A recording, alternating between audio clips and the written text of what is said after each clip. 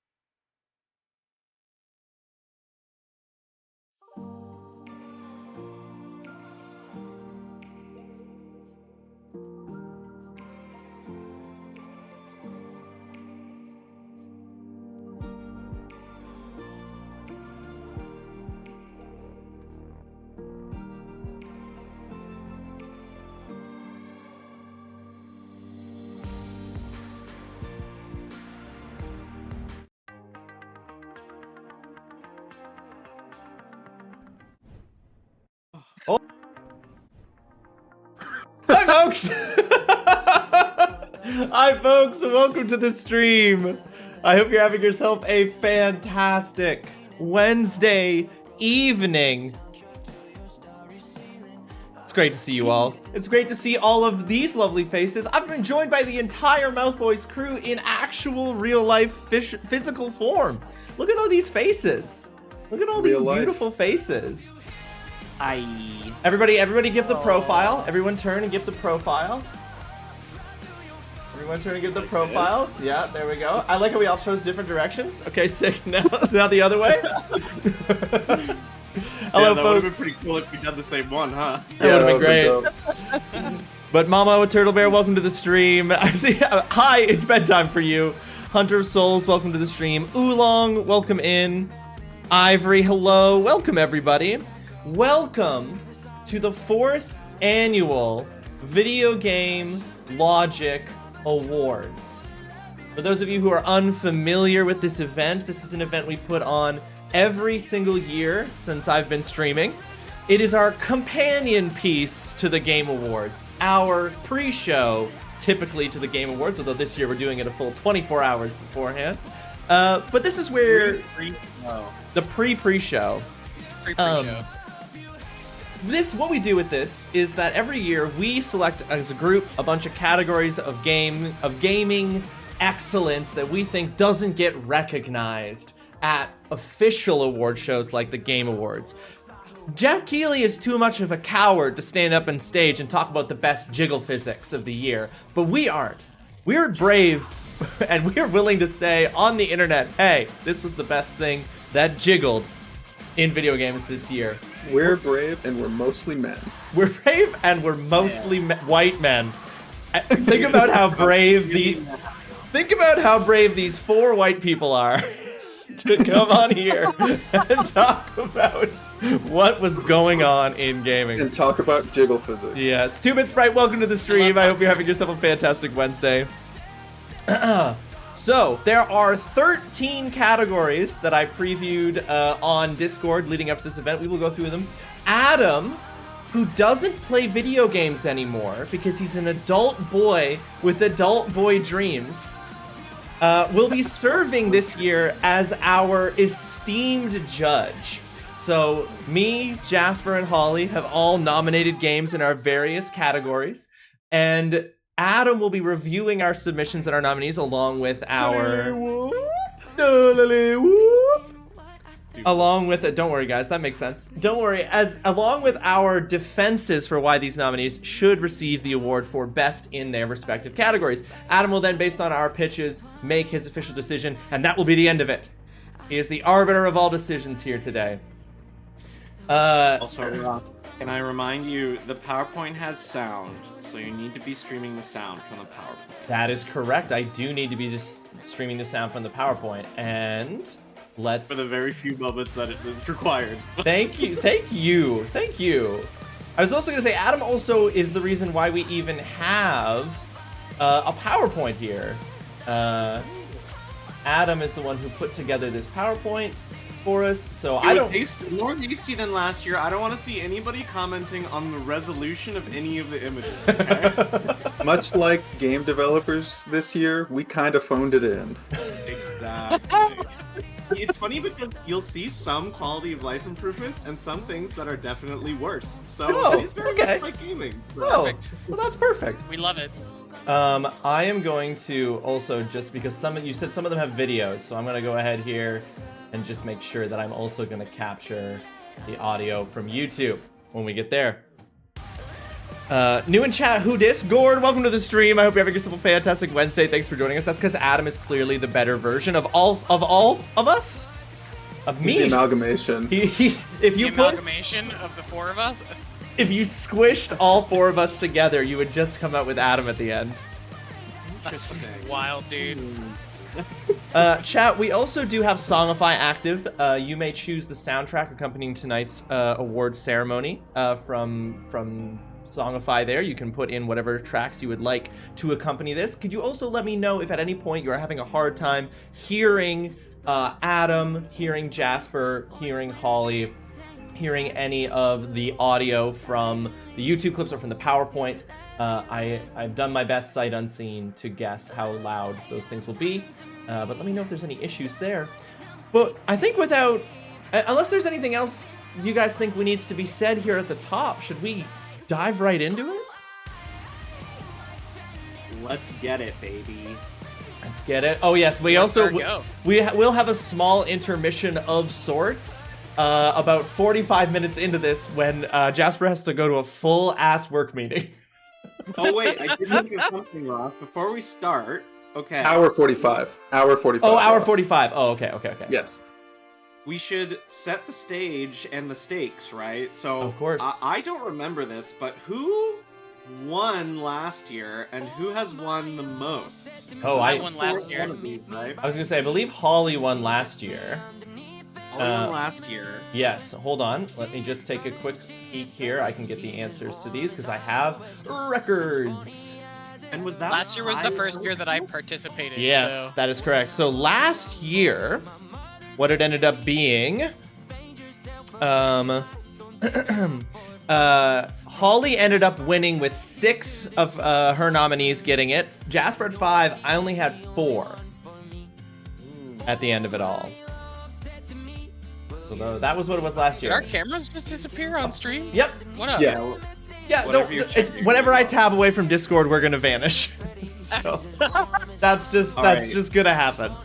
So Holly was last year. I have no idea about previous years. But... Yes, I could tell you even about previous years. Frog Whale Salesman, welcome to the stream. I hope you're having yourself a fantastic Wednesday. Like no one ever was, welcome as well. I hope you are having a fantastic Wednesday evening. We all know Holly is the favorite, no offense to Jasper. I mean, truth is truth. The truth is truth. Holly is the reigning champion. Holly is the one to beat. Mm-hmm. And like no one ever was, you're stepping into a work meeting. No worries, my friend. Don't even stress it. Okay, you're going to lose all our cameras here again in a moment. But I will tell you who won the previous year. Oh, I didn't record who won the previous year. Hold on, did I have that in a different document, perhaps? That probably means it wasn't you. Wow. Well, doesn't matter. Point is, Holly's the one to beat. Holly got the nom last year. It's definitely been the so-called gamer crown. True. The crown, heavy is the head that wears the crown, and currently that's Holly wearing it. But we'll see who. I've got a big head. It's just generally heavy, so. Mostly, it's like a dragon wearing it. Yes, true. Well, may I point out that Holly won on the back of Yakuza Like a Dragon last year, and another one of those games also came out this year. Oh, so. do we want to take bets before we dive into any of the nominees? How many of them are Like a Dragon Infinite Wealth? Jasper, what do you think? I think. How many nominations are there? Or there how many are 13 categories. 14. You're right. I think 7. I think 7 of them are Infinite Wealth for sure. So, just saying those up front. Do you want to know now, or do you want to find out over time? Oh, I want to find out over time. You gotta find out. Berg is saying all 13 of them need to be Infinite Wealth. No! Burgundy, welcome to the stream. I am Berg's Yakuza monkey, and I am going to disappoint him, I think. Burgundy, welcome to the stream. I hope you're having a fantastic Wednesday evening. Okay. Here we go. Let's get started, folks. And again, Songify is active if you want to choose any of the music to accompany this award ceremony. But I have music playing in the background. Is there music on the title slide there, Adam? Of a sort. Of a sort? Okay, well then I'm. Oh, what the hell does that mean? I'm a little alarmed. I'm gonna pause the music just long enough to see what this is. Zine, welcome to the stream. I hope you're having a fantastic Wednesday. Are you gonna also share screen in Discord, Ross, or are we gonna just have to watch yeah, the stream? are we gonna see, or are we I thought I was sharing screen to you guys, so hold on one You sec. are not. Oh, I've been watching. Hold on. I've been watching stream too, but I can move it. No, but you'll be on a delay, which isn't ideal. So I just want to make sure I'm capturing. Yeah, here we go. Screens. This screen. Also shares. Yeah, also share system audio. There we go. Watch stream. Don't mind if I do. There we go. And it's gonna pop up at the top. That's so funny. Okay. All right, here we go.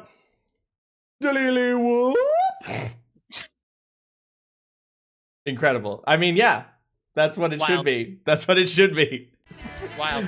Is that Jason? Yeah, Zine, that's Jason. Mm-hmm. Don't you talk to him like that. Yeah, what the fuck? What the fuck, Zine? All right, folks, it's the Video Game Logic Awards 2024. Let's begin with our first category, Best Explosive Barrel. I mean, I think this one goes without explanation. I'll give little introductions to each category. Best Explosive Barrel, come on. We all know, nowhere in the world do barrels blow up as often as they do in video games. And we're here to talk about the best ones. I nominated the finals for Best Explosive Barrel of 2020 floor. Did I just say 2020 floor? You did, absolutely yeah. did. I thought that was on purpose. This is the floor. It only goes up from here. Jasper nominated Yellow Taxi Goes Vroom, which I... Now, Jasper, can I ask you a question before we go any further? Yeah, what's up? Now, you did say in Discord that you were trying to do an all DLCs run of the Video Game Logic Awards this year. When and how long did you play Yellow Taxi Goes Vroom this year? Like 10 minutes at one point the other day so that I could put it on the list. Yeah, that's exactly what I thought you were going to say. So I could put it on the I list. knew you had only played Love that it. for this. All right. I did watch someone play a full playthrough of it. Okay, but we've said say I before. played it. We said before we accept that. We accept that. And Holly's nomination is the Divinity Original Sin 2. Now, I do want to say here, before anyone gets confused, for the VGLAs, the way that this works is that we nominate games that fall into only one required criteria, which is games that we have played this year. The games that we are looking at do not have to have been released this year. Join Stick, welcome to the stream. I hope you're having a fantastic Wednesday. All right. So, the finals, Yellow Taxi Goes Vroom, Divinity Original Sin 2. Adam, do you vary up the order of these across the PowerPoint, or are they always me, Jasper, Holly? Always you, Jasper, Holly. Okay. Then we'll vary up who is going first to introduce each time. I've done a lot of talking so far, so I'm gonna say, Jasper, you lead the charge on this. Tell us about your Best Explosive Barrel nominee. So, I wanted to break the mold a bit this year. And so, what if a barrel was actually a living bomb?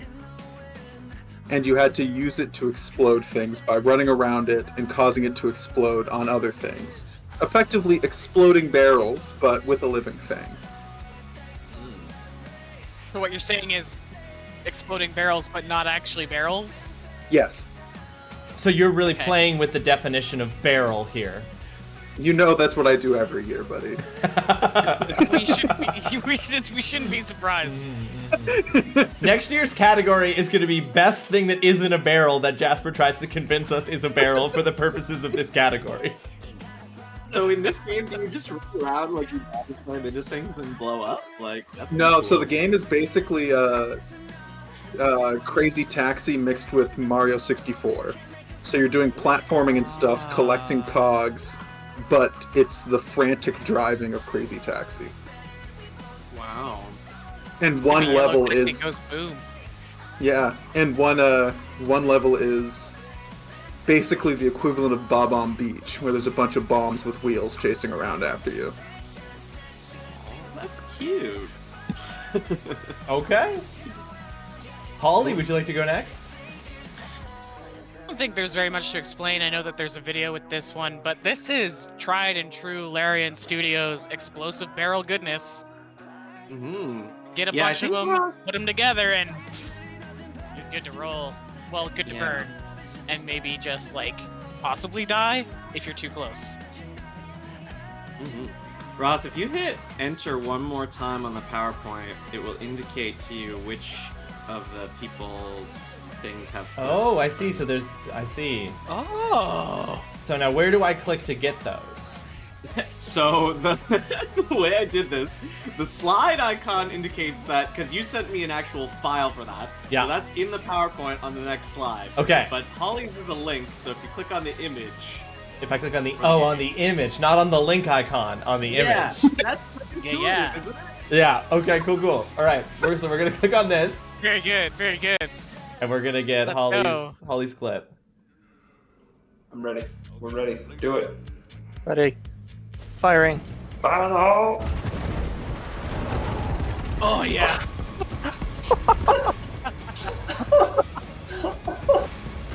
Now, Holly, So good. did you go back and Oh, it didn't spread up the tower. Yeah, I much played this fire. game this year after I It's still.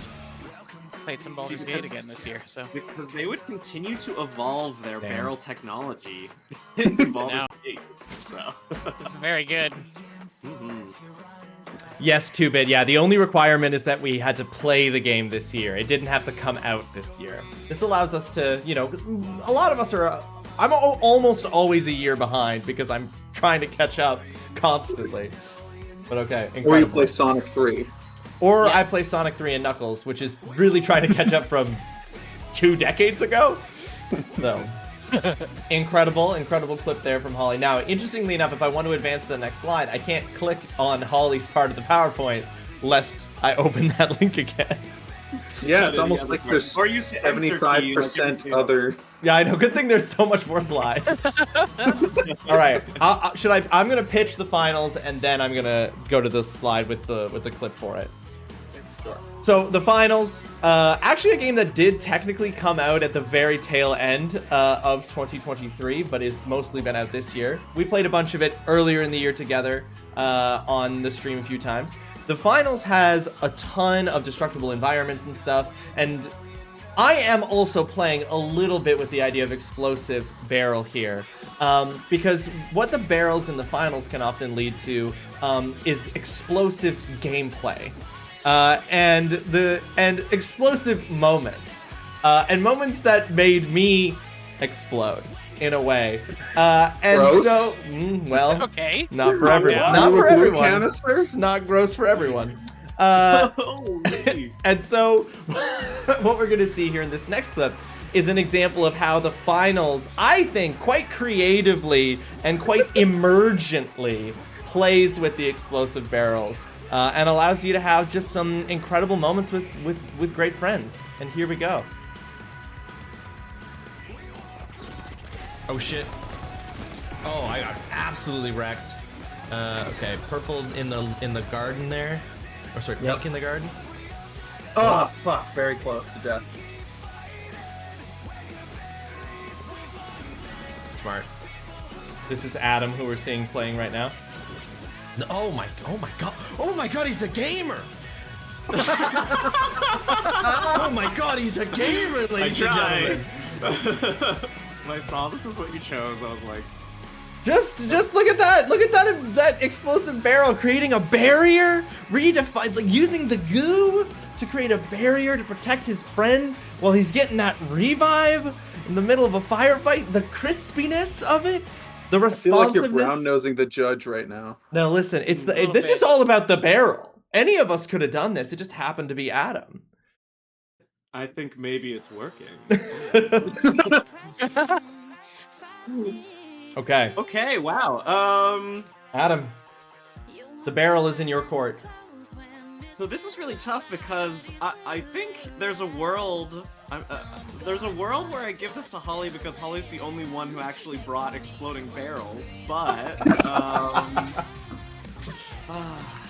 You give it to Ross right now, I'll never think of One you of us, of the others, one of us have explosions and the other has barrels. So you could give each of us half a point.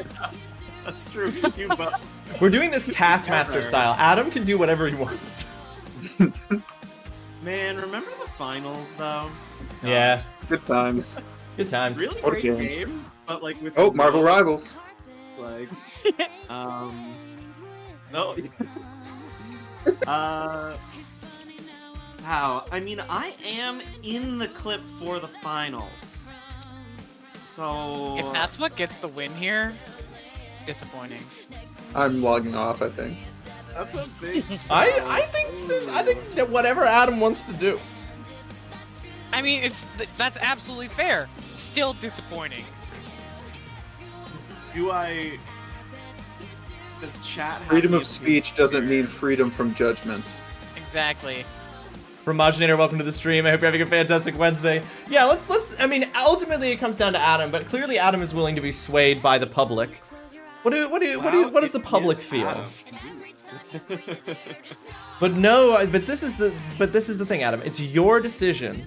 And also, I told you this before stream, chat will always tell you to pick Holly. That's true. Regardless of category. Zine coming in immediately. Proving me She's right. immediately jumped ship. Proving me right. All right, She's all right. immediately jumped ship from Jasper to me. Here's what I'm gonna do. You're gonna be really mad.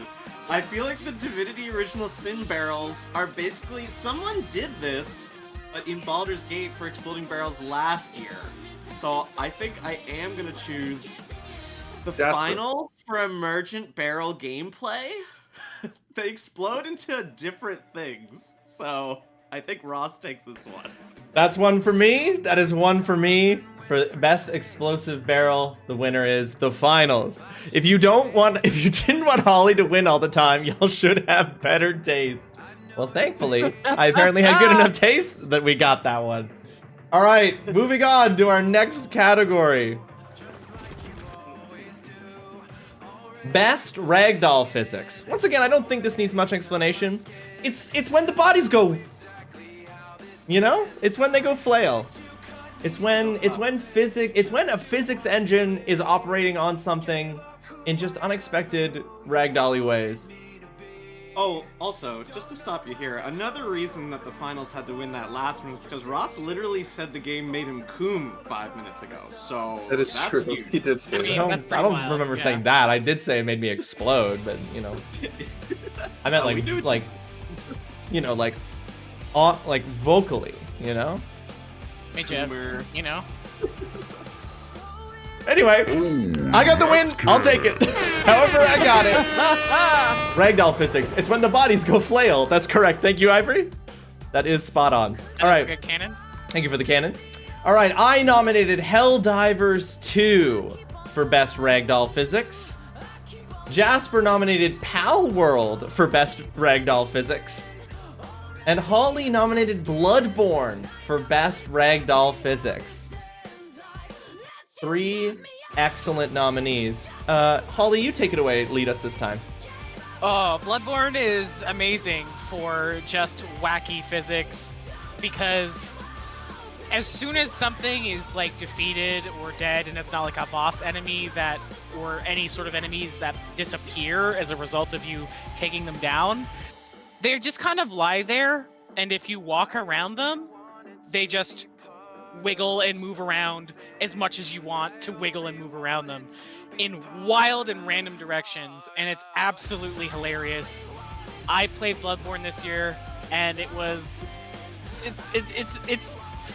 it's mildly embarrassing the amount of time that I spent actually just like just running around enemies and making their bodies go weird and stuff. I also have a Making their video for bodies this one. flail, Holly. We just Making their bodies flail. we just yes. canonized. Yes, and I do have a video for this one too. Oh, okay. There is a video. Okay, I wasn't sure. I didn't Yep. want to click in case there wasn't. So, let's get this clip.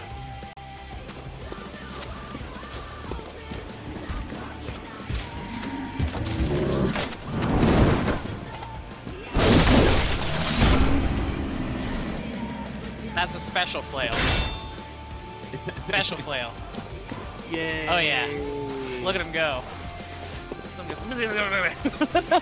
Victory. That body definitely go flail. Oh yeah. That's some classic jiggle physics for the... Well, not jiggle physics. Ragdoll physics for the whole family. For the whole fam. Yeah. All right, incredible. Thank you, Holly. I'll go next. So I've nominated Helldivers 2. And here, there are 2 ways in which Helldivers 2, I think, takes the cake for best ragdoll physics this year. Way number 1. No, Zine, Jasper doesn't have that many clips because, as we learned in the first category, he may not have even really played most of these games. No, I do have clips for later. Oh, ones. okay. These first few were. Were hard Right. ones for you. These were hard categories for you, for sure. So there are I mean, 2 ways. Coward is a good choice. So No, I don't know think what it's the an fuck you're excellent talking choice. about. I know exactly why you've nominated it. So there are 2 ways in which Helldivers 2 gets best ragdoll physics. Way number 1.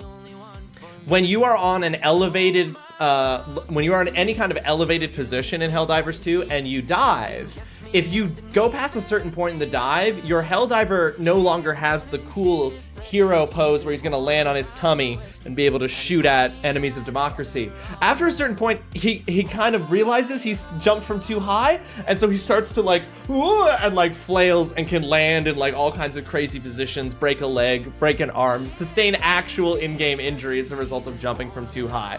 That in and of itself is hilarious. Other reason why it's the best ragdoll physics is because sometimes you drop a stratagem on your friends and they get hit by by 55mm rounds and they get blown up into the air and their bodies go flying and you get a little notification on your screen that you killed an ally. And in both of these cases, it is hilarious and the ragdoll physics are perfect for them to make the entire absurdity of the universe come through crystal clear. I do not have a clip, but it happened plenty of times on stream. I remember some specific moments. Yes. Jasper, we'll throw it over to you. Do you remember the first moment you killed the Mammarest right outside where you first spawned? And that giant beast is just flailing around on the ground? Yeah. I rest my case. Case rested. Ooh.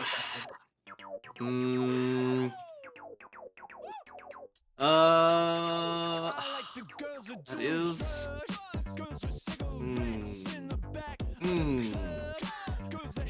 That is pretty cool. I like when you can have ragdolls for absolutely massive things in games. Like, that's always fun. Oh boy, the people are not gonna like me, but I think I'm gonna say Helldivers because you can make the ragdoll happen whenever you want. Like, that's Okay. very appealing to me. We did just enter into an ad break, and we will be pausing for ad breaks during today's VGLAs. Because not everybody has a subscription to the channel, and so not everybody's going to be able to follow us through into those. So I think that the ad started at precisely the moment you declared the winner, which is an incredible cliffhanger to have left everyone with. It's like game show commercial break. Yeah, literally. What's the new Twitch layout? I've been on Twitch all day today, and I didn't. You know the part where it has your profile image and it says that you're live in the title of your stream? On a lot of streams now, it's slowly rolling out the update that information is at the very top instead of at the bottom. None of the people who I've been watching today have that, so I didn't see that. It's not happening to people specifically, it's happening to your account as you watch people. I see. When it starts happening to one, it'll start happening to all the others, because that's what happened to me today. I see. Okay, well, I have not had that rolled out to me yet, so I didn't see that. Yeah, it's weird. Okay, well, nobody likes change. I'll say that. No, up front, Correct. Nobody likes change. I like change when it makes sense. I like good change, but nobody likes bad change. And this sounds like it might be bad change because people don't like it. But we'll see. It's not ideal change. It's not like, because quality of life changes are good. This might not be one of those moments. All right, we are back from our ad break. And Power World won. Thanks, Adam. No! Yeah. Adam! No! Adam, please redeclare the winner. You were cut off by the ad. Also, CN Crow, welcome to the stream. I hope you're having yourself a fantastic Wednesday. Thank you for joining us. I did declare Helldivers 2 the winner because you can ragdoll whenever you want. They give you Now, full this one's control dumb, to because this is one of, like, the 3 games that Adam has played this year. I know, I know, right? Once again, pandering. Second time in a row. That's merely coincidence. That's merely coincidence. And listen, an early lead means nothing, okay? An early lead means nothing. I'm not gonna. Helldivers 2 won that one as well. I do like Adam's logic, and it was why I chose it, which is you can ragdoll whatever you want. You can do the same thing. You just kill something in Power World. Same thing with Bloodborne. Yeah, but you have to kill those things. I can make myself ragdoll whenever. Don't worry, I think Ross was in the lead last year too, so at first. At first.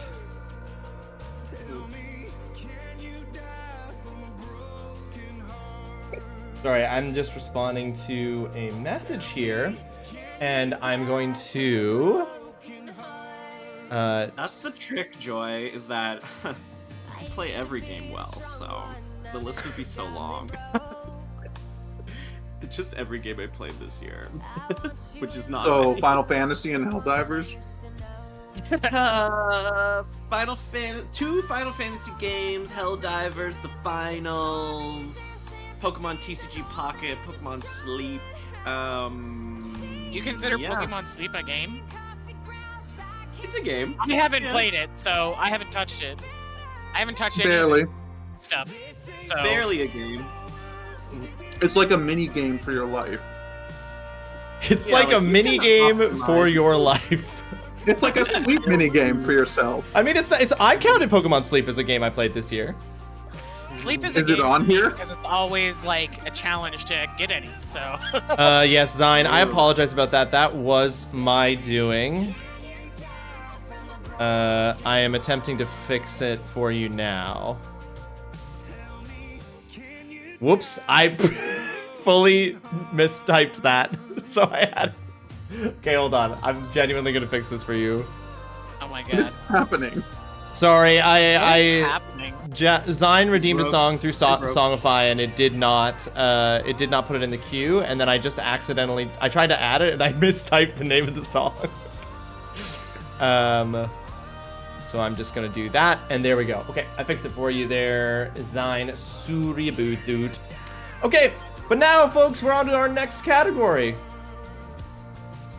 Best one-man army but or best character is unexpectedly badass. So this category actually has two potential ways in which you can submit for it. The first one is by submitting a video game in which you encountered a moment where either the character you were playing as or something you were going up against resulted in you having a moment when you say, oh, this thing is supposedly a one-man army, but this thing can just take it out without any struggle. So it really undermines that classification. The other option is a best character's unexpectedly badass moment. So some moment in a video game where you just go, oh, I wasn't expecting that, from a character who perhaps has been timid or perhaps has been on the back foot for quite a while, and then they suddenly have their like big heroic reversal. But yes, and congratulations to the Divinity of Ivory. Ivory just offered very kindly to take on some modding duties for this evening, since Mama Turtle Bear may have to leave us for sleep at some point. So Ivory has been upgraded to a mod for the channel. I didn't see that. I'm Yeah, sorry. Very much appreciated. I would have done it. No, that's okay. Very much appreciated. It was a DM to me, Holly. You wouldn't have seen it. That's okay. No, the raffles thing. Oh, the seen raffles it. thing. Oh. Yeah. Hadn't even... Yes, I did see Mama say that, but then I was like, it's fine. All right, so our nominees. I nominated the 2023 Dead Space remake. Jasper nominated Pizza Tower. And Holly is nominated Ghost of Tsushima. I will kick us off for this category and continuing our clockwise rotation. I nominated Dead Space Remake for Best One-Man Army But moment. Not for the video game's protagonist, Isaac. Isaac is not the character in this game that is the one-man army but. The necromorphs in the game are the one-man army but. Because multiple times during Dead Space, both the original and this remake, multiple times during this game, characters inform you that if even one necromorph was to get off of the ship, it would be the end. That if even one necromorph got to Earth, it would be over for humanity. But Isaac fucking kills dozens, if not hundreds of them, using literally tools, not even full weapons that are designed to kill things. He dismembers them and is able to take them out using what is that game's equivalent of bolt cutters. So it leads me to believe that the game tries really hard to convince you that the necromorphs are a terrifying threat, so terrifying that even one could wipe out humanity. But obviously not the case, because Isaac is a mechanic that kills them with bolt cutters. Jasper. Okay. Please, Jasper, I need to know. So Pizza Tower, the whole story of the game is that this man's pizza shop is being it's not doing too great, and then the Pizza Tower arrives, and the pizza god essentially comes down and says, unless you can defeat me, your pizzeria is getting destroyed. And so, the whole game is about this kind of shitty pizza chef who can run at Mach 4, just climbing this tower and essentially defeating a god. Wow. Also, I think that there is a slide dedicated to Jasper's pick, and then following. Okay. Is Good to there? know. Okay. Is there? What? All you By the did way- was, like, So we'll see. you were like, it's this character or whatever, and I was like, okay, so I found something. By the way, Totally Cal, welcome to the stream. I hope you're having a fantastic Wednesday evening. Thank you so much for joining us. Okay, should we show the slide and then do yours, Holly, or would you like to go first? Yeah, show the slide. Okay. Slide. Show Jasper first because it's literally nothing. This is the character. This is the huh? That's the him. one-man army. Yeah. That's the guy that we're talking about. Can yeah. run at Mach 4. All right. Okay. Still it worked. That sucks, That's Cal. All right, Holly, take it away. So I picked Ghost of Tsushima based on the best character is unexpectedly badass. And obviously it's Jin. Because he's kind of just bad at the protagonist of the game. Oh, okay. Yeah. I genuinely didn't know. You know that it sounded sarcastic though, right? Yeah, I Yeah. do. That's why I clarified. It was like, what? Are you being Jin? sarcastic Never right heard of now? him. What should my tone be in response? And I don't think I know controlled nothing it very about this well. game. That's fair. That's fair. But I picked Jin because while he is incredibly badass up to the moment that I picked him for this category for, he still sort of combats with himself about what he should do based on what he should do for Tsushima versus what he should do based on the beliefs of a samurai. And the reason I chose Jin is for the moment that he gets ghost mode in the game. And there is a video to go along with it. Does anyone have thoughts on Ooh. Oh, cool! Uber for students, let's go! Sorry, it took a second for my Opera GX ad block to kick in. I feel like this. I don't know where you wanted to start this song because I know it takes a minute for it to get to the thing, but It does cut through the fight, if I remember correctly. But I wasn't gonna send a video of myself because I was just freaking out the whole time, so... should I play this game? You should. It's Yes. great. It's fantastic. You should. And the second one is coming out in 2026? Stuff like that. Yeah. I am Jin Sakai. And I have I to have play that killed one. men like you all across our island. Your blood will soak the island! Okay, I you will might be able to see skip them now. now. Yeah. And I might show you mercy. Oh, hold on. Here's the moment. And his speech while he does it is awesome.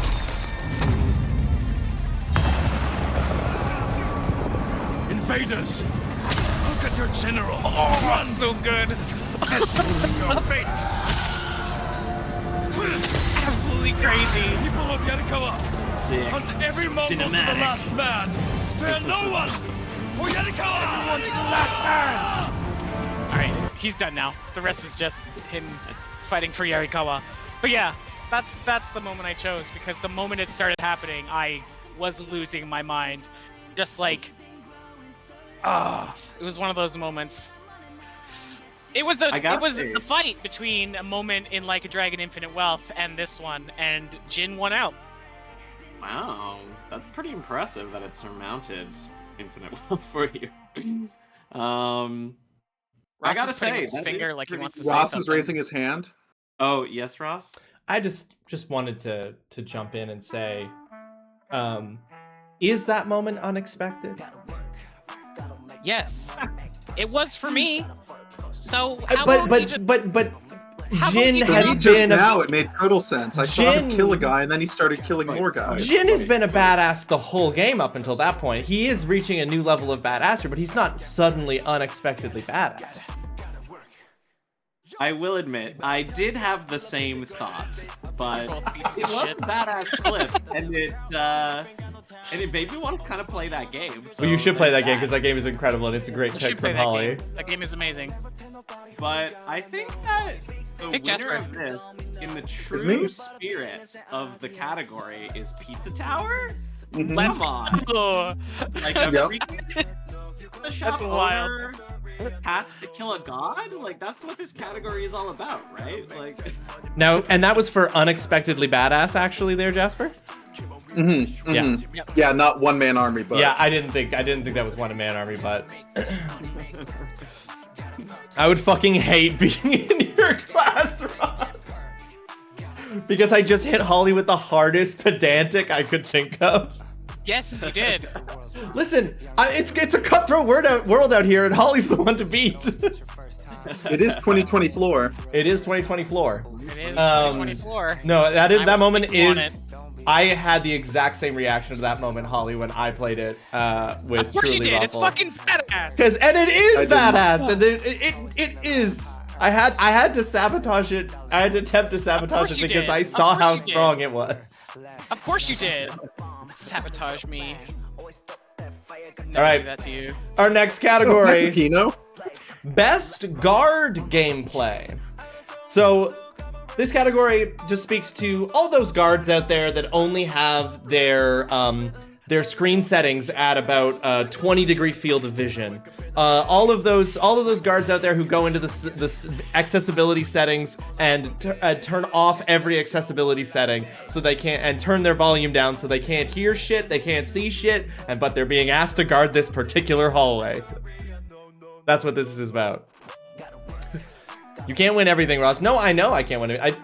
It should be noted, I didn't win last year. I don't think I have to win. I'm just trying to win, and I'm not going to apologize for trying to win. Jasper this year did. you had a strong nominee. Last year, Russ, you had Metal Gear Solid for this category. Which That's is true. The best guard gameplay in any game ever, probably. True. It really did. My nominee for this category is Chance of Sonar. Jasper's nominee for this category is Plucky Squire.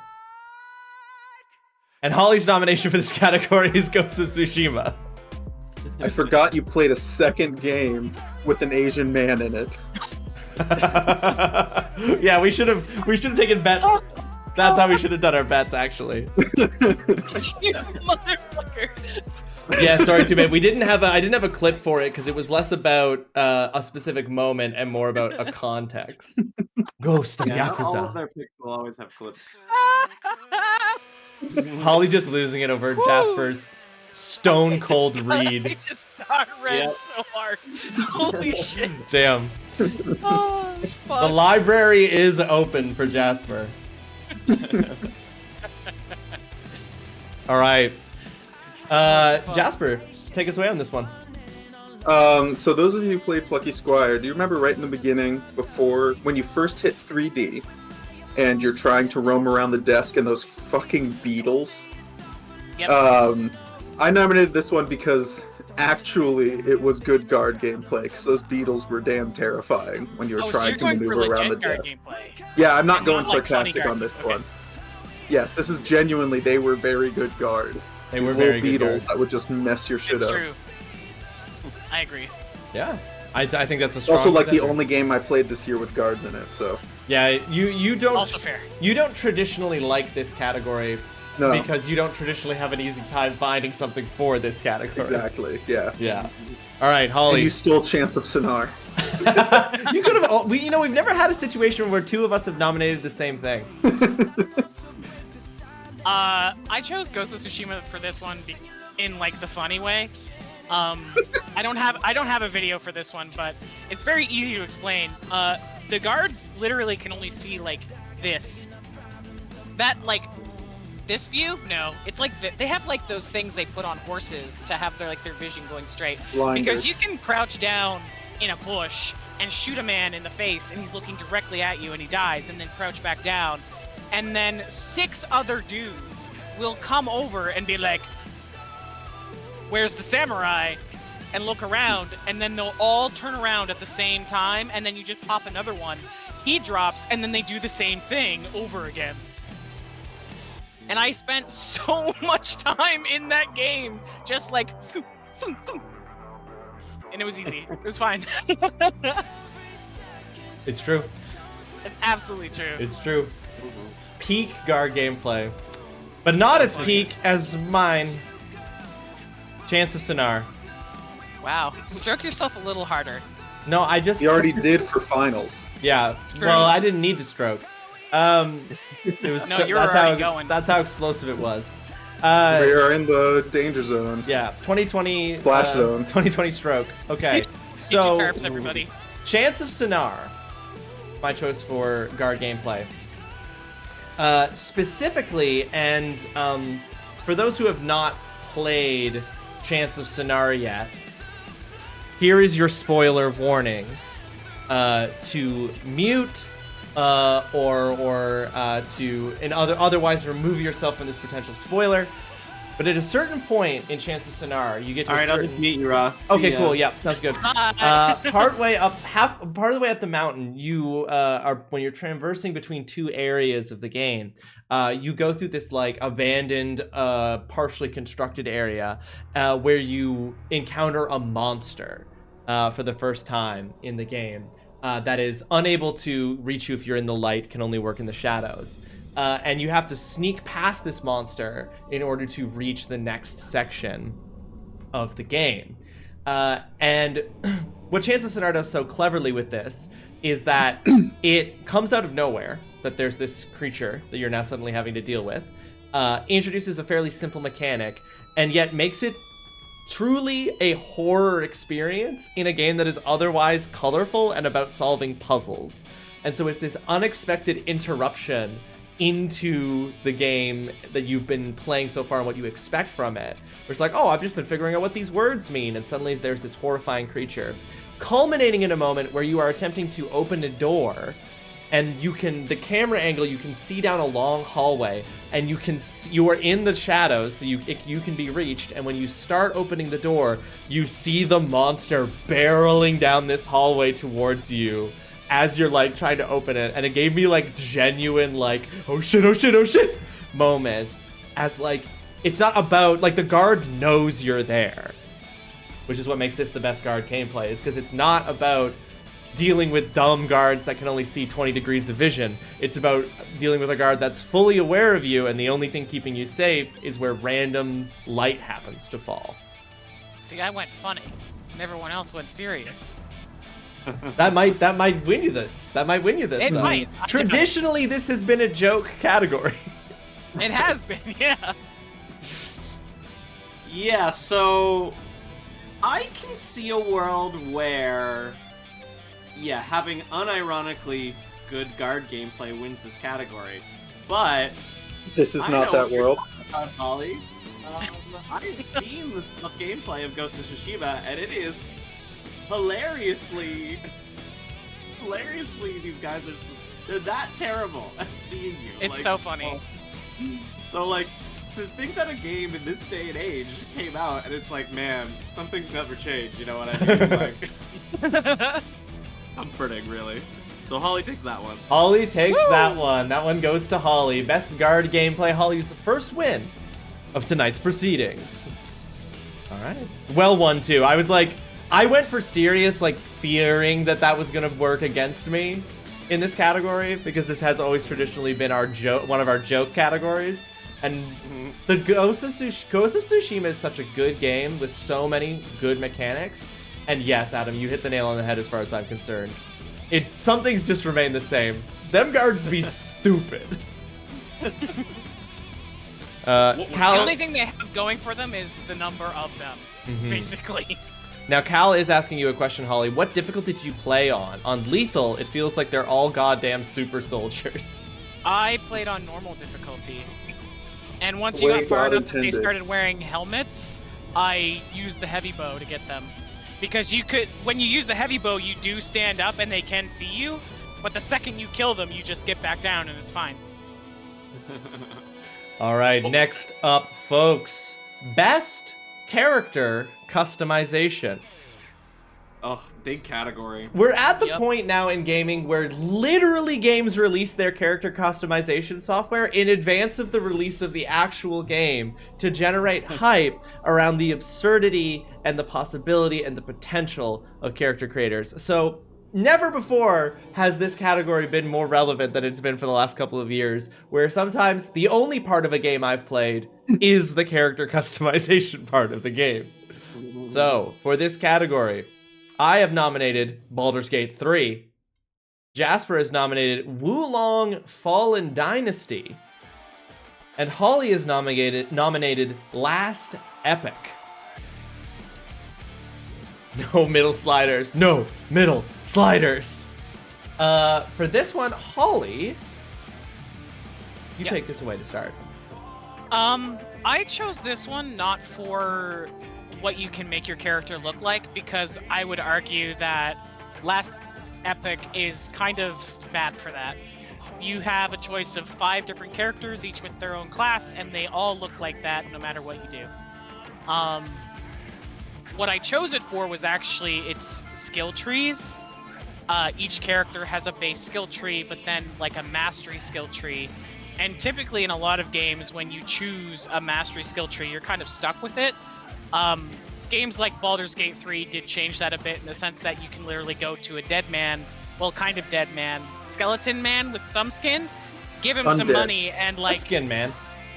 Skin man. Skin man. Skin man. Give him some money and he'll let you just change your skills and everything else. In Last Epic, it's really interesting because you have these 4 mastery skill trees that you can choose from your base skills, and you get something called passive points that you can put into it, and there are 4 different ones for each character, and you start putting points into one, but then you can also put them into the other ones, because in each skill tree there are complementary abilities that will match together. For example, I basically turned my character into a fucking Beyblade of Death that popped out like crazy void shit as I was going, because I went into 2 skill trees, a physical one and a more sort of like magical sword user one. And it was really sick. And there are so many games that have really cool skill trees and so many games that have super complicated ones. For example, Path of Exile and Path of Exile 2, which just came out recently, massive branching skill trees.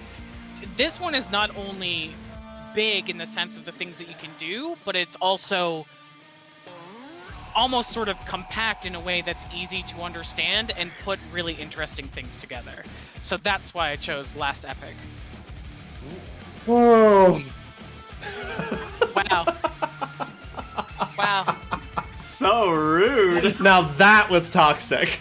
I'll just, No, I waited until Holly was done. Actually, fuck me, I guess. Oh god, that's Holy funny. shit. Oh, that's funny. Wow. 2-bit, not 2-bit asking me which penis I chose in Baldur's Gate 3. Also, Jen, welcome to the stream. I hope you're having a fantastic Wednesday evening. Thanks so much for joining us. I remember when Holly got the Beyblade of Death stuff in Last Epic being in Holly's stream. It was very, very cool. And it is very cool how you could customize stuff in Last Epic. Baldur's Gate 3 not only has all, like, a customization of skill tree and ability in the way that Holly is describing through subclasses, multi-classing, being able to reclass, combining it with items and all the things Holly just described. But it also has character customization, which lets you design your character to look like anything. You can make the most incredible, badass looking D&D character in the Baldur's Gate 3. You can make yourself an 8-foot tall paladin with like Viking beard inlaid with purple streaks, and you know, multi-class that into both paladin and also rogue. Like, you can do whatever you want there with the customization, or you can make yourself the ultimate derp like I did with the character I made in Zine's stream recently. adding to the mouth pantheon with my weird, stout little purple dwarf guy, with a handlebar mustache, like he's running a saloon in Red Dead Redemption 2, but fell into a jar of paint before his shift. It's incredible. And the best thing is, the thing that I like particularly about Baldur's Gate 3's character customization is the fact that it lends itself to absurdity. It lets you do some crazy stuff, but whatever the result is, it functions in the game. Some character customizations let you drag that slider all the way to the right side, all the way to the left side, and then your character can barely function within the spaces of the game. Not with Baldur's Gate 3. Every idea you have in a Baldur's Gate 3 character customization is your hero.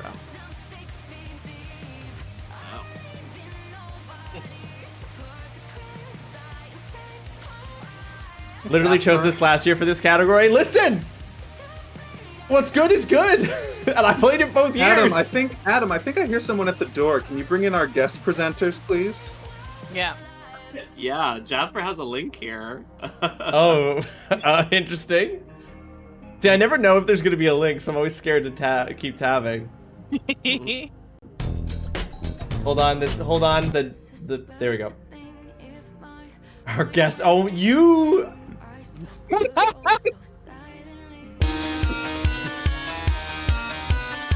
Now, is there a particular point in this video?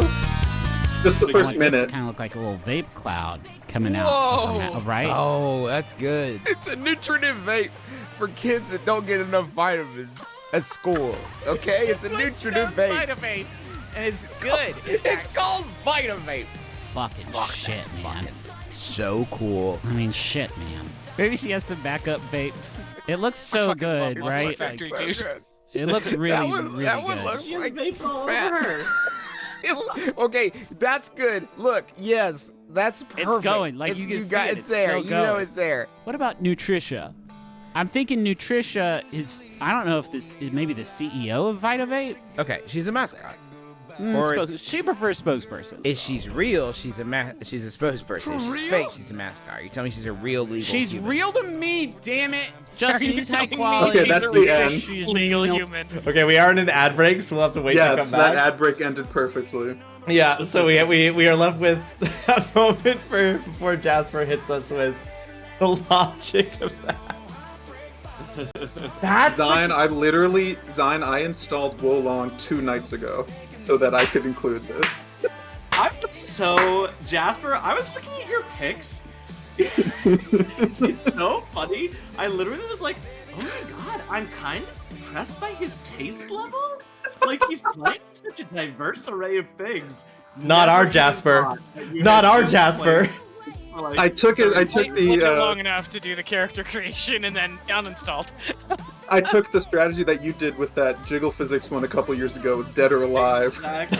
Played a single match and then uninstalled. There it is. Now, I've wanted to play Wulong Fallen Dynasty, but I heard some middling reviews for it, so I've held off on playing it. If I'd known that was what the character creation was like, I would have jumped in, I would have moved Wulong up the list. Yes, Cal, that's what I've heard. I understand it's not good. Yeah, I've heard that it is tragically mid as far as games go, which is why I haven't played it. But maybe it's worth installing it just for that character creator. We are okay. All of us except Holly are wearing blazers for this time, I'm wearing a button-up shirt and a graphic tee underneath. which is That's about as dressed up as I pretty get. damn close. All right, we are back from the ad break. Jasper, take it away. My guest presenters did for me. I'm good. You don't have anything else to say? Is it not pronounced Wulong? It's Wolong, I think. Oh, is it actually pronounced Pretty sure it's Wolong? Wolong. Okay, I've been saying it wrong since it launched. There's You're only one getting mixed pro. up with Wukong. I know there's only one. Yes. Yeah, I think that's why. I'm thinking Wukong. Black Wulong. Myth Wolong. Wolong, okay. Yeah, Jasper wins this one. Yeah. Thank you, Mackle Boys. Wow, not even any deliberation on that. I'm gonna be honest, you did Baldur's Gate 3 last year, right? So, did I? So, did I? And also so? Hold on, did I? While Baldur's Gate's character creation is good, its slider potential is not as crazy as a lot of other games, actually. Mhm. So I would say that Wo Long Slider probably potential has... on Baldur's Gate, bad. Yeah. Just want to say that I... The only reason that there are cool-looking characters in Baldur's Gate 3 is because people can mod it on PC. That's true. I'm saying it. Yeah, that's fair. I did nominate Baldur's Gate 3 last year, and there's nothing in the rules that says you can't nominate the same game 2 years in a row for the same category. But it obviously didn't. It didn't work in my favor, clearly, in some way. So. Yeah, you may make the rules, but then I also make some of the rules, apparently. Yes, you are the judge, and you have found my repeat to be insufficient, and that is fair. I solved your repeat game puzzle. Uh-huh. If you pick it again next year, I'm See you in 2025. Well, here's the funny thing: when that next patch comes out and they add all the extra subclasses, it again. I'm gonna do my again, solo Dirge playthrough, and then I'll nominate it again. Yeah, maybe next year it'll be funny at that point. You know what I mean? It'll come Rule back of around three. to funny. Rule of three, exactly. Oh my I goodness. want to say too, Holly, I appreciate your idea for this category of like expanding it to the like Me too. mechanical aspect of character customization. Like, Nice try. Yeah. I think that was cool. I like that. I like that Jasper one with a 30-second clip. And a game he played On a game he this played year. for 30 seconds. That he played this year. Don't hate the player, hate the game. You know what I mean? Yep. Cal, you know I know all about the comedy rhombus. All right. Our next category is best minigame. So here's an interesting thing. There was recently a journal that I was considering submitting an article to, but didn't have time to put one together in time for submission. That recently is putting together right now a special issue in video game studies on the nature of games within games. And this like idea of the mini game, or the game that is a separate game that is built in fiction within the universe of the thing. So this is a thing that people are actually talking about at the academic level of video game studies, of just asking about this phenomenon of the mini game and why we sometimes even, dare I say, expect certain games to come with games in the games that the characters themselves play. I nominated Final Fantasy VIII. Jasper nominated Rusty's Retirement. And Holly nominated, there it is. There we is. Like a Dragon, There he Infinite is. Will. All right, I'm putting that down. That's our first one. I cropped that image so poorly. Wait, what? I love everything about it. I think you cropped it perfectly. He's I been think it's waiting great. in the behind the curtain. God. I believe it is my turn to start us off. So Final Fantasy VIII, I nominated Final Fantasy VIII for Triple Triad, because I played Final Fantasy VIII on stream. I did it perfectly, and I didn't misunderstand any part of the game from the get-go. I had this game on lock. I nailed it. I was a savant. But one thing that I didn't expect when starting Final Fantasy VIII was how much I would just... Sometimes I play games on stream that have been chosen by the community, and I'm just trying to get through them. Like, I'm like not in an I'm not having a good time kind of way, but in a I'm not fumfering around kind of way. In a like, okay, what's the next Can part? you say that again? Fumfering? What was that? Fumfering? Can you definition? Fumfering. It's when you just kind of fumf, when the thing you're doing actively what is a is fumf? to fumf. It's I like it. It's to kind of go about it in a lackadaisical kind of way. I get it. Thank you, Adam. I don't typically like to fumfer around. I like to just what's the next story mission? Let's go. Final Fantasy VIII, once I played Triple Triad and I understood Triple Triad, I was like, can I just play this for the rest of every stream? Because it was so, and I had to actively get myself to stop trying to play Triple Triad so that I actually could make progress in the game that I was actually playing, because Triple Triad was so much fun to play, so easy, and yet had complexity to it in ways I wasn't expecting. I'm not saying anything new here. I'm not breaking new ground. Final Fantasy VIII, Triple Triad, incredible. The voice actor who does the main character in Final Fantasy 16 during an award ceremony said Final Fantasy VIII deserves to be recognized as one of the all-time great Final Fantasy games. Just wanted to say that because I saw that clip recently and thought that was funny. Triple Triad.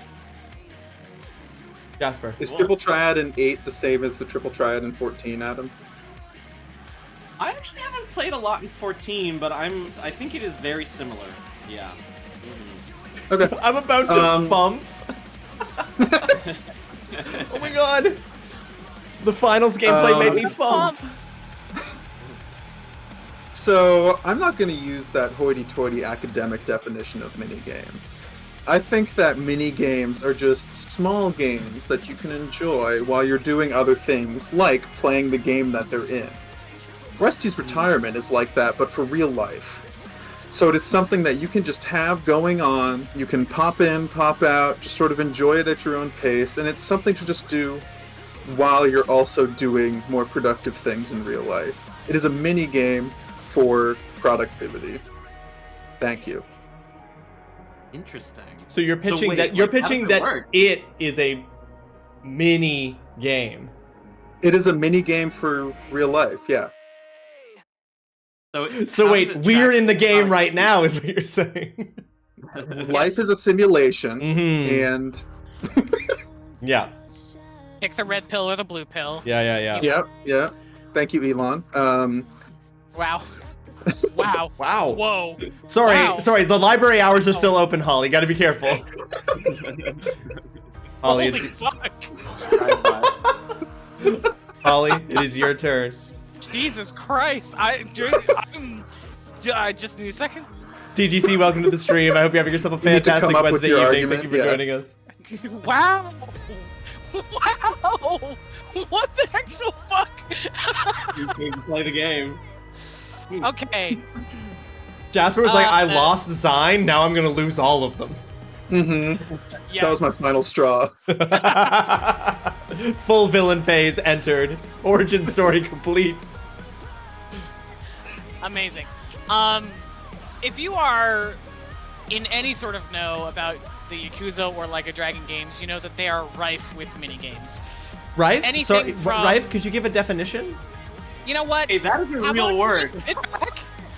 That was actually a real word, so how about you stop your fump and fuck off? Ross, why are you being so mean to Holly?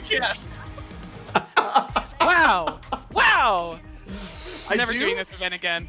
Ross, you crossed the line. I crossed the line. I do like this level of the bit where Ross is like acting like he doesn't know.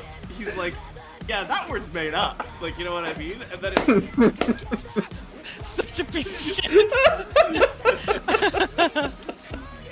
Okay, anyway, everyone knows that in the Yakuza and Like a Dragon games, there are just a ridiculous number of minigames. Everything from running your own cabaret to delivering pizzas and sushi on the street. Or one of my favorites, the game on Infinite Wealth where you like take pictures of weirdos in the street. But in this instance, I chose the thing that actually made Jasper ask me a legitimate number of questions about Like a Dragon, Infinite Wealth, and how long he would have to play it to get to where I was in the game to play this minigame. I know what this is now. Dondoko Island. Dondoko Island in Infinite Wealth, which is a mini game in the Infinite Wealth game. I played this game for over 100 hours, easily. Probably somewhere around 130, actually. And 30 of that were spent playing Dondoko Island, where you basically do Animal Crossing, but for all your favorite Yakuza characters and people that you meet in the streets of Hawaii and some areas of Japan.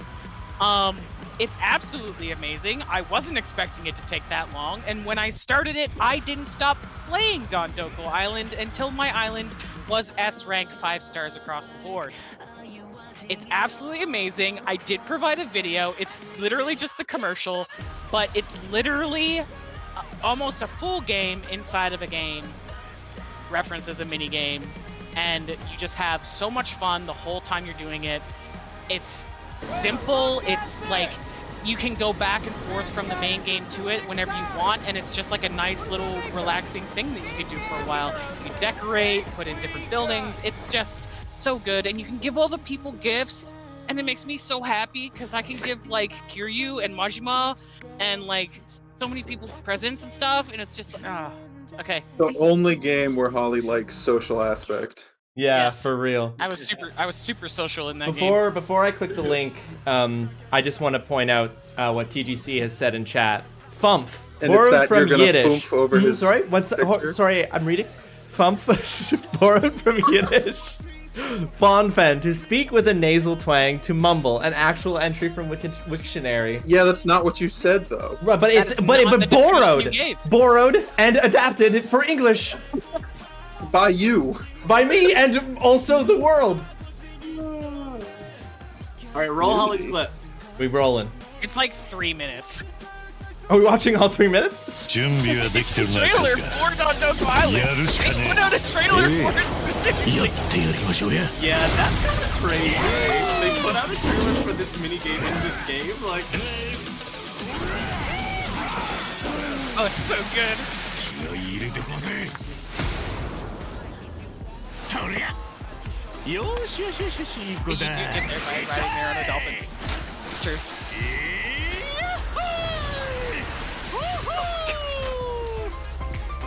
Final Fantasy VII Rebirth wanted to be this Too game many so street bad. punks getting It really you. did. It really Time did. for the getaway you deserve? Dondoko Island is the destination for you.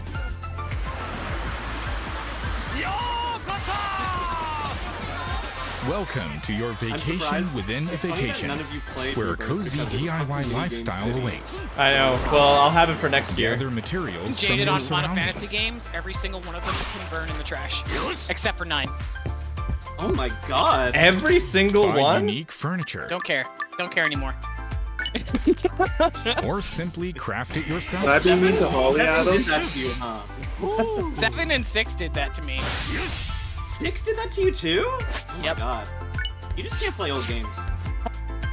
And watch as your dream I home honestly would say that unfolds. Holly might have a harder Just the time way playing you older like games it. than I do. Look at You see that he had like a tiger in his house.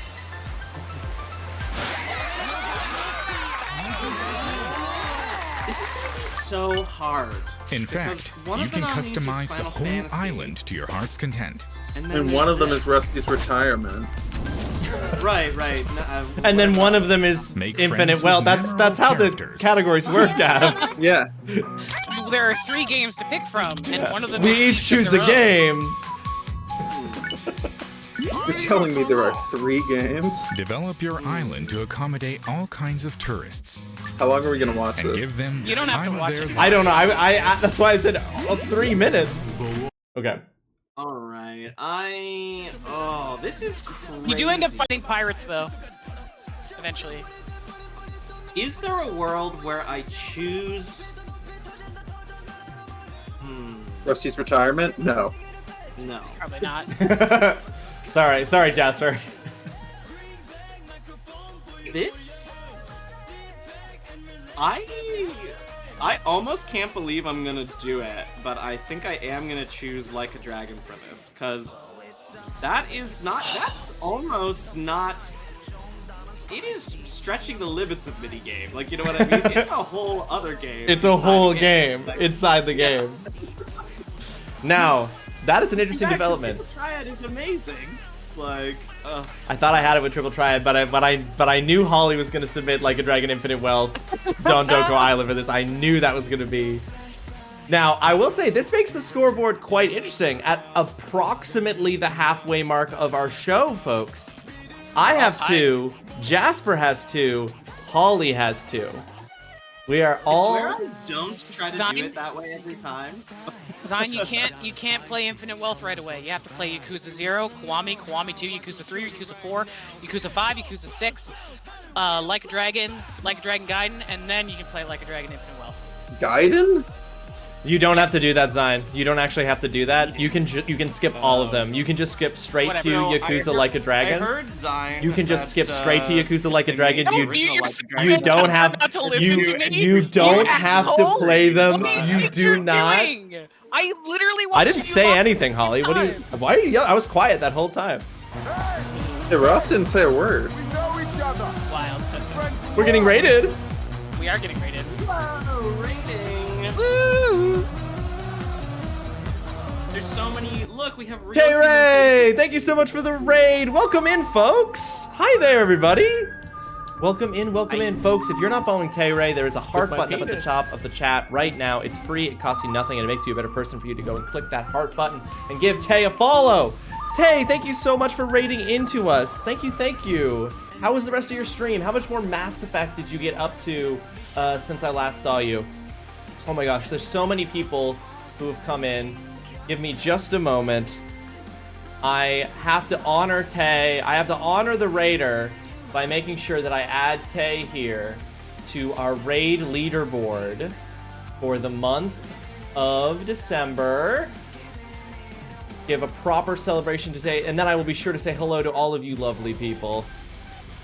You finished Mass Effect, Tay. That's awesome. Oh, hell yeah, you got... Oh, yeah, I was gonna say, it's been a while, so I'm not surprised that you got all the way to the end. That's excellent. After starting the game over.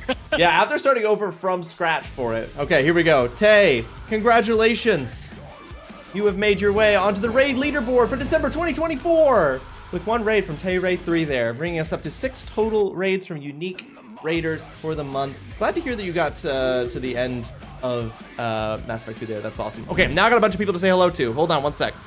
The Dion Dynasty, Azuzi, oh my god, Jasper, Tyler Niren, Hyper Helios, welcome in, 2-Bit, thanks for coming along with the raid, and also to Oolong, and also to Ivory, who all came along. I never get to raid you, so I'm excited. I'm a cracked gamer. Hey, Tay, I know, you're a cracked gamer. I see it. I'm glad that you got to the end of Mass Effect. You're about to start playing one of my favorite video games of all time, Mass Effect 2. So I'm very excited to see what you think of Mass Effect 2, because I fucking love it. Not worth it. No, don't listen to him. Wow. Don't listen to the bad boy. Raiders and people in chat, if you're not subscribed to both Tay and Ross, this is not my stream, so I'm not bound by any legalities here. I can do whatever you want if it'll get you to sub. Like, whoa, Ross that's can't crazy. Do that, but I can, yeah. Listen, you don't need a sub. You don't need a sub, but you can follow. I'd love if you followed, because if I get to 666 follows before the end of the year, I will do a devil cosplay in the new year, where I fully paint my face red. In order to do it, but that's something we got going on. But for those of you who don't know me, my name's TrulyRawesome. I'm a variety gamer. I play all kinds of different games. What we're doing here today, though, is we are actually doing a yearly award ceremony that me, Adam, Jasper, and then above Jasper there, Holly, do every year in order to celebrate all of the aspects of video games that get missed every year at the big official award ceremonies, like the Game Awards. So we've been going through a bunch of... I think the perfect example of it is the next nomination. The perfect example of it is the next category. You are damn right. So we have been going through all these various different categories. We have been issuing our nominees, and our esteemed judge, Adam, has been deciding on winners in each category. So thank you so much for coming along with Tay's raid. I appreciate you all so much. I also see Jen, you came along with the raid as well, and Cal, you came along with the raid as well. Thank you. Tay, if you need to raid and run, if you need to get some food, if you need to do some stuff after that, I see you said you're actually going to take a break from Mass Effect so you don't get burned out and play Hollow Knight next. I mean... break forever. I mean, Hollow Knight is also fantastic, so that's a great choice, Tay. And that's smart. When you come back to it, Tay, you're going to play literally the best one.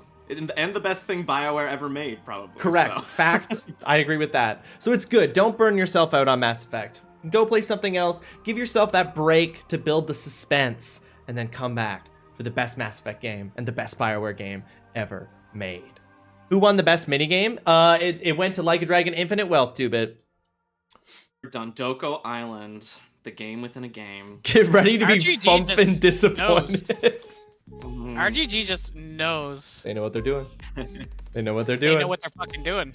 Whoa, Jade Empire Erasure? I mean... is that a BioWare game? I don't know that one. Never even heard of it. Never heard of Jade Empire. It is.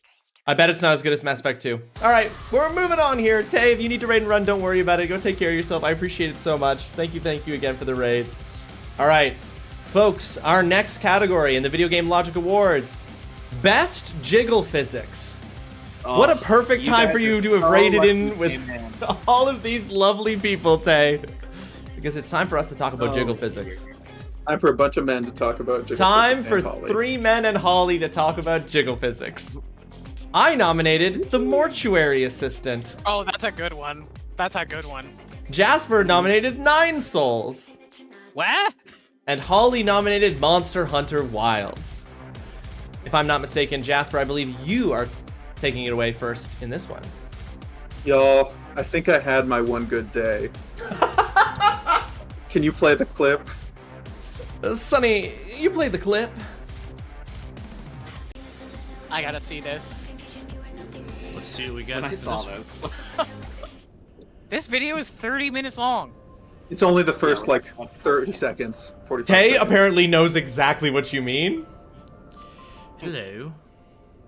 Oh, I forgot that this is from a Let's Play, and Jasper requested to be replayed without audio, but it's oh well. fine. Oh, okay. Yeah. I'm tired of trying to subvert expectations with male jiggle physics, so... I've gone back the other way. Oh, okay. Wow. Wow. Just look subtle and constant jiggle physics. Yeah. Even on the character model, like, in the game and not, like, in the speech part. Yeah. Alright, that's good. We got what we came here for? Yeah, I did, for sure. I'm thumping. Oh, you're bumping now, are you? Bumping now. She's stacked. Jason deserves this win. Very demure. And wearing, like, a leaf or something. Yeah, wow. All right, okay. Jasper, not doing Jasper's usual thing of trying to subvert expectations and submit a male jiggle physics. Went hard. And Zine, yes, I beat 9 Souls. So I did actually play the shit out of that game. Yeah, I was gonna say, this game Jasper actually played. Yeah. All right, Holly. I chose Monster Hunter Wilds because I got into the character creator of the beta and started making my character, and the physics were just too real. Anyone who made a girl character in that game, when you went to play it, will know what I'm talking about. Yep. Seriously, It was crazy. It's embarrassing how long I kind of stayed in the character creator, just like, that's crazy. That's crazy. And then how much of that time was like, that's nice, you know? It was nuts. And that's really kind of it. But I guess also there's jiggle physics in the monsters when they like go down or you hit them and things like that, but that's not the part anyone really cares about. Wow. I did not. I thought about making a second character just to see like what making a female character would look like, but I didn't end up doing it. It was ridiculous. Just to see like, what it was making a so female character unnecessary. would look like. Well, because some of the I just wanted to see what making a female character would look. I wanted to decide if one of them looked cooler in the armor than the other one did. I know we talked about this, but what is happening? In Wilds, you can wear, like you can wear the female armor even if you make a male character. Yes, I did see that. But it animates that part of you. It's true. Like as if you're the female character. Oh, that I didn't know. Mm-hmm. You can make a hunty boy. It is okay. really good. It is really good. Good to know. All right. My submission for this is going a little bit against the grain of what we usually do for best jiggle figure. Jiggle figures? No, that's not what came out. Ross is thinking about my nomination. Sorry. Jasper's nomination has got me in my head because I said jizzle physics. And then I just there tried to say it badly again. I said something else entirely. I tried to subvert expectations, which is ironic because Jasper went hard in the direction of let's not delete the VOD. I might have accidentally said a slur. Delete the VOD. Jasper. Wait, who made bets earlier about who was gonna get canceled? Literally somebody did. Who was it? 2-bit. 9 Souls. Jasper went ahead and did what this category has traditionally asked for, and I'm the one here trying to push the envelope. And I'm gonna just use this here clip to help me do that.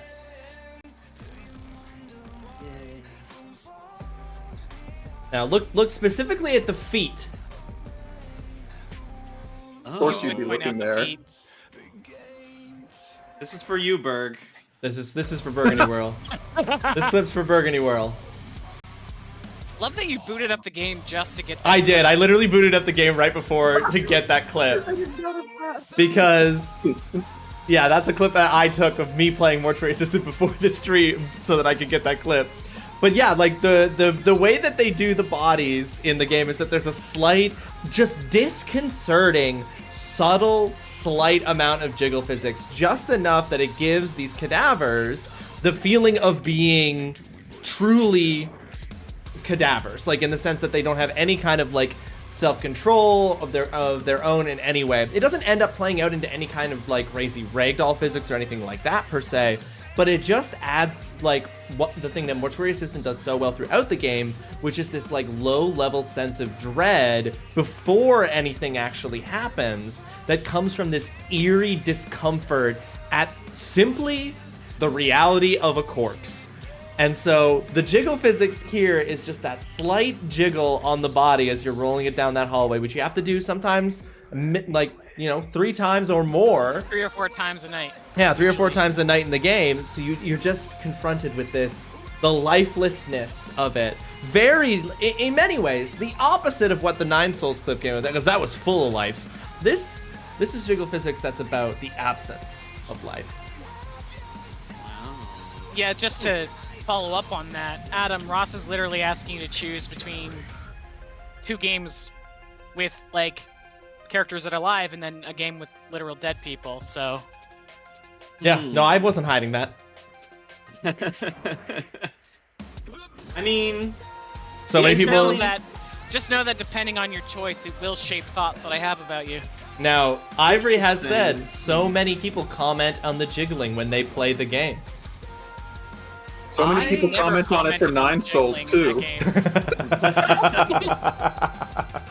I did the same thing for Monster Hunter Wilds, so I mean, that Here. argument is true for all 3 of them. Adam, I think Cal has perfectly pitched the choice you have to make here today. Rockin' tits or corpse feet? Yeah. That's a wild fucking sentence, by the way. That's crazy. I think I'm feeling That's one of the difference wildest things I've ever seen you say. All right, I'm done. I'm sorry. Between how Jasper approached this category last year and this year, because I think my advice for all of you is that I could be pandered to more. You know. And I got yelled at for pandering in the. We're actually in an ad break now here, folks. So we are gonna have to hold off on Adam's reveal. I think that I could delay those, but I keep just not paying attention. So. I just don't know what the most efficient time to delay would be. Yeah, true. Yeah, so that's just a general note. You know, male tits. I don't hate them. I just don't like. Okay, so I've been accused of pandering to you already in this award ceremony, twice on my 2 wins, and what you're telling me is don't listen to these 2. Continue to pander to you because that's how you win. Well, yeah, do you want to win, baby? Yeah, I want to win, baby. Did I win with my Baldur's Gate one last year? I think you did, yes. Oh, I think shit. you did, Okay. actually. I think you actually did win last year with that. Then the note really is just like each of us try to find a game that has good jiggle physics on big burly men. You almost did and on my nose. Yeah. Rename this Yeah, we can't call it this. It's apparently very hard to say out loud. Yes, next year rename it as Jizzle Figgets. Cal has hit you back, Holly, with no, it's not fucking not, don't lie, as in it's not the wildest thing you've heard him say. I mean, that's very possible, but it's the wildest thing that I could ever heard you say that I can remember right now. That's true. I didn't play Stellar Blade this year, and unlike Jasper, I don't count watching someone else. I don't have to rely on watching someone else play. But I at least installed everything. Okay, that's fair. That's fair. I think that's a step above last year. Yeah. All right, Adam. Year, sure. Who are you choosing as the winner in this particular category? This was all well fought by all of you. This is one of our all-time great categories, as always. This is our Spike TV category, shall we say. I think, in an interesting turn, because normally the ones that have clips are the ones that win, but Holly sounded so subtly horny when describing Monster Hunter Wilds that I think the jiggle physics in Monster Hunter Wilds have to win it. I have no idea what you're talking about. I think... All right, now I'm starting to think Adam is trying to to throw this Holly's way again. Yeah. I think there's been bribery behind the scenes. I think the officials are corrupt. I think Wow. so too. You think I would resort to bribery? That's really fucked up. You think of me. No, I think Adam would accept bribery.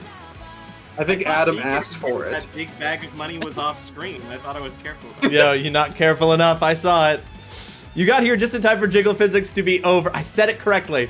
You got here just in time for it to be over, no one. Because we are moving on to our next category, which is Best Ludonarrative Dissonance. Now, I elevated the minigame category this year by talking about that shit with video game studies. This is our hoitiest category. For those who are not familiar, ludonarrative dissonance is a term that was created in a blog post by someone talking about BioShock.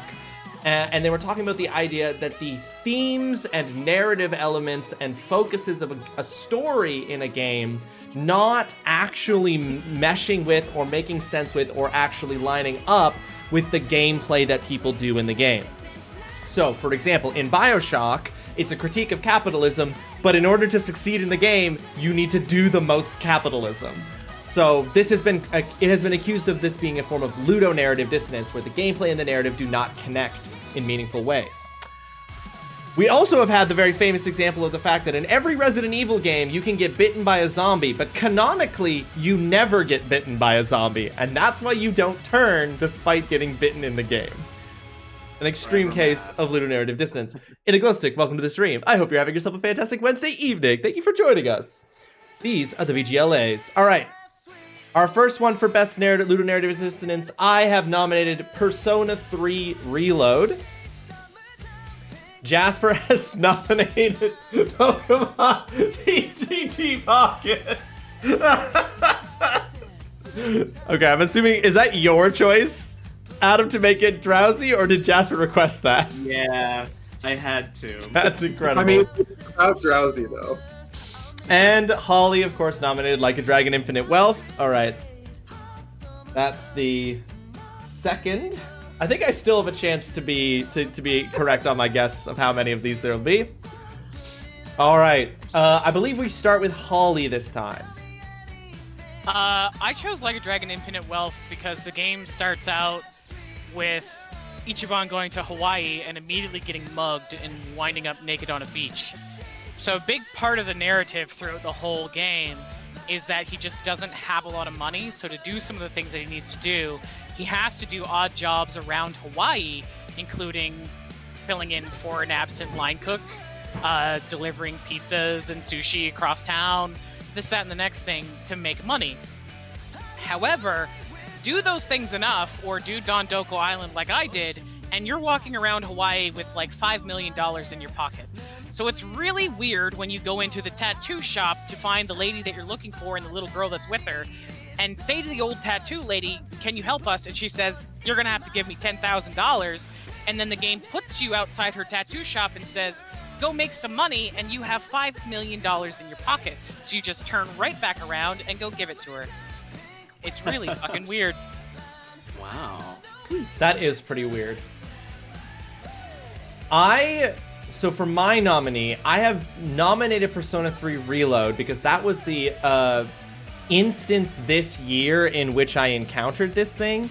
But the ludonarrative dissonance I'm using Persona 3 Reload to talk about is not unique to Persona 3 Reload. It is a problem with most JRPGs, particularly turn-based ones, that I would like to draw our attention to as a form of ludonarrative dissonance. In Persona 3 Reload, you can have in your pocket, and literally in the skill set of your teammates, the ability to resurrect somebody who has been knocked unconscious down to 0 hit points in a fight.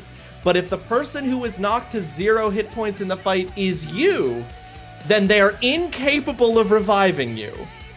Same thing happened in Like a Dragon. Yeah, this to me is not only is this a form of ludonarrative dissonance that I find infuriating, this idea that if you're not there to tell them,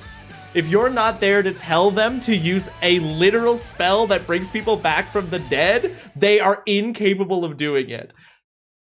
Wow. Metaphor ReFantasio, I would like to point out, doesn't have that, and it's incredible that it doesn't have that. So not only do I think that this is an infuriating ludonarrative dissonance in Persona 3 Reload, but but it's also just an infuriating ludonarrative dissonance that we've allowed to exist in JRPGs forever.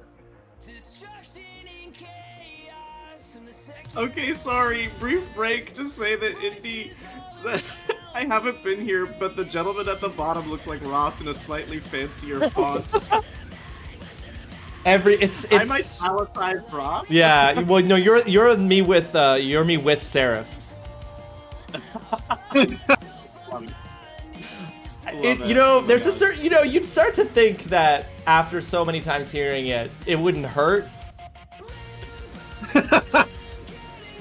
It's the fact that everyone does it independently. And nobody knows that this is what everyone says. No one knows that it's a thing. But no one knows everybody that it's a thing says it, and someone does it. At a certain point, it starts to hurt a little bit. Anyway, I guess I'm done. Jasper, it's your turn. All right, y'all. Are you ready for a math lesson? No, Indy, it's very funny. Fuck. It's just, no, it's okay, Indy. It's just very funny because everybody says that.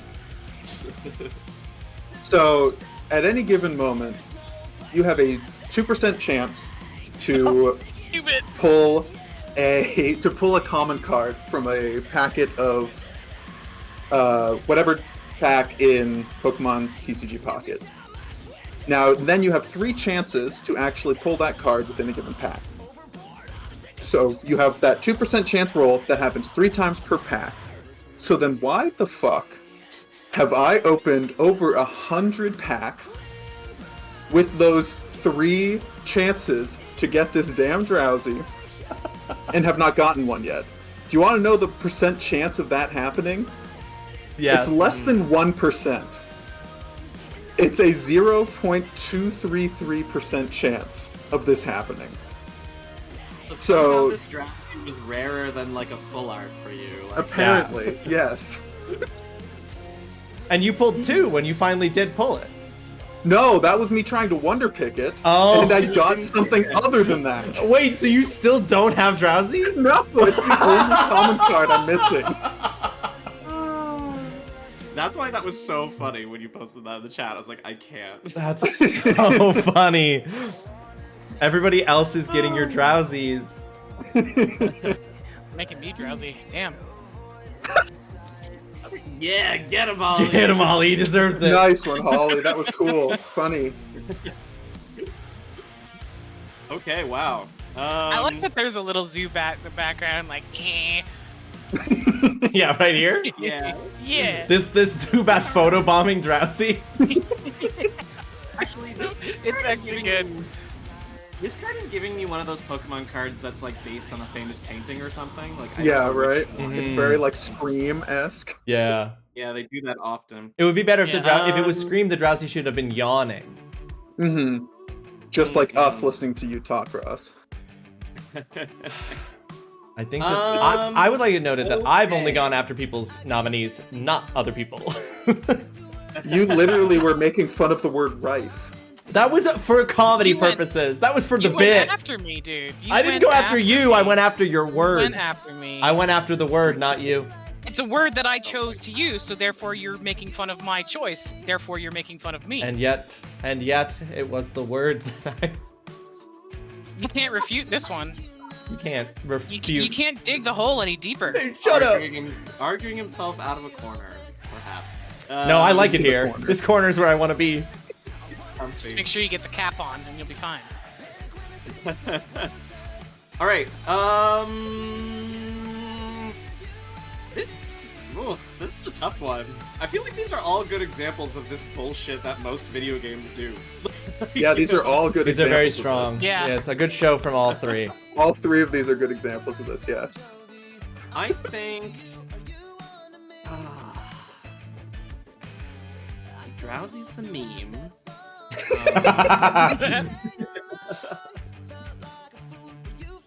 Okay, this is wild. I feel attached to the story that Holly has put in my head, the imagery of walking out and being told go make some money and then having to walk right back inside. Like, I just think that's funny and cute, and so I'm gonna do Like a Dragon. Both of my Like a Dragon picks have won so far. Let's go. I have nothing to say. I'm sure you don't. Okay, with that, I have to bail. This is the bail moment? Okay. Yeah. This is the bail moment.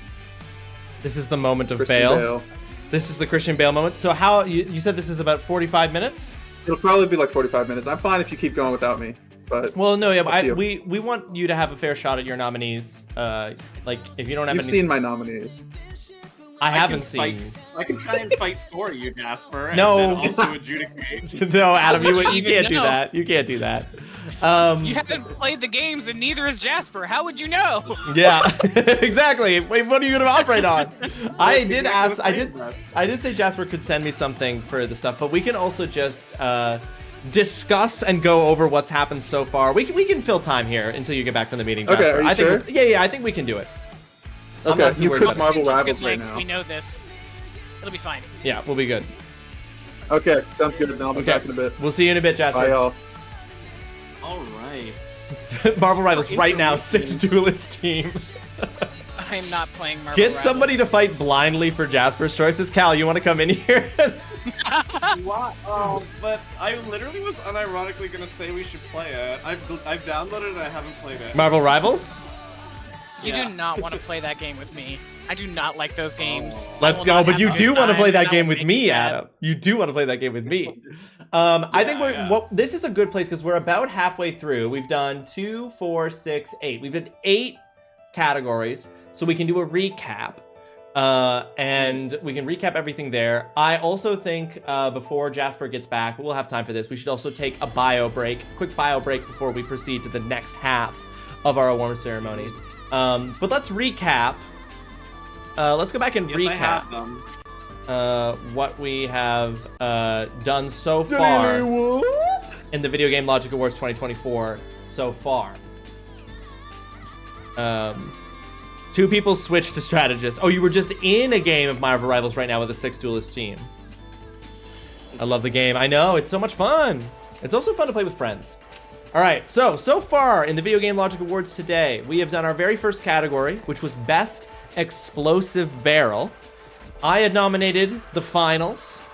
Jasper had nominated Yellow Taxi Goes Vroom, which he played for 3 minutes in order to qualify for this category. And Holly submitted Divinity Original Sin 2. I ended up taking this category, Best Explosive Barrel, with the finals, given the way in which the finals introduced explosive barrels as emergent potential gameplay in its multiplayer shooter, which was refreshing and fun. Our next category was Best Ragdoll Physics, where I had nominated Helldivers 2, Jasper had nominated Pal World, and Holly had nominated Bloodborne. I think this category is also one in which we all 3 of us had very strong nominees. I agree. I think that, in fact, last year, Elden Ring was my nominee for Best Ragdoll Yeah, Physics. another Souls game. Because the Souls games all have very good Ragdoll Physics.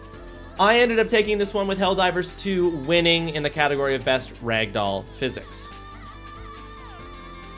Our next category was Best One-Man Army But, or Best Character's Unexpectedly Badass Moment.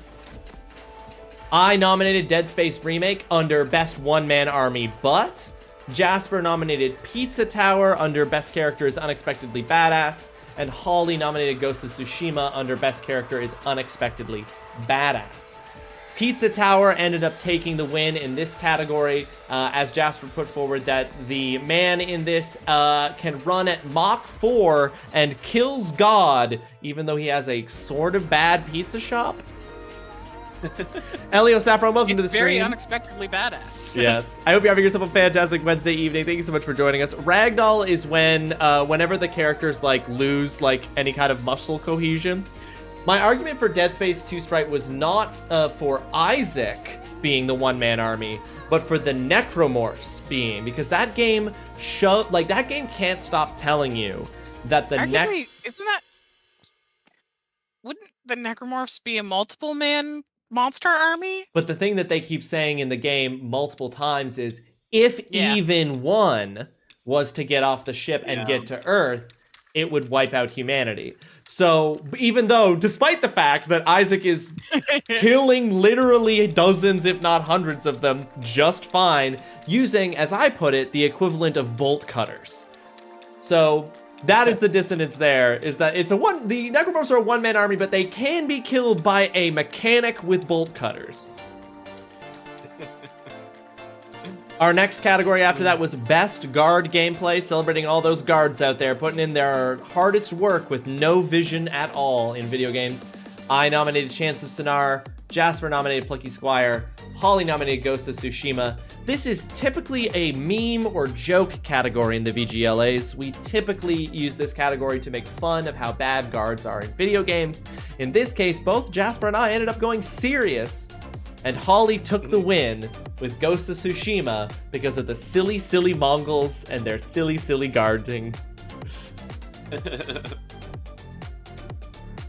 Also, I'm listening to Crab Rave right now. I know you two can't hear the music. Oh, you can hear it. You can hear it. I can hear it anyway. The category after that was Best Character Customization. I nominated Baldur's Gate 3, not fully realizing that I had nominated this for this exact category last year. I've set a precedent, and I might have to nominate it next year, too. Jasper nominated Wolong Fallen Dynasty, and Holly nominated Last Epic. Holly did something very interesting with this category this year, which is that Holly attempted to expand what we meant by character customization beyond the character creator to how you can customize your character during gameplay through skill trees and other things like that. Wolong took it, though, with the McElroy brothers making a guest appearance on our stream to fight on Jasper's behalf. And honestly, if only Jasper had planned all of his other nominees that way, we could have kept going without him. We wouldn't have wanted to, but we could have. Then we did Best Minigame.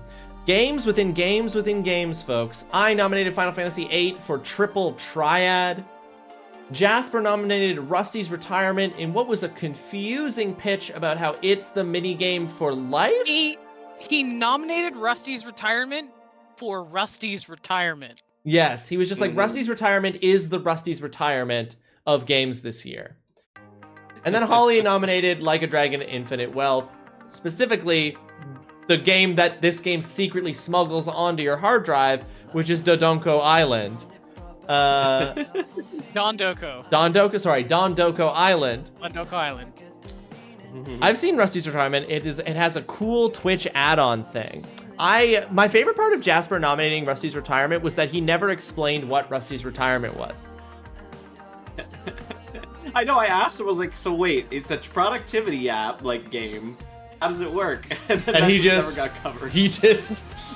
Moved forward. It's a little farming he game. Didn't really explain it. He just carried on. Oh yeah, because I remember him talking earlier in this year about these automation games where you set it up and the game plays itself, and then you just go in and check on it. I'm getting big started his turn paper last night vibe here from some of these answers.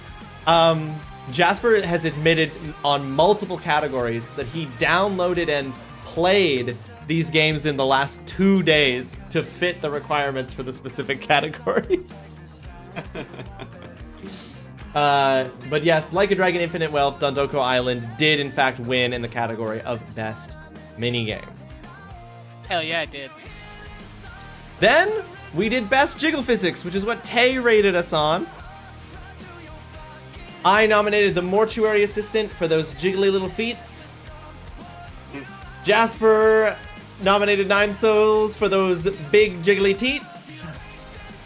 And Holly nominated Monster Hunter Wilds because it has those big jiggly meats. Monster Hunter Wilds. That was really well done. Thank you. Well done. Thank you very much. I realized I could do that when I started introducing my nominee. It was like, oh, this will sound so clever. Monster Hunter Wilds did end up taking this particular category. Monster Hunter Wilds was the winner. For the reason of the actual jiggle physics, nothing else. Not because, according to Adam, and I quote, the way Holly told that really sold me on the horny.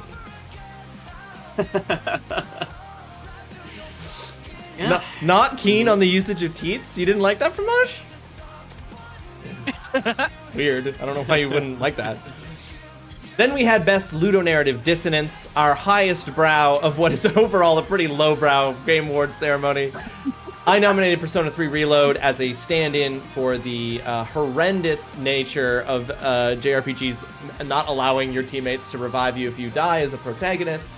Jasper nominated Pokemon TCG Pocket, bringing an actual statistical work in order to prove what is simply bad luck that he tried to pass off as ludonarrative dissonance. The story of Pokemon Pocket is that I'm supposed to get drowsy. And then Holly nominated Like a Dragon, Infinite Wealth. The irony being that it's right there in the name. You very quickly have an infinite amount of wealth, but the game still is like, go make money. Didn't even think of that, but even better reason that I. We drink iced milk. That's left off, right? That's freshly expressed from teats. Oh God. I was gonna say, Sign, what you and Cal do with your milk is up to you. Yeah. All right. What we got a little preview there of what we got coming up next, but we aren't going to proceed now until we have Jasper back from his work meeting. Jasper, who got called into a last-minute work meeting for the night we were doing the VGLAs, went into his office on campus and set up so he could do this award ceremony with us, then go to a meeting in the middle of it wearing his gamer fashion so that he could then come back. And he did say at the beginning of the stream that he had to be careful about how loud he was because there were possibly students right outside of his door. Yeah. I don't drink He was milk. talking I'm about lactose physics intolerant. for a while, so that's rough. It's true. That's on him. God, expressed is such a vile verb. You don't like expressing yourself, Cal? I guess in the context of what we've just been talking about, that did sound way nastier than I meant it to. I meant it just as the normal, like, way we would say, you know, express your feelings. But I guess expressing yourself in the context of this is like getting the milk, I guess. Wow. You. Anyway, I think maybe now is the best time to go perhaps do a quick bio break. Go express something else. We can all go express ourselves in the water closet. We'll be back very shortly, folks. We're gross. We're just going to take a quick little BRB here just to go gear up for the next half of the award ceremony. Don't touch that dial. Don't go anywhere. There are more video game categories to be given out the awards for this year's Video Game Logic Awards.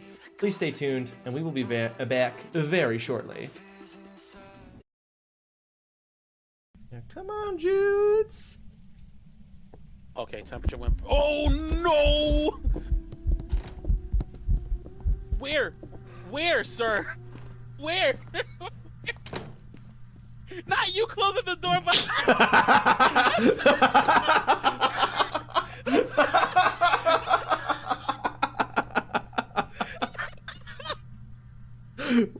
Ghosts can't go through doors, you know that. They're not fire. No, she's going for Thud, the fool. Thud Blue Feet, no. Critical miss. You can't touch Thud Blue Feet. Yeah, Blue Feet, more like Fancy Feet. That's why they're blue. They're whoa! Oh. That ally was just like, you can take it, Ross. Yeah.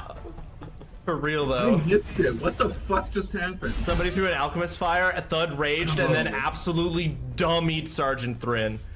Was that Thud who did it? Thud raged and then attacked her twice. Hell yeah, that's my Thud.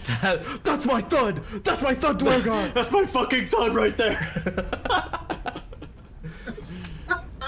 Thank God for this graphical glitch, otherwise we wouldn't give a shit about it. Yeah, I wouldn't have cared at all about Thud if he didn't have these magical blue feet.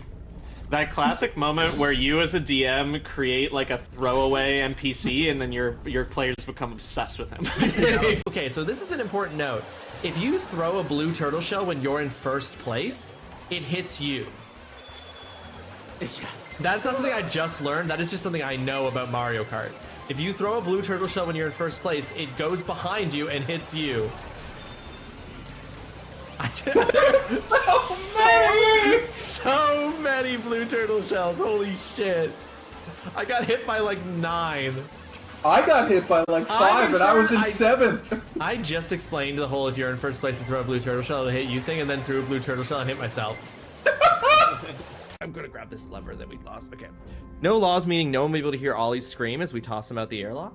Listen, it would be so criminal of me to invite Ollie onto my channel and then plot his murder in space. Oh God, I can't. But don't I look nice holding this crowbar like this? Oh, fantastic. Fred specifically requested that his contract only state that he was required to pick up rocks. Wait, Anything else was bonus. All right, hold on. Somebody come on me. No. Come on, wow. someone come on you? What's that? That's so great. Hold on, you want to hit us with that line again? You want to do it? Let's do another take. No. You want to give that another try? Fred, there are cameras here, here, microphones here. What is this? What is this purple thing in the water? Do we? Well, I don't know. Well, let me finish coming on you, and then I'll tell you what it is. Let me finish really quick. Let me just really quickly finish coming on you, and then I can talk to you about it. Oh my God! Ah! Holly, are you okay? Adam, where are you? Adam? Right here, next to you. Oh, I healed me. That's so Yeah, funny. that was very funny. That's so funny. That was very funny to close watch. to you. Adam, where are you? Oh, okay. Heals herself in front of Adam. So. Okay, I am Hurst and Thunger. Thunger? Hurst? I am Thirst and Lightning Hurst and the thunder. Thunder, feel the thunder. Good God. If you say hide and seek, will it really trigger a hunt? Let's find out. Hide and seek.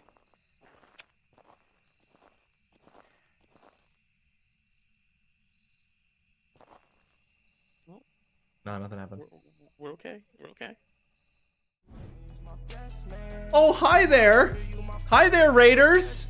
I didn't realize that I got raided during the ad break. Powerless.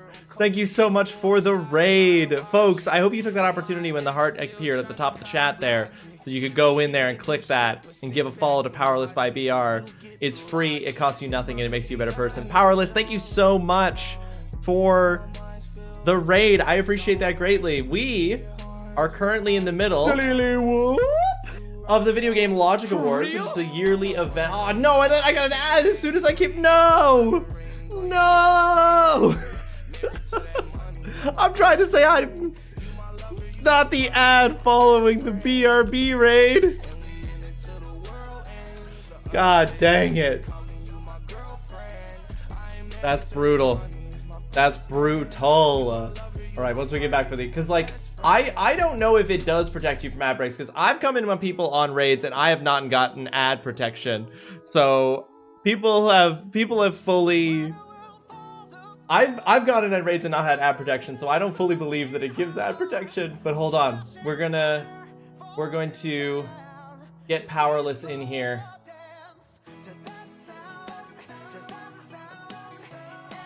Hang on, we're gonna get Powerless in here onto the raid chart.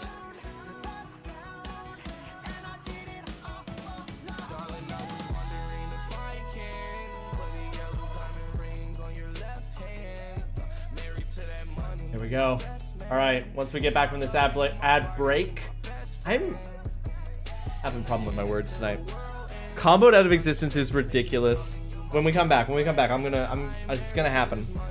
We're gonna properly thank Powerless. We're gonna appreciate this raid. We're gonna celebrate Powerless on the raid leaderboard for the month of December. We're gonna do it, folks. We're gonna pull it off.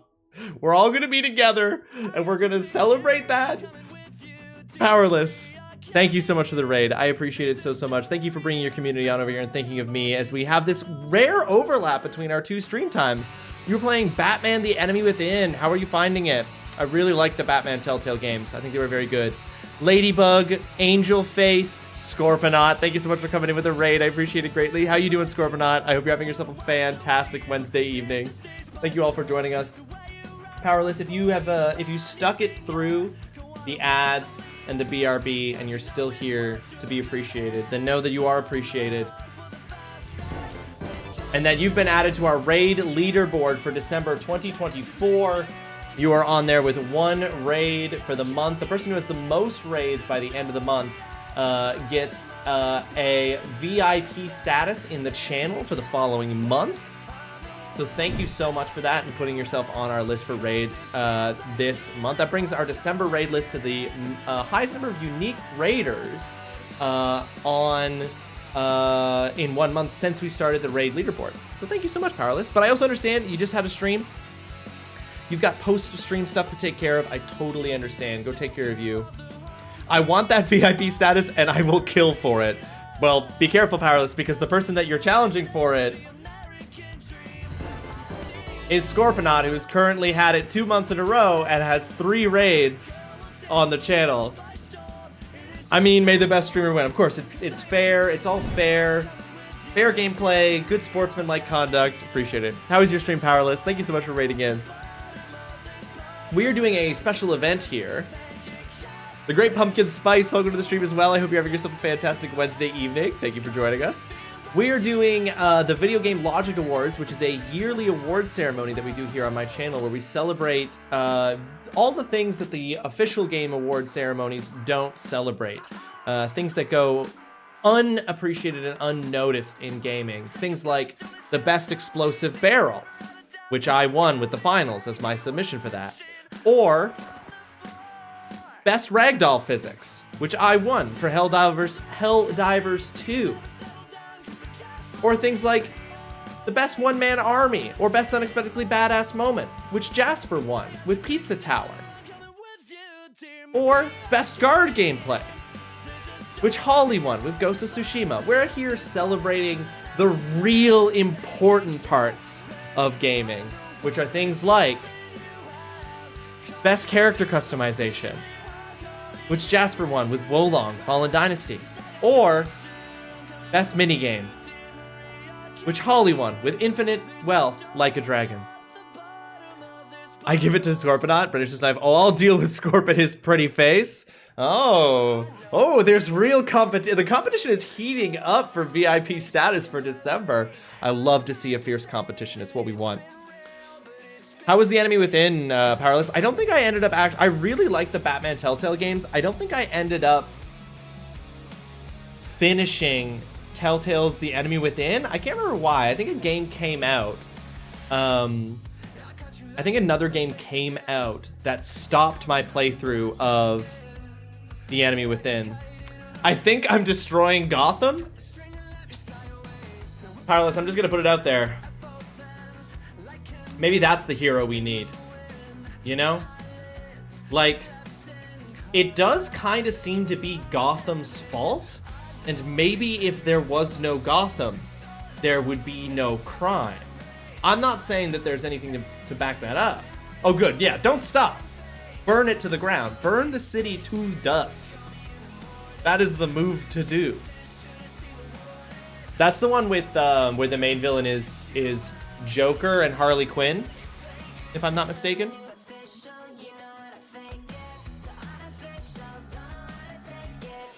And I hope you're having a good time with it. That's a little bit of a departure for you. Does that technically count as a... I wouldn't say that counts as a horror game, so that's a bit of a departure for you. Are you playing it because you're a big Batman fan?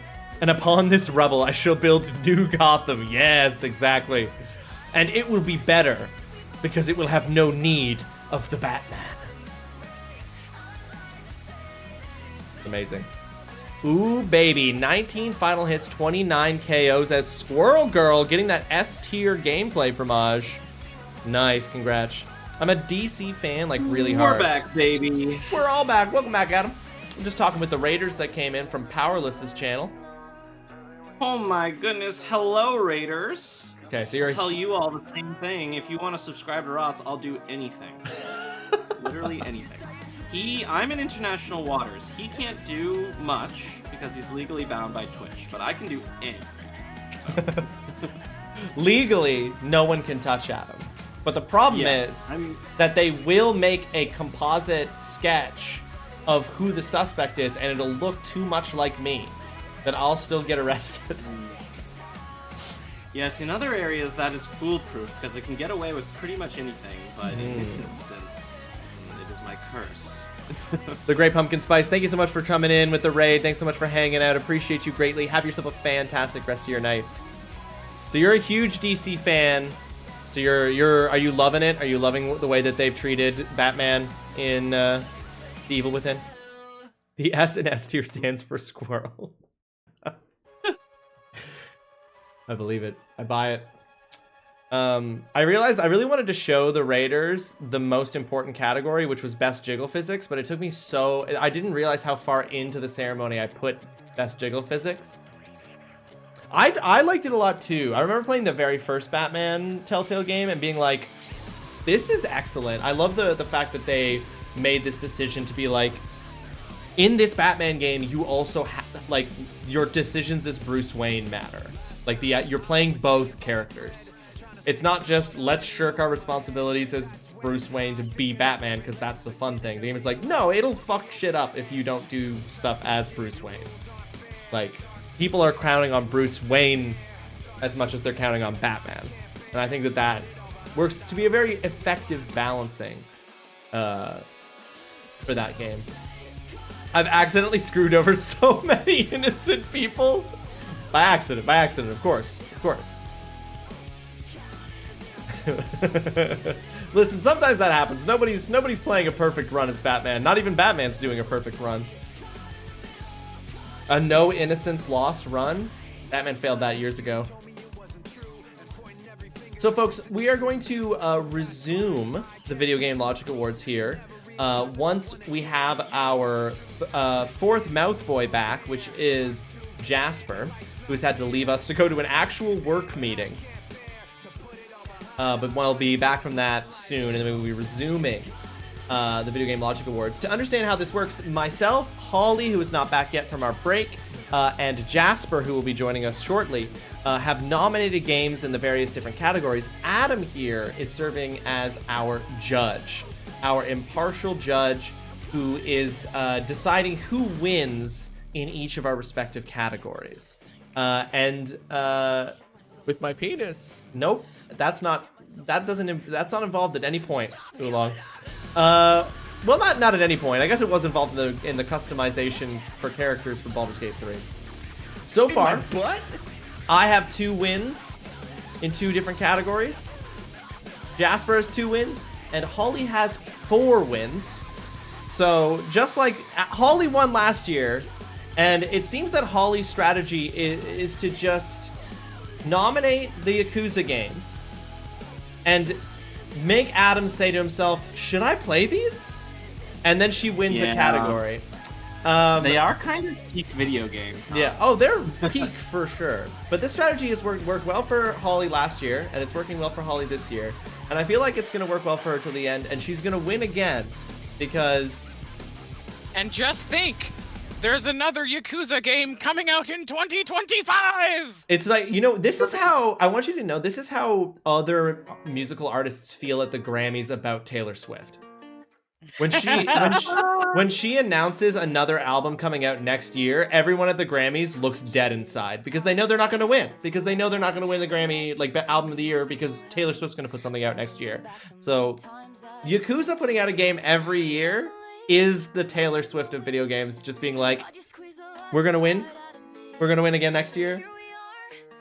Mossy, welcome to the stream. I hope you have yourself a fantastic Wednesday evening. Ross about to pull up. I'm gonna let you finish. I'm gonna let you finish, but Beyonce had the best jiggle physics of 2024. Dr. Leandro, welcome to the stream. I hope you're having yourself a fantastic Wednesday evening. Arguably, Yakuza has awful jiggle physics. And you're in Hawaii, and you can literally put all of the characters in golden bathing suits. No jiggle physics. But they're marble statues. Yeah. Everyone, not the ladies. Even the ladies have marble pectoral muscles. They're really on that 1-year schedule with Yakuza, with Like a Dragon now, huh? Well, I think that they're doing the same thing they did with the last game, which is that this Pirates game that's coming out next year was probably supposed to be a DLC. Sorry. It's called Like a Dragon, Pirate Yakuza in Hawaii. Thank you. Right. So What a this fucking so this Yakuza pirate game that's coming out next year was probably a DLC for Yakuza Infinite Wealth. And so just like The Man Who Erased His Name was a DLC for Like a Dragon. So that's my assumption there at least. They just keep making them too big and release them as their own games. They can't stop. Atlas literally has the can't. best Also- jiggle physics. They've got good jiggle physics.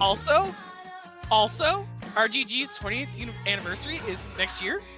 They've already announced that they've got more Yakuza news on the way. Did you say their 20th anniversary or their 28th? 20th. 20th. Okay. Of course they've got more Yakuza. It's a surefire cash cow. The games are amazing. The games are great. So good. You can't So fucking good. deny it. It's just the truth. I love them so much. They're very good. Ivory, grab that snack. Thank you so much for taking on emergency mod duties this evening. I appreciate it greatly. What is this song?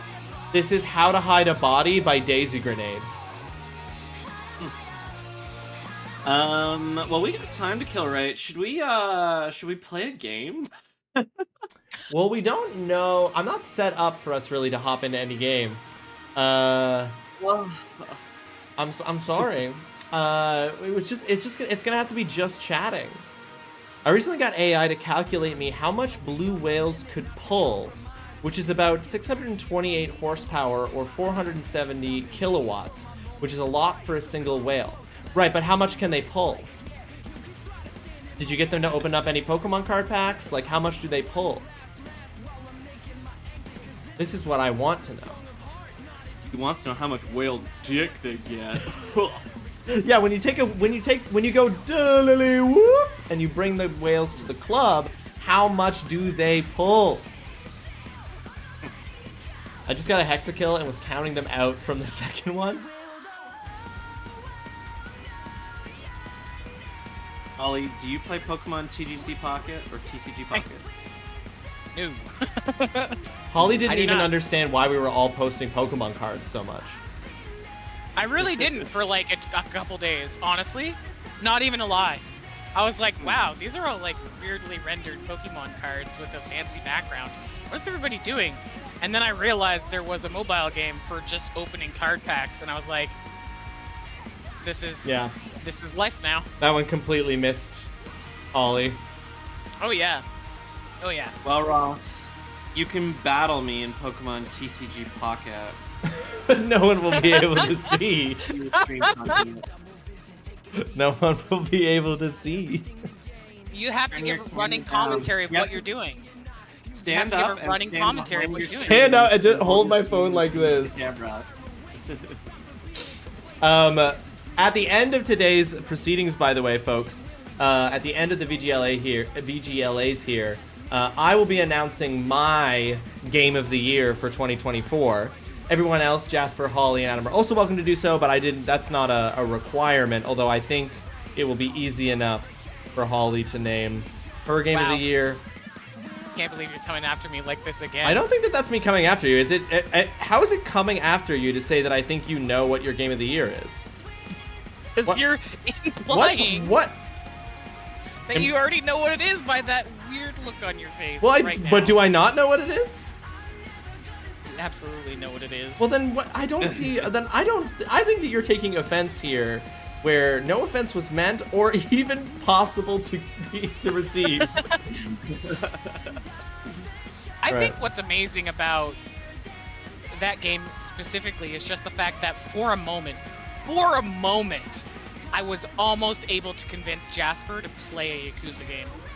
For even just a fraction of a moment. Foxhound, welcome to the stream. I hope you're having yourself a fantastic Wednesday evening. Thank you so much for joining us. It's going well in here, Foxhound. So far, Holly is leading the VGLAs with the most nominees, 1 in categories. There's still possible for me or Jasper to come back and take the win, but we are sitting here at a lead on that part. Do you have a password for me there, Adam? Oh, okay. Yes, I do. Oh, so you're actually gonna do it? Let's go. I guess I'll send it. I guess I won't. Say it out Makes loud, sense. and I'll send Holly it to has you. the Don't best put it in taste. the Discord chat because I can't go to that. Holly did win Where last can I year, put Fox. it where Holly you has can good. No see one's it? saying Holly has bad taste. Holly has very good taste. Where can I put it where you'll see it? Text it to me. Okay. Even though I just accidentally clicked away from the thing. I but disregard the etiquette of healing when I'm solo. It really depends. My appreciation for your healing, having to suffer some of the random healers. That's the, when you're playing with friends in Marvel Rivals and everybody's doing their job, it feels incredible. And then you play solo in Marvel Rivals and you have to rely on someone else being the healer or someone else being the vanguard, and you go, and you go,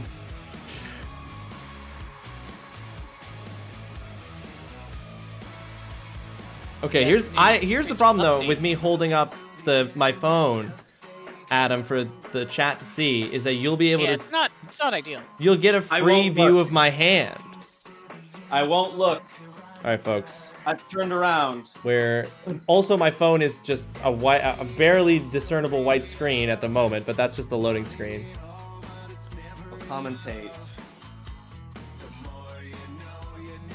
All right. Turn on first. theater mode. What's theater mode?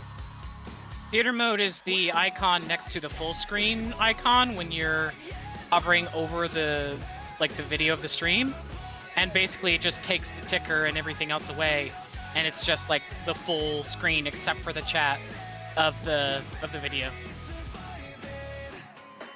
What? You've been streaming for What how are you long? talking about? Discord?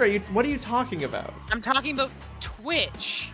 Oh, For the folks that don't like the ticker being so you're at the not. top. Oh, so you're not telling. This is. Sorry, I thought you were saying something to me about No. doing this. Okay. Turning on theater mode also makes it much neater. Gotcha. Now I understand. Oh God. All right, folks. Here's my confused. opening setup against Adam. No one can see that. No, you You're can't gonna see have to that. This say is it. what I'm saying. No one can tell, Adam. Well, this will be an uphill battle.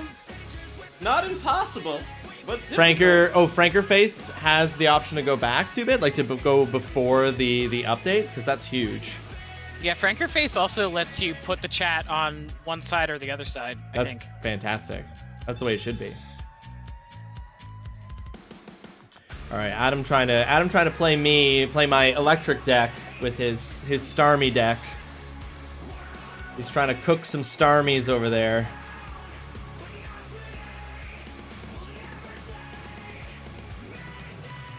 Going first in Pokemon, the clearly worst. Yeah, objectively the worst. Can I be permitted to do what there, 2-bit?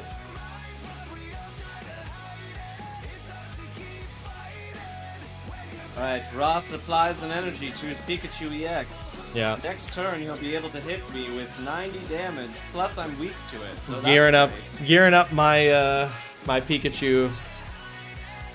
But Adam's got a Starmie EX on the board, folks. There's a Starmie EX on the board.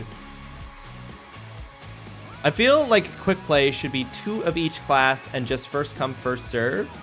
Yeah, I guess that I don't know. It'll be interesting to see what, if any, changes they make in Marvel Rivals from Moginator to the like structure of a match and like the way that quick play set up. Will I be bopped if I post a link? You will not get bopped, 2-bit. You will not get bopped.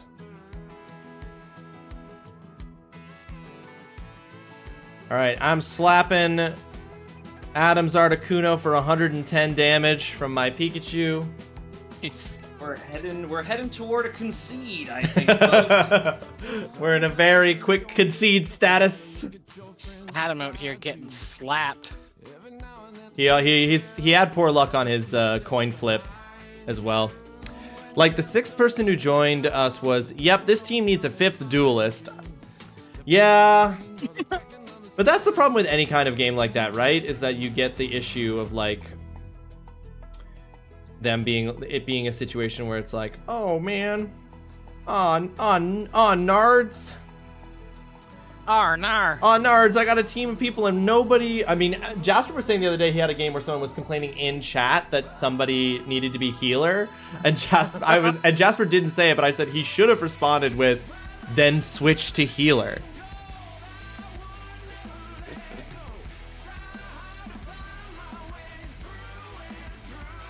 Folks, we are. Adam's just turned fully away from the camera. Well, I'm not even Like, holding up my phone. I don't. Adam, you can be back with us here. What? It's How impossible is your audience because look, not you can't. gonna watch? You can't even tell what is on You it. can't even. It's just a garbled mess of color. Yeah.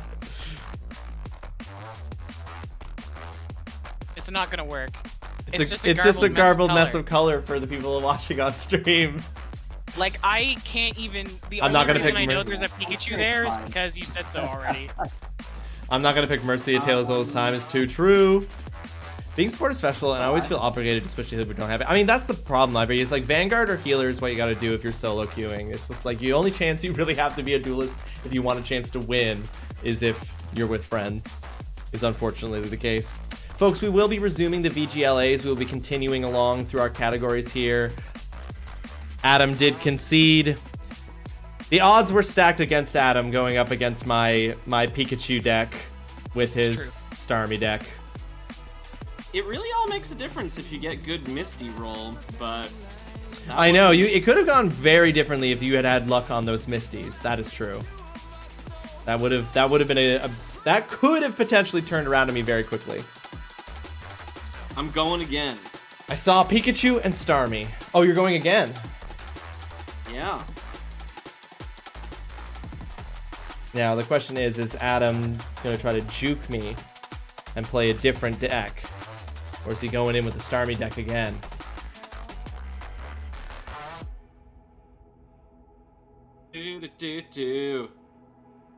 Stream content. Ross, are you gonna say your game of the year and your stream game of the year as separate things? Yes. Yeah. I will do my top 5 stream games of 2024. I will do my top 5 off-stream games of 2024, and then I will do my game of the year overall. Oh, I'm realizing I have a game here twice. That can't be right. Yeah, I'll probably do the same thing. I'll say what my game of the year was and my favorite game you played on stream this year. So. The favorite game that I played on stream this year? Yeah. Yeah. 'Cause I know what it is. Oh yeah, amazing. Just realizing something here.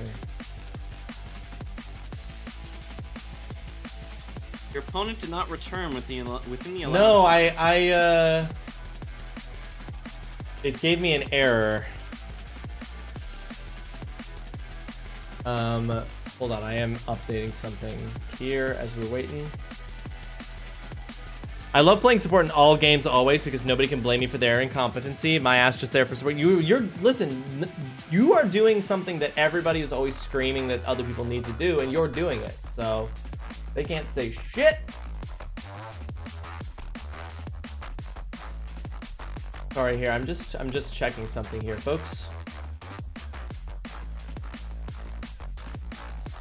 Does anybody in chat want to discuss what your personal game of the year is? Yeah, I've got some people. What's the best game you've played this year? Yeah, folks. Chat, what is your game of the year? I have a few here that some people shared in the Discord of what their game of the years are. So I can speak for Cornelius, who isn't here, for example. Cornelius Wintersnout's game of the year was Baldur's Gate 3, but he gave a strong follow-up to Balatro and Factorio as runner-ups for game of the year. So Cornelius's was game of the year. Sorry, what game of the year was Baldur's Gate 3? How much is Balatro? I don't know. I don't think it's that expensive. It's not very expensive. I think it's like $10 or something. People keep telling me to play it, and I'm like, doesn't it have a lot to do with math? I don't want to do that. Mossy's game of the year was Cult of the Lamb. Great game, Mossy. I want to play the co-op mode with TrulyRawesome, but we haven't had a chance to play that yet. I barely played a lot of Holly? I barely played a lot of games, but that one was simple for the soundtrack. Well, $13.49. Juked up poker, so. But I definitely wouldn't like it. It's just Well, you never know. They really spice it up, but I'm definitely gonna give it a try at some point. Ross, you know what I was also thinking about? I don't know why. I think it's just I've thought about playing it ever since you played it. And now maybe it's because of the Pokemon TCG obsession is coming in hard, but I'm thinking I might buy Inscription and play Great that game. over my break. Yeah. Great game. It was on PlayStation Plus Extra for a while. Yeah, it might be on Is it still there? PlayStation Plus Extra. I think it just got added recently. I would probably be getting it on my Switch because I'm not bringing my PS5. Oh, true, yeah. But it's worth it. It's fantastic. That's your game of the year is also Factorio 2-bit? I don't know Factorio. That's not a game that I'm aware of. Like, I don't have a sense of what that game is. Googling. I know Zeinstein's game of the year is Amanda the Adventurer, is what Good she game. said in the Discord. Dotson's game of the year was Disco Elysium or Hyper Light Drifter, but he did follow up by saying nothing was good. It was kind of that year, I agree a little bit, where it was not as hype of a year. Foxhound laughing at Amanda the Adventurer. That was Zein's game of the year. Tay, who might still be lurking here somewhere. Tay's game of the year was 9 Souls. It does look very cool, I must admit. It does look very cool. I definitely want to play it. Factorio is the granddaddy of the factory game. A top-down 2D Satisfactory. Yeah, I believe I watched a Polygon video earlier this year that talked about Factorio. And this, like, the idea of these factory automation games, which is very cool. Folks, we're about to hit an ad break here. For those of you who are not subscribed, you're about to be thrown into an ad break. We will see you on the other side of it once that ad break ends. Not Goaty, but funniest game I played a lot, Item Asylum on Roblox. Pretty fun, free, and random enough not to be repetitive. Item Asylum, interesting. Love it. I can't believe how many other games people have made in Roblox, you know what I mean? I know. Yeah. It is crazy. It's just like full of other games. It's wild. It's crazy. I tend to support with friends, but when I'm solo, fuck it. This last game, 10 kill streak, died 5 kill streak, within 45 seconds, died, and another 5 kill streak, just rolling in MVPs. Did you win, though, Fromage? Are you winning? Absolute cinema. But yeah, Like, what? Oh, no, go ahead, Adam. What character should I start playing as in Marvel Rivals? I mean, that's a great question. I mean, I guess it depends. Like, if you're stacking up with people like we've been said, like, there's always the need for a support or a vanguard. But I see that Scarlet Witch is a 1-star difficulty. Scarlet Witch is amazing. It's a very strong duelist character. It's because her attack has auto lock on. Like, you basically just have to have the thing you're trying to hit on screen and you'll hit it. Roblox and Fortnite looking to take over the gaming industry in its entirety. Not just them, they're all competing for mass takeover. Chainsaw, welcome to the stream. I hope you're having a fantastic Wednesday evening. Thank you so much for joining us. Yeah, of course we won. The enemy team was dead the whole time. Fair. Also, has Animal Well not been talked about for Game of the Year? I don't know if it's been talked about for Game of the Year at other award series, but Animal Well was very good. Animal Well was great. Animal Well was excellent. I really liked Animal Well. It didn't crack my top 5 off-stream games, but Animal Well was fantastic. I'm looking at all the games this year to try and decide on my top 5. What did you say, Adam? I should probably play Animal Well. I would probably like it. I think but you would really haven't like played it. Are you looking at all the games They you talked about it played? a lot on the besties. I bet they did. Oh yeah, it's so good. Holly, are you looking at all the games you played to try to decide your top 5? Off-stream games, and then I'm going to do on-stream ones after. Yeah. But the list of off-stream games is much longer than the list of on-stream Yeah, I games. bet. Alright, we're back from the ad. I think my goatee is going to be Project Zomboid. I love the crafting, the survival aspect, and it makes me feel like how I think I would act in a real zombie apocalypse. Oh my god, I would panic so hard. Mm-hmm. That's a great one, Ivory. I haven't played Project Zomboid either, but I've heard great things. Fromaginator is saying that Scarlet Witch, Cloak and Dagger, Rocket Raccoon, and Squirrel Girl are all very easy characters in Marvel Rivals. Jeff's easy too, right? Jeff is So many people playing. fairly easy. Yeah, he's easier for sure. But he's a little bit... Honestly, I think that Jeff is a little bit more complicated as a healer because it requires you to... You have to heal continuously over time by keeping your aim on the target. Whereas some of the other healers have, like, you give them a heal... and then it's like a heal over time, or it doesn't require you to continuously be firing on the person to heal them. Tay has been playing a lot of Cloak and Dagger, and Tay really likes it. So. And Cloak is like Scarlet Witch. Cloak has to just like hold S if someone's attacking you and fire. As long as they're on screen, you'll hit them kind of attack. If you guys had to guess, okay, so I'm looking at my PlayStation 5 profile right now. If you had to guess what my top 3 most played games are, what would you Final guess? Fantasy 14 is probably the top one. Correct. That's the top one. Final It's Fantasy the next 14. two that are weird. Oh, they're weird. I was going to say my next one was going to be Final Fantasy Rebirth. Is that not on the top No, so play? if you think about it, so Final Fantasy 14 is the first one with 971 hours, and the next game that I've played the second most has less than half that. Ever. Yeah. Oh, not just this year. Okay. Has Dishonored. less than It's half on of here. that. One of the No, Dishonored? not Dishonored. No? I'm gonna say Final Fantasy 14.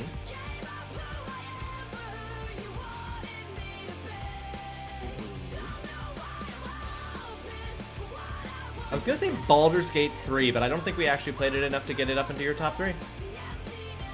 This is of all time on your PlayStation 5. So All time. All time on my PlayStation 5. It must also, I'll be honest, looking at this, it must factor in PS4 playtime as well. It must. Final Fantasy 14.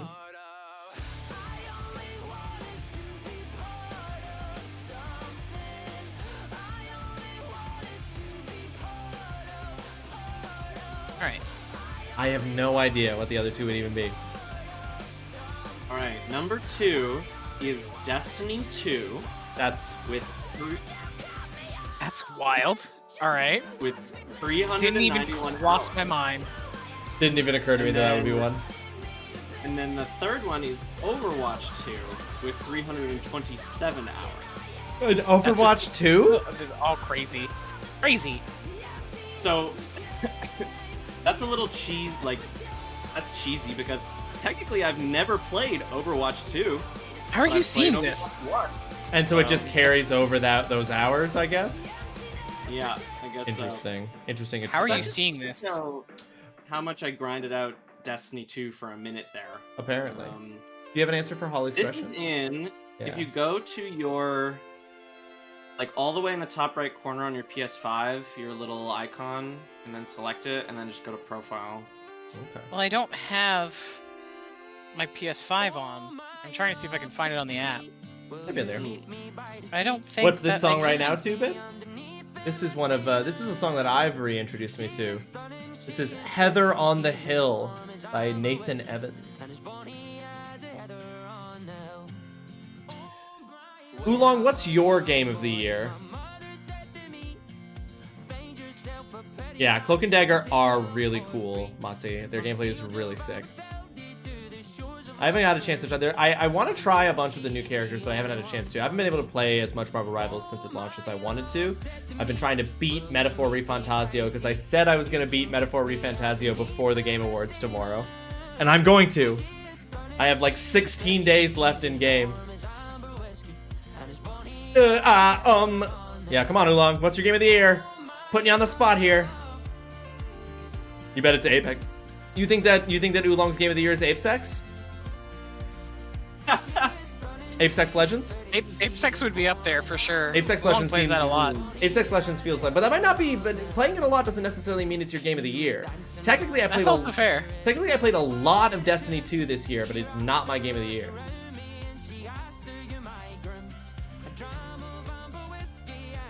So, literally all of the games I played this year. Grand Blue Fantasy Relink, the demo, technically, not even the actual game. Crisis Core Final Fantasy VII Reunion. Final Fantasy VII remake because I replayed the game for Rebirth.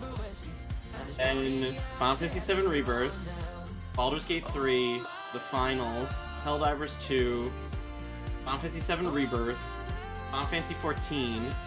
I played Ghost of Tsushima on a friend's PlayStation 4 for about 1 hour. Monster Hunter Wilds, and I guess Marvel Rivals, even though I haven't even played a match yet. So. Oh yeah, Slay the Spire was up there for you, Oolong. Yes, good game. Which I had to stop playing because I technically have to play it on stream. So hard. My top 3 games on Steam are Baldur's Gate 3, Stardew Valley, and Lotro for Ivory. Lord of the Rings Online? Lord of the Rings Online? Really? It's the indie song. Yes, it is 2-bit. Indie put this on once, and it just went onto my repeat playlist because it is today's Bloodhound Gang, the Discovery Channel. This is the Bloodhound Gang for today. Yeah, oh my Lord gosh, of the Rings is it good, Ivory? Is it good? I'd be very curious. Desire So Peak, played every year. I don't have a way to play it on... I would have to play it on console. I'm guessing it's not on console, but... I'm glad you enjoy it. There's a guy who has a YouTube channel. He's a Tolkien scholar, and he talks about many things on there, but he has a series where he'll, like, talk about Middle-earth and the Legendarium and stuff like that while he plays Lord of the Rings Online, and he'll, like, go to some of the locations and stuff. That's cool. I like that. Mm-hmm. Bad Touch, not the Discovery Channel, please. But I couldn't. You're right. That is the name of the song. I went with the identifying lyric as opposed to the proper name for the song because I couldn't remember the song at the moment, and I got a little flustered at getting called out about it from Ash. But you're right. It's Bad Touch. Such a Ross mistake to remember. Yeah, to not remember the name of the song. Such a Ross thing to not remember the name of the song. My sibling and I used to play it a lot. The last time we played was in 2021. It makes me sad. Raw by Midnight Hour, requested by Chainsaw. Does anyone remember what time Jasper left us? 7... It was about an hour ago, right? 45? It was almost an hour ago. Almost an hour. So his 45-minute meeting is at the 45-minute mark? Yeah, okay. So he's never... Yeah, this is my worry, is that if he's in a meeting and the meeting goes long, he's not able to tell us because he's in the meeting. Yep. But, Yep. Is Jasper never coming back? He better come back. We need him. I just don't think it's fair for us to proceed through the remaining categories of the VGLAs without one of the nominators present to defend their nominee and put the case forward with their nominees. So I don't want to proceed without Jasper. Never trust Jasper? I think you can trust Jasper. I think you can trust Jasper to be Jasper. And in this instance, he wants to be here with us. I need sleep. Good night, everybody. Oolong, thank you so much for hanging out with us. It's quite late for you, I know, but thanks for hanging out. Appreciate it greatly. Have yourself a fantastic rest of your Wednesday evening, although I guess for you it's technically Thursday, so have a fantastic Thursday. But thanks for hanging out. I suppose what we can do, at least, is we can at least preview the next category. Let's preview the next category and get people. Ross is just itching for it. I'm itching. Let's preview the next category. Let's get people excited about what we're going to be talking about next. You're still working? Oh, by the way, Foxhound, how is the situation going? I know shit got fucked up earlier. How are things going? Is that going smoothly, or are you still buried under it? What were the previous results? Yeah, let's go over them again for anybody who's come in. Let's go over from the beginning again. It's mitigated just doing a post-mortem. Okay, that's good, that's good. That's progress. So our very first category this year was the best explosive barrel, which I nominated the Finals, Jasper nominated Yellow Taxi Goes Vroom, and Holly nominated Divinity Original Sin 2. I ended up taking the win in this category for the Finals because of the emergent barrel gameplay, as I called it. Then we had Best Ragdoll Physics. I nominated Helldivers 2. Jasper nominated Pal World. Holly nominated Bloodborne. All very strong entries into the Best Ragdoll Physics category. I did end up sneaking the win with Helldivers 2 in this one because you can ragdoll whatever you want in Helldivers 2. Then we had Best One-Man Army Butt or Best Character is Unexpectedly Badass. I nominated the Dead Space remake, Jasper nominated Pizza Tower, and Holly nominated Ghosts of Tsushima. Ghosts of Tsushima, Dead Space remake, put up a strong fight, but Jasper did take this one with Pizza Tower, and it's a really good one. A really good one. And it's Strange Little Man who can run at Mach 4 and kills a god. Then we had Best Guard Gameplay. I went with a serious nom with Chance of Sinar. Jasper went with a serious nom with Plucky Squire. And Holly went with what this category is supposed to be, which is jokes and the Ghost of Tsushima guards, and Holly took it with Ghost of Tsushima for guard play. They're so dumb. They're so dumb. Then we had Best Character Customization. I nominated Baldur's Gate 3, forgetting that I in fact nominated this exact game last year for this same category. Jasper nominated Wolong Fallen Dynasty and got the McElroy brothers to come in and pitch it for him. And Holly nominated Last Epic, attempting to elevate this category to include character customization beyond the character creation stage. Jasper did end up taking this with Wolong. Then we had Best Minigame. I nominated Final Fantasy VIII for Triple Triad. Jasper nominated Rusty's Retirement for Rusty's Retirement. And Holly nominated Like a Dragon Infinite Wealth for Don Doko Island. Don Doko Island for Don Doko Island. Holly took this one with Don Doko Island, which is basically just a whole game on its own, smuggled in to Like a Dragon Infinite Wealth. Let the record show I frantically typed the Bloodhound Gang correction while in combat to keep the 10 kill streak going. Then we had Best Jiggle Physics. I nominated the Mortuary Assistant, going in a bit of a different direction here with a little bit of the weird, creepy jiggle physics of the corpses in Mortuary Assistant. Jasper nominated Nine Souls because he had his one good day there. And Holly nominated Monster Hunter Wilds for the character creation for female characters. Holly did end up taking this, because, again, and I quote, there was just something in Holly's voice that sold me on the horny of it all.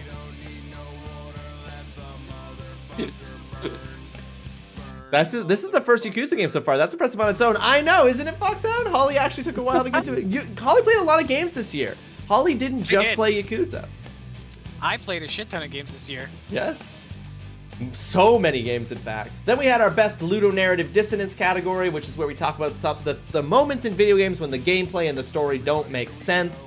I nominated Persona 3 Reload to talk about the way JRPGs will have your protagonist die, and that causes a game over, even though you have party members who have the ability to bring people back from the dead. Jasper nominated Pokemon TCG Pocket and attempted to use statistics to prove that he was experiencing ludonarrative dissonance, when in fact it was just bad luck. And Holly nominated Like a Dragon Infinite Wealth because you can have $5 million in your pocket and still be told by a tattoo artist that you're poor and need to leave and go get money. Next up, our next category that we have not done yet and that we will do once we have Jasper back is Best Grappling Hook. Also, also any JRPG where a companion dies for plot reasons. I know, 2-Bit, it's so dumb. They give you the revives, but then people die, and it's like, but I literally can fix this. I can literally do this. Who won the ludonarrative one? I did. Holly won that one as well. Holly is currently sitting at 4 wins. Jasper and I both have 2. For the students who came late, can you please explain ludonarrative dissonance?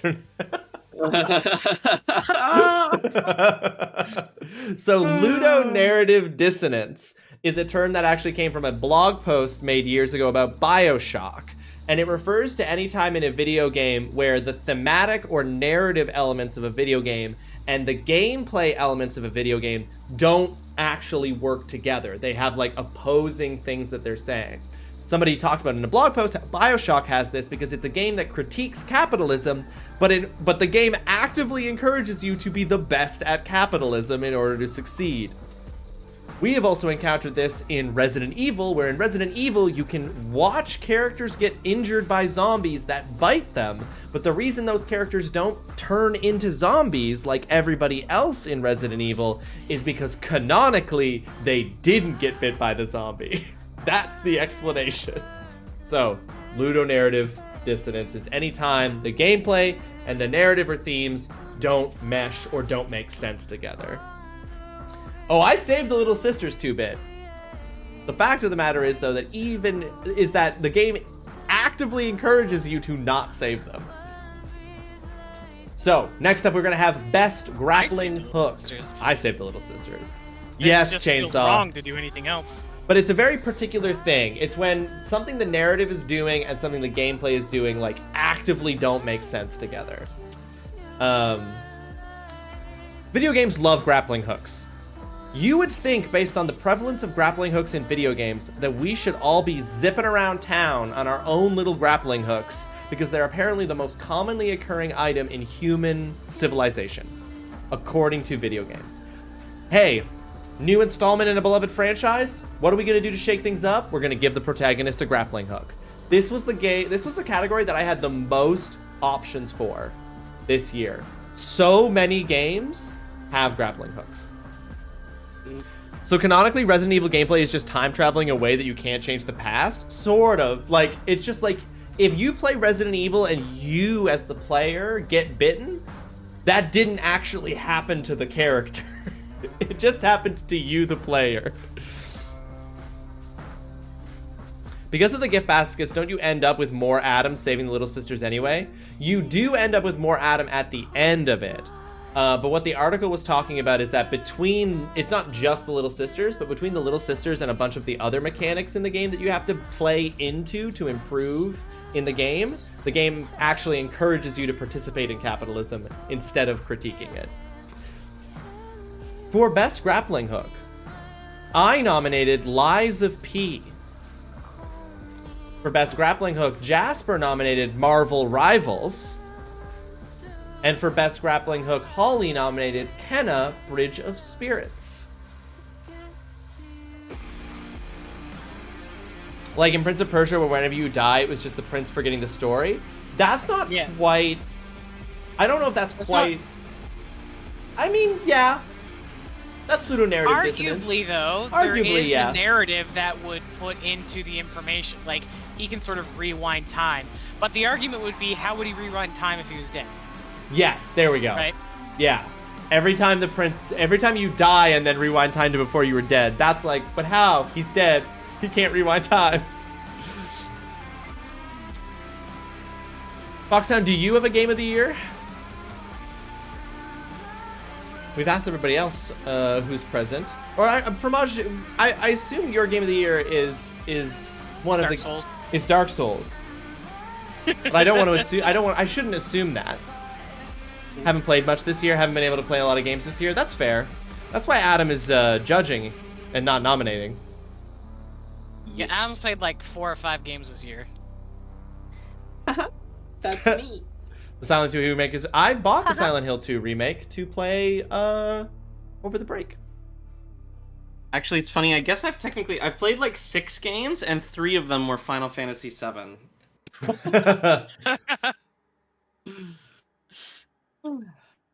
Just from all the different versions. Yeah, Game of the Crisis Year Core, Remake, and Rebirth. is Silent Hill. Yeah, is the original Silent Hill 2 on my punishment list, or did you put the remake on? I couldn't remember. Who put it on? Me? Somebody did. Yeah, somebody did. I don't remember. I mean, you can probably... I'll just bump that play up. the remake. I'll use my executive powers to bump that up. Oh, I think I specifically said I wouldn't play Silent Hill 2 original. Oh yeah, okay, yeah. Foxhound, you said you didn't specify, and I was like, well, then I'm gonna play the remake. To be honest, something I hear is like, I don't know. You might be surprised how little they improved certain things with that game. But... Yes, I've heard that from the reviews and stuff. Game of the year isn't game played this year. Yeah, so promotion, it doesn't have to be a game that came out this year. Just your game of the year of games that you played this year. What about all the games with large inventories, like Fallout 4, where you're carrying literal nukes, wood, steel, and other stuff to build houses? Is that Ludo blah blah, this or whatever? Yes. I would say I would say that that's. I don't think that that's Ludo narrative dissonance, because there's no, unless there's a point in the narrative of the game where the game is like you can't carry You're a wasteland this. survivor. You can only carry what you absolutely need. Yeah. Like the game never says that to you. Yeah, the thing is that there has to be some moment where what the game is telling you story-wise and what you can do gameplay-wise contradict each other in some way. So the really large inventories in Fallout don't contradict something about the narrative of Fallout. Yeah. Like I said, it's our highest, it's our most complicated category because it requires very specific things. What about when I eat 678 cheese wheels in Skyrim? That's just goofy gameplay stuff. If the narrative was like you're gonna starve to death, but you have 678 cheese wheels in your inventory, that would be ludonarrative dissonance. If the game was like saying you're gonna starve to death, but you know you have cheese. You've got cheese. Must eat the cheese. So yeah, ludonarrative dissonance is not the same as game logic. Ludonarrative dissonance is specifically about contradiction. It'd have to be Dark Souls. No surprises there. Listen, Fromage Dinner has it set. Every year, Fromage knows what their game of the year is. You know, there's never any uncertainty. Yeah, they know. They know?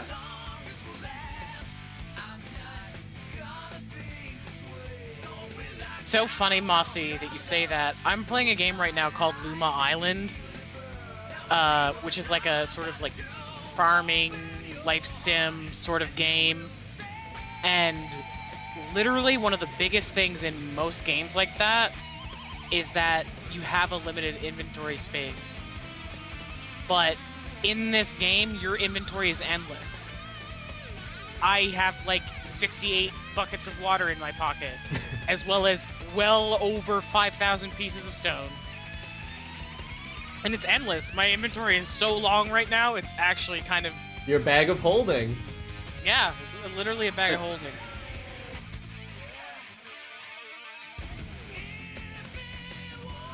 Elbow, Lover's Leap. Elbow. Can we say if there was a category for the VGLAs for best costume design or best fashion, that Liza P would be a serious contender? Look at that! Look at that fit! Look at that fit! How is that not a category for us? We've never done fashion. We should best fashion. We can put that for the VGLAs 2025. Best character design or something like that. You can carry multiple dozens of entire nuclear reactors in your pocket in Factorio. Arguably, I wouldn't say best character design, because some games, like in terms of the characters, have really awesome designs, but their fit is bad. Yeah, I think. So if we're going for fit, the fit has to look cool. Yeah, not I think the design of the art style of the game. I agree with Holly completely. I think if we were going to add a category of best fashion, it would have to be fashion, not character design. Oh, but that's got to be pretty rare, right? How many times do you see a character that has a bad fit and say amazing character design? You know what I mean? That's part of the character design. It is, but I do agree with Holly that character design brings in other like criteria that's beyond, like, I'm talking literally about the clothing on their body. You know, because you can have a really cool character design and it'd be like, that person's naked, that's their skin. Yeah. Yeah. But is it video game logic? I mean, it is game logic. Sick bod, trash drip. You never know. Yeah, listen, the character design in Destiny 2 is really cool, but there are some shit armor sets. Yes. You gotta make sure you have a good drip on your Titan. But you just, yeah, like, I'm just like, damn, if I had the budget, like, if I could cosplay, I would do a cosplay of Pinocchio from Lies of P. I would do that cosplay. Looks so sick. There are a lot of like costumes that you can wear in Lies of P as well that all just look really cool. They all look so cool. He's a fancy boy. Gotta appreciate a little fancy. That's an idea. Every year, folks, between the VGLAs, we get together and we decide what categories that we're gonna keep from one VGLA to the next, what categories we're gonna get rid of, and if there are any new categories that we're gonna propose. We might have to propose fashion for next year, Holly. I think so. I think it would be fun. And we would just be the best clothing. Best clothing on the character. Is the current... mine would probably be like a dragon. God damn it. Listen, but the coolest moments for those characters are when they rip their clothes off. Okay, but literally, Goro Majima dressed as a pirate in a purple snakeskin pirate coat. There's your nominee. There's your nominee right there. The hat. We know you're gonna fit. We know the Yakuza's gonna fit into every category it can, so you might as well lock that in now. Yakuza can technically fit into every category on this list, but I was like, no. Didn't want to have to deal with that this year. I can't do that. If you do fashion, you should do a fashion cosplay too. Match your nomination.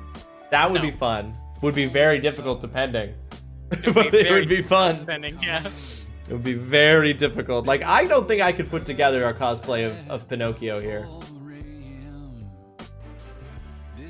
That's more achievable than some. But, yeah. What was that, Adam? More achievable than some. But... True, yeah. Definitely more achievable than some. Can Yakuza fit into the grappling hook category? Like a Dragon Gaiden did. Oh, that's right. It did have a grappling hook. That was right. Here you had some, like, wristwatch grappling hook thing. It was awesome. I'm pretty sure it won that category, too. I think it did. Yeah, I think so. I think it was partly one because it was unexpected. We were all like, oh shit, there's a grappling hook in this game. But this is what I mean, video games love grappling hooks. They're so eager to add a grappling hook. Yeah, with Yakuza, it was less about traversal and more about the combat. Yeah, I just like stylish combat, you know? Yeah, it didn't get you anywhere. Wild. It was really so like, much fun. It was very much a come over here kind of. Come over here and then immediately smack you back away just to do it again. Just to do it. Like, then wild do it movements. again. So fucking good. So good. I keep checking Discord to see if yeah, sorry this is going along, people are yapping. Jasper just posted that about 7 minutes ago. Okay. It's going long because his colleagues are yapping? Love a good yap. Bunch of yappers. I'm just readying the clips that I sent you, Adam, that you weren't able to add to the PowerPoint. Yes. For the next couple categories. Get that shit locked and loaded. Yeah, Foxo, not only was it a meeting that was happening like late in the day, I think it's actually technically 8 his time. Not only was this a meeting that was late in the evening, but he got told that this meeting was happening like 2 days ago. So we'd already locked in everything for the VGLAs. We'd already planned like the time and everything, and then he got notified like on Monday. He was told there was a mandatory meeting on Wednesday evening, right in the middle of the VGLAs. But it feels wrong, y'all. It feels wrong to go on without him.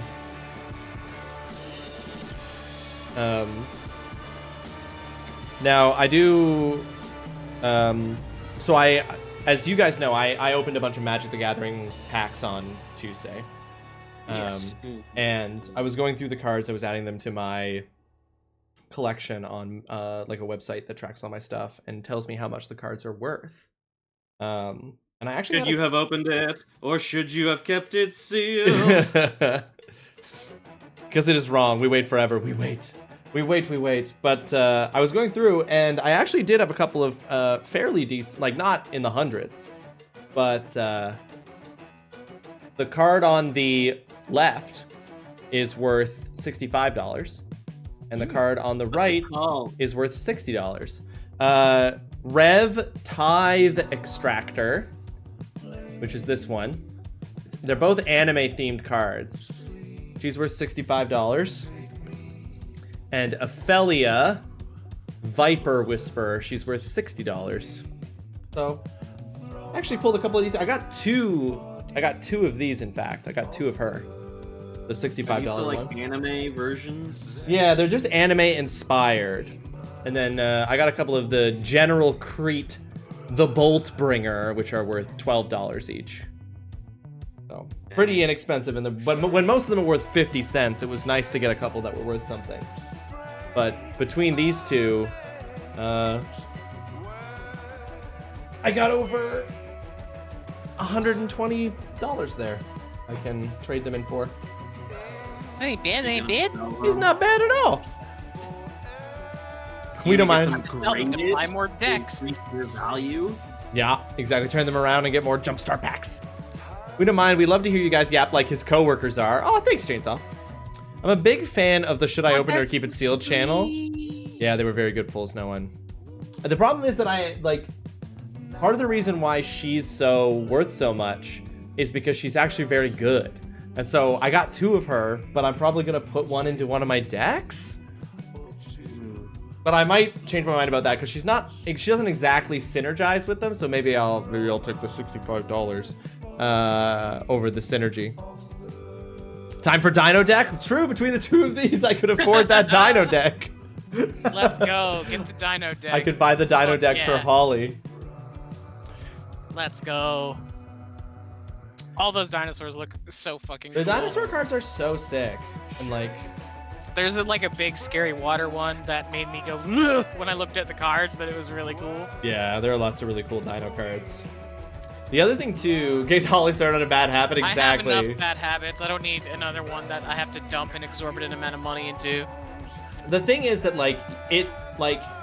in theory, you could get a lot of those dino cards just from pulling packs from that particular set. Yeah. You just wouldn't necessarily get all the ones that, you could in theory get all the ones that are in the pre-made commander deck. Yeah. But but it would be based on luck, right? Like even if you got a booster box. So that's always the trick. The card game that I used to play when I was younger and still have almost all of my cards around here somewhere for is Yu-Gi-Oh! Mm-hmm. I played the shit out of Yu-Gi-Oh! When I was younger. Oh yeah. I did play a lot of It's changed Yu-Gi-Oh! so much at this point, though, yeah. that I don't think I could play it anymore. Cal's talked about that, how crazy different it is now. Yeah, it's wildly different now. Do you guys remember the Digimon card game? No. No, Not but at I've all. been curious about it. I don't remember any of the rules, but I did have some Digimon cards, but I don't think I ever played it. But I remember that they did Digimon cards when they did like the third series or season. I don't really remember how it worked for Digimon, but the one that in the Digimon show, the kid had Digimon cards and he would swipe them, and that's how he would get the Digimon in the real world. I remember that. Yeah, like That's my favorite season of Digimon. That's the best. That's a really good season of Digimon. That's if the you best wanna watch season it. of Digimon. My favorite Digimon series is probably the one with like Ken and Wormmon. Oh, I mean that's good too. Yeah. Their arc is just so fucking good. I think it's the fourth season or fourth series. I'm not really, because they would have, I don't know if when they rotated protagonists and settings and stuff, if that was a new season or a new series or how it worked. But whatever the one was that was after the one with the cards, with the kid in the cards and the Digimon that were based on the Zodiac showing up.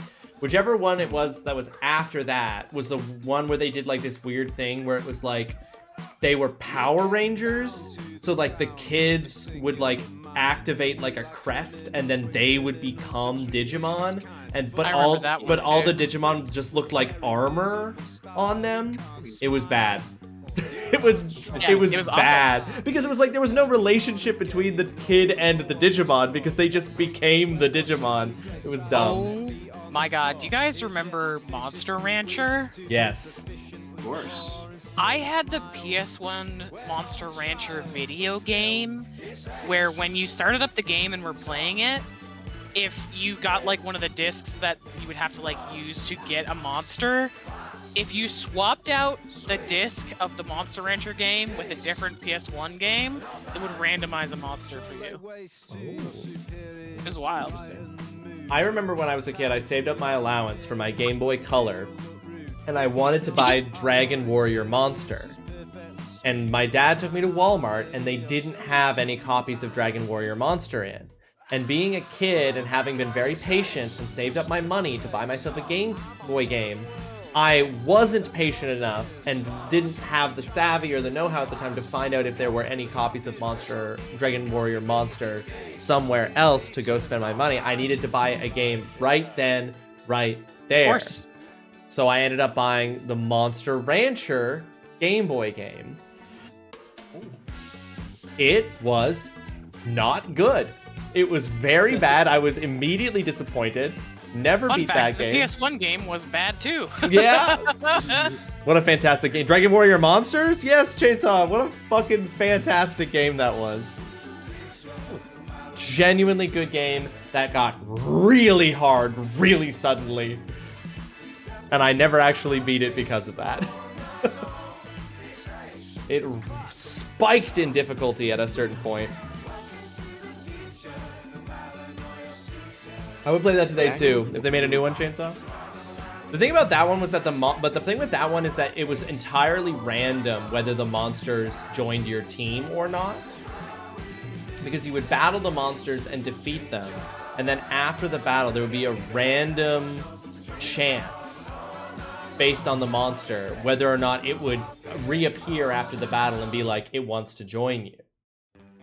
So you couldn't actually go and catch specific monsters that had specific abilities or had specific strengths. It was entirely luck. At least as far as I knew. Maybe as a kid I didn't know something about the game that would be obvious now. But that was my understanding of it at the time. You couldn't beat it. Yeah, no, I don't think either of us ever beat that game.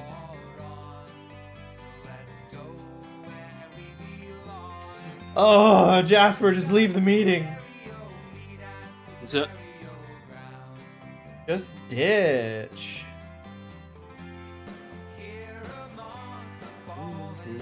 Folks, thank you so much for your patience while we wait on Jasper to return. He hasn't sent another message since, it doesn't look like. Cannot believe his coworkers are yapping. Turning a meeting into a social event that he can't leave. I hate that so much. It happens so often with the meetings that I get into. And I'm like, talk some more and I'll fucking kill you. Good shit I gotta do. I'll drop a message in the chat being like, gotta go, bye, and then I'll just leave. Yeah. Like if someone's just ditch. Find a way to dip. Sorry, I actually have another meeting I gotta get to. Yeah. I have more important things to do than listen to you just garble on about fucking shit I don't care about. I gotta go.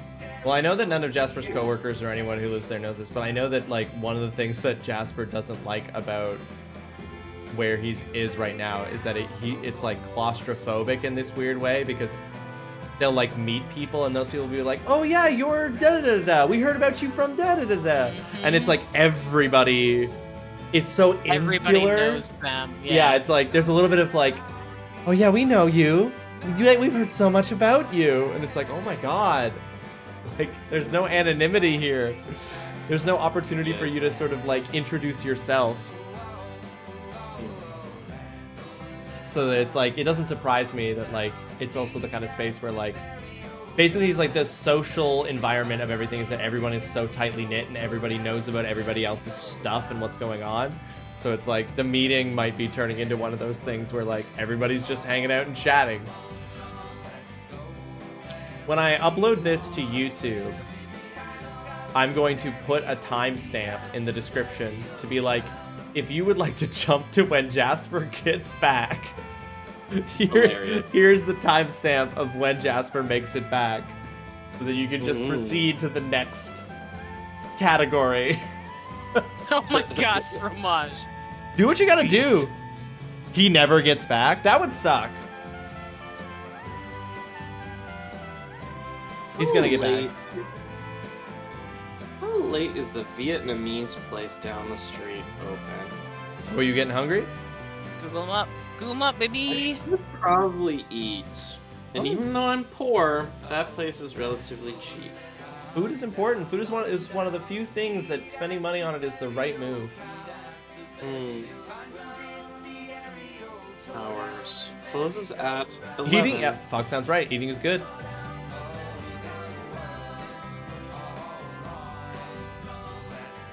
At least we're being accompanied here by some lovely tunes. Thank you, Chainsaw, for hitting us with tune after tune after tune. Dude, I'm like, it's no secret that I've been tired for the majority of like the last 4 weeks. Mm-hmm. And it's hitting me hard now. Yeah, I know. I'm getting worried about the amount of time because now it's what was supposed to be a 45-minute meeting that Jasper was coming back from, which I was fine for us waiting for, has now turned into an hour and a half meeting that we're waiting for him to come back from. So I think hopefully he comes back soon, but I'm going to make the decision here that we are going to proceed without Jasper. Because we're fading and I want the energy to stay up and I want us to keep going. We're going to keep going. And that sucks. Just send a quick message being like, "Hey man, we're going on without you." Well, yeah, it's been twice as long as we thought he was going to be away for. So it's double the time that he gave us for that meeting, which just means that his work lied to him about how long the meeting was going to be. True. Which is not his fault, but we shall proceed. So we are 15 minutes and move on. No, it's been an hour and a half and we're moving on. All right, folks, we are going to keep going here. We're going to go ahead without Jasper, and hopefully he will rejoin us and he can sort of fill in some of the blanks here. Our next category is Best Grappling Hook. I've lost track of what order we were going through and who gets to present this one first. I have no idea. Yeah. I'm going to say, Holly, you go ahead and you present it first. You go ahead. Holly, your nominee for Best Grappling Hook is Kenna Bridge of Spirits. I nominated Kenna Bridge of Spirits because the grappling hook functionality of the game is very much limited to mobility through the air and into spaces where you can't get to. You can't really use it for anything else. But I thought it was really cool how they implemented it in this game as opposed to others, where it's not actually a grappling hook that you use, but you shoot your bow and arrow at a particular flower, and it does create a line between you and that flower and pulls you forward. And there are a bunch of different puzzle areas in the game where you have to hit them in certain ways to be able to get to the next location that you need to get to. And it made it really interesting in opposed to a lot of other games with grappling hooks that I've played, where it's like, that's a very clear indicated spot that I need to grapple hook to get somewhere else. I'm going to do that, you know? It was very much... There were some moments like that in Kenna Bridge and Spirits, but then there were others that were literal, like, puzzles and were very interesting to play through. So I thought that was really interesting in terms of a grappling hook-esque sort of function in a game. Mm-hmm. Okay. My nominee for Best Grappling Hook is Lies of P, and in Lies of P, the grappling hook is not a traversal mechanic. Lies of P is a Souls-like game, so the movement is fairly rudimentary in terms of like walking, climbing. You have a slight jump, climbing up ladders, that kind of thing. There's not a whole lot of like... I thought you said crying up ladders. I mean, sometimes that is how you play Souls-like games, if you really think about it. I gotta go fight him again. So the grappling hook is actually for combat. It is one of the... So your character has multiple arm enhancements that they can get and that are applied. And that is where this grappling hook comes into play. Grappling hook! Wow. The dude at the end, though. Grappling hook! So that is how the grappling hook works in Lies of P. It's a augment you can put on your arm. You fire a grappling hook, yank an enemy towards you, and then you can follow up with an attack. So it's hard to describe. It feels so good when you use it in the game. Like, it's so chunky. The camera like zooms in. You get the chunk, the sound effect, the feel, the vibration. If you have that turned on, I don't. But it just feels weighty and powerful. And when you reel them in and then can land that attack, the sound design behind it is brilliant. It feels like it has oomph. It feels like it has impact, and it's a really cool way to work on. It's chunky. Yeah, it is. It's chunky, Foxhound. And you feel it connect, and it adds this cool thing where you can, like, adds to the sort of gameplay of it, where it's like you're not just kiting enemies, but you're actually sometimes dictating their movement according to what you want. Jasper has nominated Marvel Rivals. I'm going to attempt to sub in for Jasper here because I've played Marvel Rivals, and so I'm going to try to sub in here what he I don't know exactly what he was going to say. But there are two... He told me that he was talking about Moon Knight's grappling hook specifically. Yes, so I was going to say, because there are several characters in the game who have grappling hooks. I was like, Punisher is a grappling hook, Moon Knight is a grappling hook, and Winter Soldier is a grappling hook. Moon Knight's grappling hook is pretty cool. Moon Knight has a lot of mobility options for like jumping and stuff, and he does have a grappling hook that he can launch onto a point to pull himself up, and then he can activate his glide, so you can like really like live out that idea of like getting up above and then like the threat of Moon Knight like gliding down. It's very Batman in that respect. And the grappling hook works on all environments. It has a fairly limited range because it is a PvP game, but like it's a very cool grappling hook, and it does set you up for like some cool airborne opportunities to like get up above and throw boomerangs. And so it gives you a particular like superhero fantasy when you use the grappling hook for Moon Knight in Marvel Rivals. Okay. Which one of these am I gonna choose? We throw it to Adam to decide. I was literally just Googling, trying to see if I can find gameplay of the grappling hook from Kenna. And I didn't have much luck. I think that the issue you might be having with searching up gameplay for Kenna is that it's not technically a grappling hook. It's like an ability on her bow. It's like an ability. Yeah. Search like... hang on, let me see if I can find it.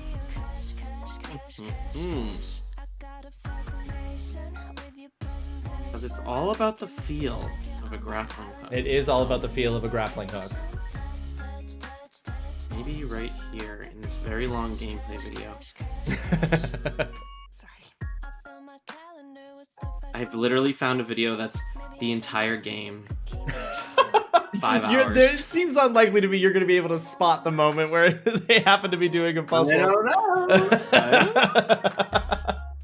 Adam's just going to be like, much like the grappling hook, I'm going to shoot right to the right spot. Yeah.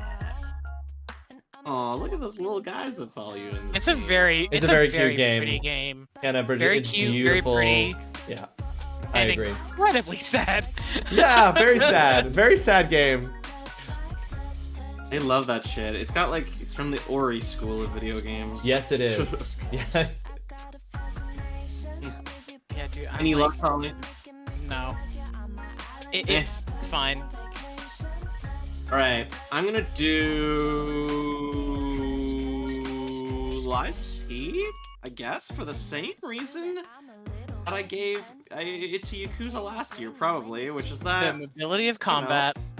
I love a combat grappling hook, you know what I mean? Like, the movement with a grappling hook has to be really good for it to be cooler than a combat grappling hook, in my opinion, so... I just think, yeah, I was like, the grappling hook in Lies of P feels so good to use. It was genuinely one of my favorite, like arm abilities to use, because it just feels so good. And it gives you so much range during combat, so... Especially where Lies of P combat is very similar, at least in my opinion, to Bloodborne combat from what I've seen and played myself, where you want to be up close, so if your enemies are far away from you, that's a problem. Yeah, you get to, it gives you a little bit of, it gives you the ability to say, I decide where we're going to do this fight. All right, folks, our next category is best or most unexpected quote from a video game this year. I nominated Final Fantasy VIII. Jasper nominated Metaphor ReFantazio. And Holly nominated Like a Dragon Infinite Wealth. That's 3. I actually do have Jasper. Well, Jasper's clip is linked there. Oh, perfect. I have a video as well. Oh, amazing. Okay, I don't have a video for my link, but I'll go first here, and I'll just read it out because I wrote it down. I had several really good quotes for this year, but this is kind of a 2-for-1, but I'll say the number 1 and then I'll give the runner-up for it. But Final Fantasy VIII, there's a quote that is, just for that, you're getting the coochie coochie treatment. That's wild. I forgot about that. Oh, Laguna, I love him. Laguna, just for that, you're getting the coochie coochie treatment, which is only beating out by a slight margin another line, which is, I want to scratch the bottom of my feet. Just unexpected. Older Final Fantasy games, just wild, dude. Just absolutely just wild. Some of the shit that they say. Okay. Unhinged. Chainsaw, I want you to know that the joke you just made is hilarious. I'm really being polyjamorous here. It's good. With all the different kinds of music. It's good. That's very good. All right, let's do Jasper's line from Metaphor ReFantazio. This is a strong entry, may I say. You're here?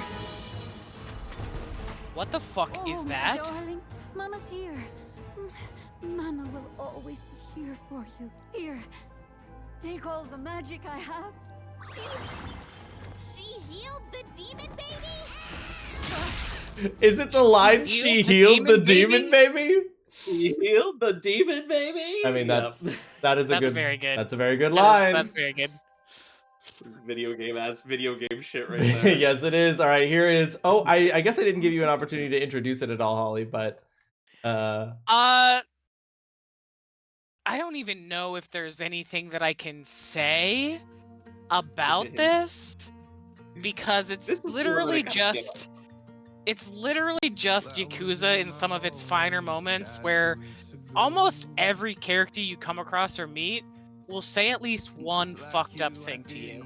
Or one just unhinged thing, one wild thing. Whatever any other synonym or like similar word you can think of, pretty much any character is going to say something that's just catches you off.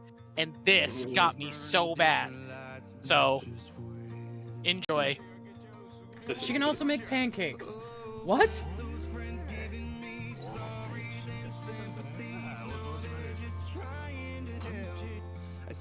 Pancakes from your trash hole don't sound very appetizing, though. Pancakes from your trash hole don't sound very appetizing. And just for context, that big thing over there is a giant Roomba that a scientist designed to clean up trash around cities that he gave AI and then accidentally trained it to suck up shitty people. King. And it can make pancakes. King, though. All right. There are our 3 best or most unexpected quotes. Adam, what is your ruling? Folks, this is the hardest category yet, I think. Good. They're all just absurd. Like, if I heard anyone say any of these in my everyday life, I would be shocked and delighted.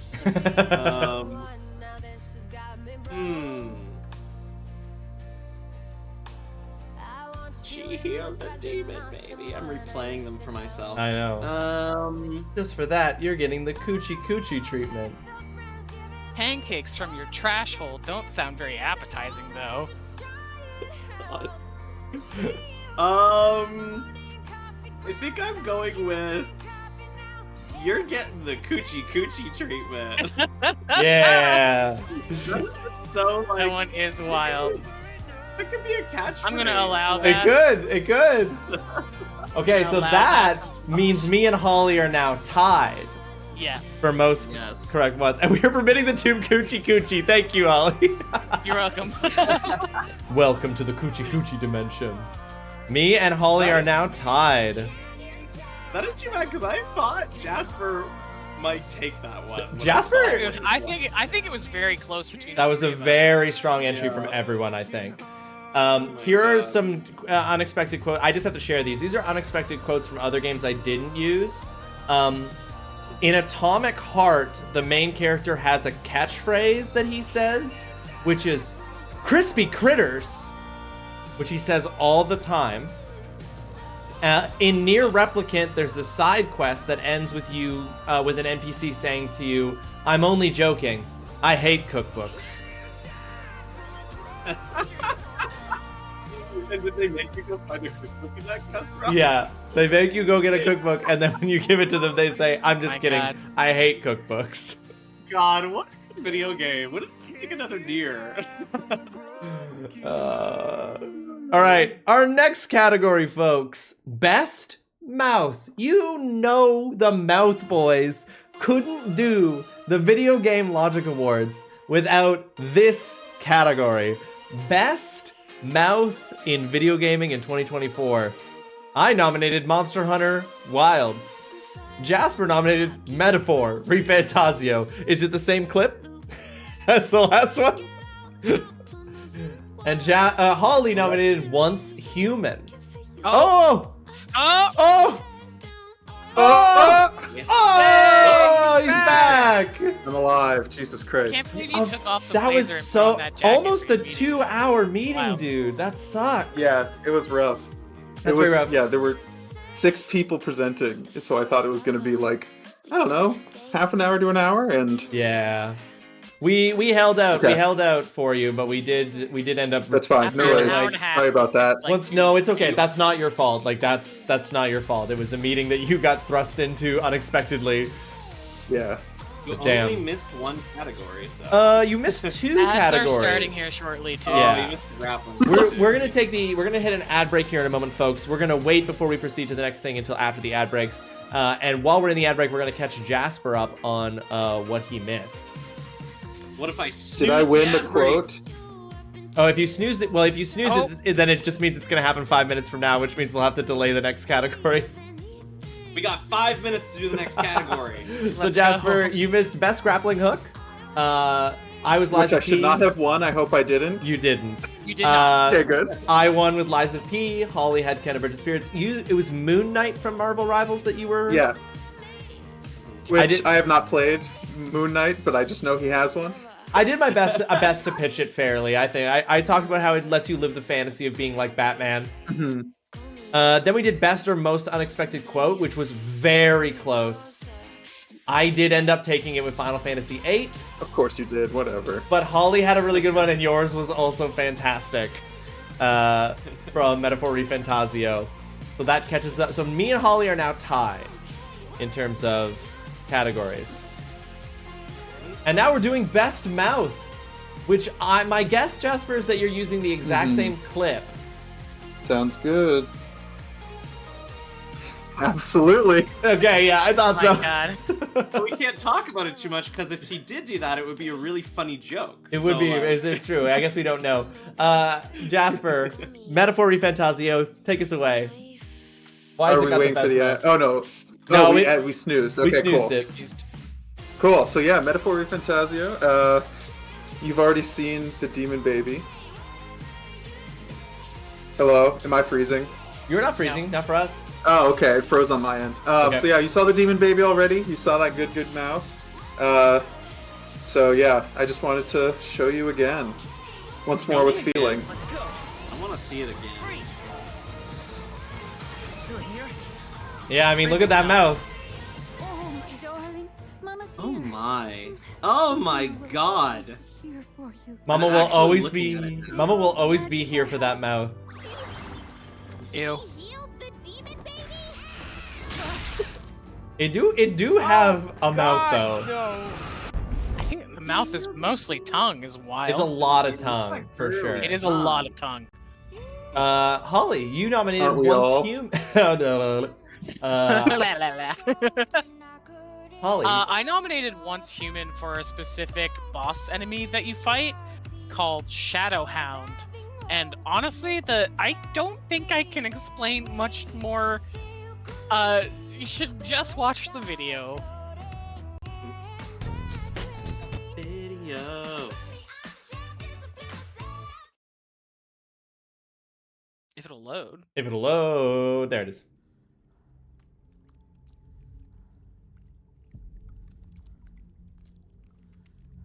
So this boss is called Shadowhound? Yes.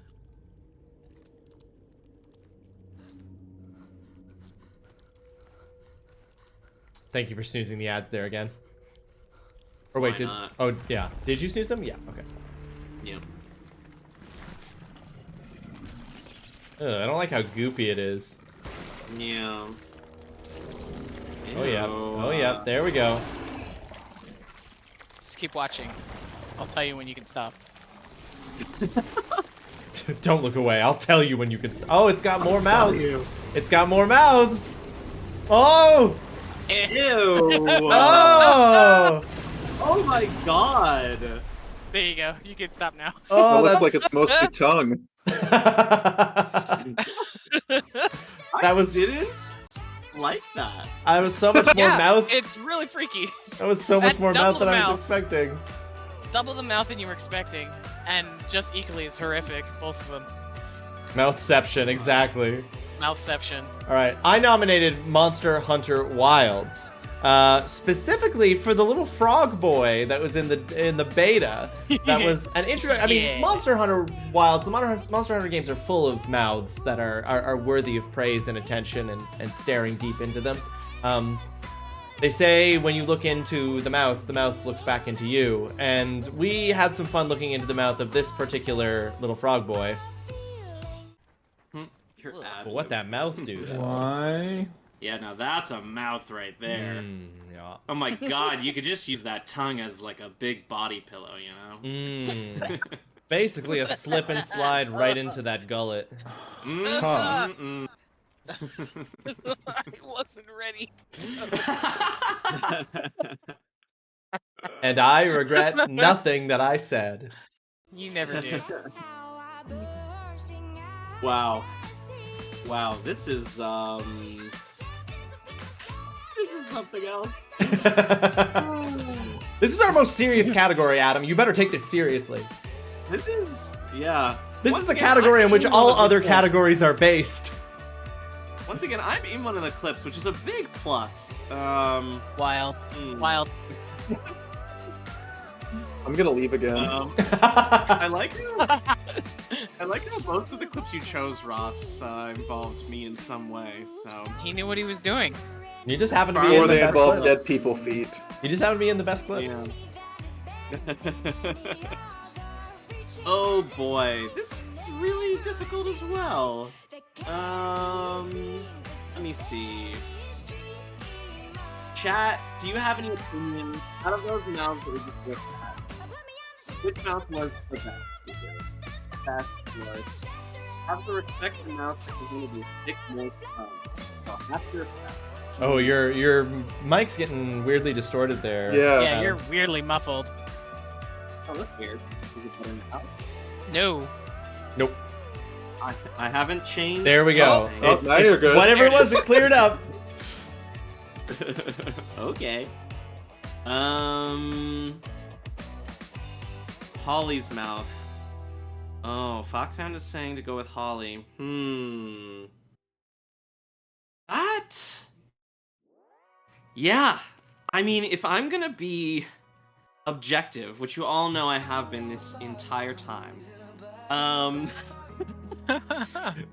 guess I'll do, yeah, I gotta do Holly's. I hated it, but it was probably the best mouth. You know what I mean? It's hard to deny the strength of the mouth that Holly has presented before It's also the tribal council today. There are also two. Yeah, it was a 2 for 1 feels deal. like cheating. That was a 2 for It's 1. best mouth singular. Yeah, singular mouth. Yeah, she should be disqualified on the basis There of... was one mouth, and then there was another mouth. But you That's gotta pick 2 one. mouths. Which one was it? Which one? Choose one Which of the mouth two. was it? The winner's already been chosen. We can move on. Well, we can contest. You guys. No, guys are which just mouth being is really Which one? smart. mouth did you submit?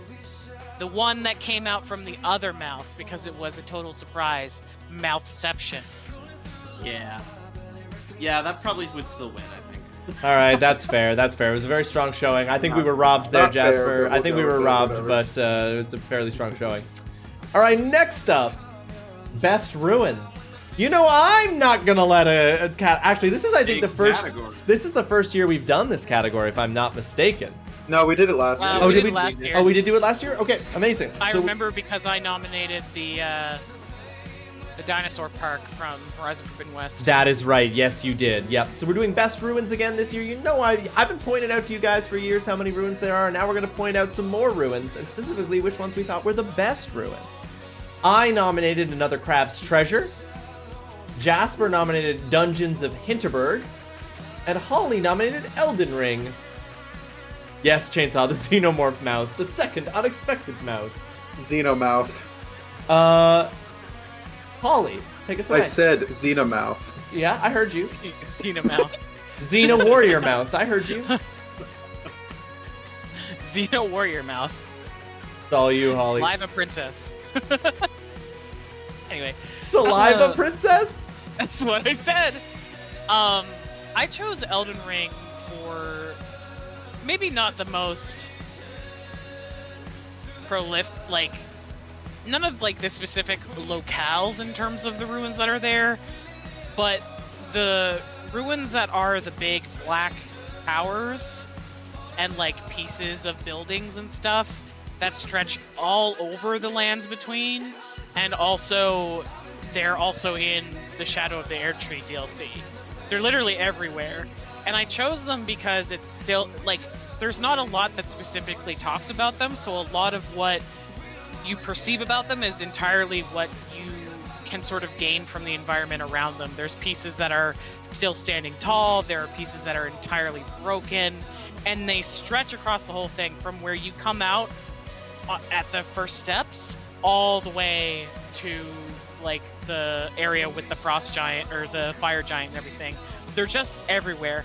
So when I was playing it again for the second time this year, it really had me stopping and thinking, who built these structures and why did they like reach across the entirety of not only the lands between, but also an area that you can't even get to normally without passing through like something else, essentially, like Shadow of the Erdtree. So it was really interesting, and they're just so huge and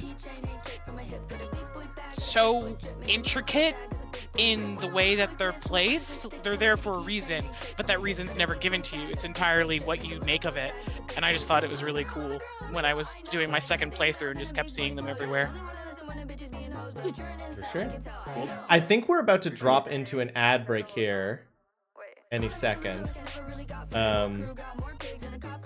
So I'm hesitant to start, but if it happens while I start mine, I'll just pause mine. So I chose Another Crab's Treasure. Another Crab's Treasure has a ton of different ruins that I could have chosen to do. It has like, the game is really interesting and like it's there it is. There's the ad break. I'll tell you why it's interesting in a minute and 30 seconds. But Yay. Yeah.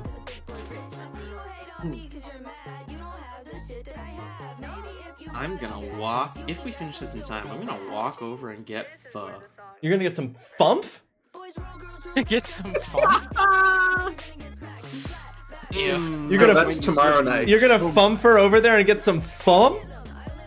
That's true, my date is tomorrow night. Maybe that's where I get the fump. Yeah, listen, you can get fump. You can get pho, you can get fump, you can get pho whenever you want. There's enough fump in this world for everyone. It's like 20 to 11, and talking about like food is making me hungry, but I know I shouldn't eat right now. Yes. Why not? Because it's 20 to 11 and I'm dying. I suggest turning the music down by 5 to 10%. Don't want it to overpower you guys. Yeah, if it's a little too loud. What about just turning Ross down 5 to 10%? No, that's the opposite. Maybe you should stop suggesting such awesome jams, Chainsaw. The problem is that we want to fucking rage. We want to fucking rage. No, that wouldn't work. That's the opposite of what you asked for. I'm fulfilling the needs of the people. All right. 5 seconds left in our ad break here, and we will be back with everybody. All right, folks. As I was saying, Another Crab's Treasure is very interesting. It is technically a Souls-like game, although it's very it is very, I think, accessible, entry-friendly for people who haven't played Souls-like games before. But its big thing is that it has this whole eco-criticism thing going on, this environmentalist bend to it that I find really, really interesting in the game. But the ruin is connected to that. So this is a little bit of a spoiler, not narrative-wise, but a little bit of a spoiler for late game Another Crab's Treasure. So this is your warning here about potential spoiler. But eventually, as you get later into the game, you descend deeper and deeper into the ocean, and you eventually descend to a city called Carcinia, the Bleached City, which is a ruin of a former kingdom that was destroyed by pollution, by water pollution in the past of the game. But it's the ancient ruins of the city, and the city is entirely made of styrofoam. So the idea being that this ruin has endured through time because it's made from this non-degradable material. I'm having a major moment of deja vu right now. I don't know why. I feel like I've had this exact conversation about this exact thing. Yeah, because you nominated this last year. No, I didn't nominate this last year. I didn't play this last year. But anyway, it's a full style. So it's this interesting take on ruin, because it's the ruin of a city that's been abandoned and deep in the ocean. But it's also this idea of the styrofoam and these discarded materials as that will endure, that don't break down and that will endure and that will actually probably outlast human beings in a sense, as this kind of ruin that endures in a very particular way that I think was super interesting. I really tried to find pictures of it online. I didn't take one when I was playing the game, and you cannot find screenshots that anyone has taken of this city in the game, which was very disappointing. Yeah, because it kind of sucks. That's not true. Did anyone count how many variations of the word endure Ross used during his explanation? I don't think I used that many variations. I think I just said the word endure 8 times. Jasper? All right. Did you include my image, Adam? Yeah, it's the next slide. Oh, okay. Do you want me to show the image and then you'll speak, or? I'll speak show the image. So Dungeons of Hinterberg is this really cool game where you go through and explore all of these different, basically it is areas that are ruins, but magic has artificially created these ruins. And so this one ruin in the game is towards the end of the game, and it's basically this MC Escher inspired ruins where you are just walking around these weird different perspectives, and you have to shift perspective in the game to try to get around these ruins. They're different sort of points that have broken down versus points that are still surviving, and just sort of have to navigate through these weird ass perspectives that really fuck with your head. I loved these ones. Very they were cool. so fun. That's very cool looking. All right, Adam. Well, you're saying Hunter is saying the don't ruins know. from Skyrim. Those are very good ruins, Hunter. I don't know how many games have dungeons based on Escher paintings, but there should be more. So I think Jasper wins this one. That's what I thought. To me. We're sending a message because for all the devs who are watching. Hey, devs, more MC Escher. If you want to see your game nominated next year, more MC Escher for the VGLAs, more MC Escher dungeons. Professor Dr. Sir, is time crucial to the definition of ruins? No, it is not a requirement, because war can create ruins that are very recent, very young in that sense. But no, time is not actually a necessary factor of a ruin. Good job, Professor Ross. Thank you. That was a very good explanation. I hate and love that you used the word young. That's so evocative. Our next category is our best limit break style move, or as Adam has truncated it here to, best super move. Your best ultimate ability in a video game. The Because best new category this year. We could literally do an award show just about this. this is a new category we're very excited to show this year. Best super moves. So just the moments when the game is just like, all right, let's break the budget on this one. I nominated Persona 3 Reload. Jasper nominated Balatro. Wild. Holly nominated Like a Dragon Infinite Wealth. Okay, that's 4. We're up to 4 there. I believe that we are starting with me. We're starting with me this time.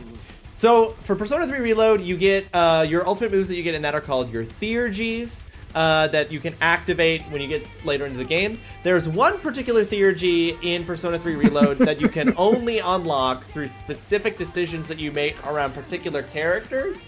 I am definitely gonna say that this is a spoiler warning for anybody who wants to play Persona 3 Reload, because this is cool as fuck, but it does do a little bit of spoilers around a certain thing in the game's narrative. I assume it's the next... Oh, it's a link to this one. I have a video, Adam. Why is my video not here? Because by the time I saw you had sent it, I had already sent the power. It was too late. Okay. Well, it's in the Discord, so you can still grab it. I can't get it. If it's in the Discord, I can't get it. Oh, that's so dumb, dude. It's so good. Post it in Twitch chat. Yeah, put it in the Twitch chat. I will post Yeah. I'm not trying to not show it. I'm just saying I can't get it if it's in the Discord. So just put it in the Twitch chat. Technically speaking, all the Follow Game City yes, they do, Hunter. That landscape is covered in them. But here is Junpei's Theurgy.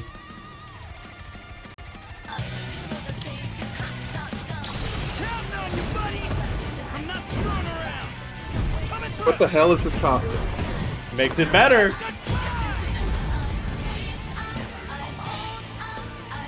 God, dude. It, I can't believe it rocks like, so it's hard. the original game, right? Any of those Theurgies, like, and I saw that one. I was like, come on. It man, rocks that is so hard when he's like, and it's so good. I can't. It speaks for itself. Jasper, take it away. I thought you were gonna do Shinjiro's, which is also fucking insane. Where he starts like bleeding from the eyes or whatever. Yeah, his is also very intense. But no, I went with Junpei. Junpei's. There is no better feeling than in Balatro when you build up your jokers and play a hand and you end up with a massive score. So play the clip. Sorry. Just So the intonation play of what you said was very the funny clip. to me. Play the clip.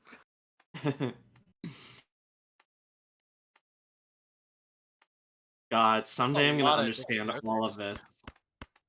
Yeah, I was gonna say I don't understand what any of this means, but Just watch the number go up on the left. Yeah, that's kind of what I was thinking when I was over here? watching this the first time. I was like, Mhm. look at big number go up.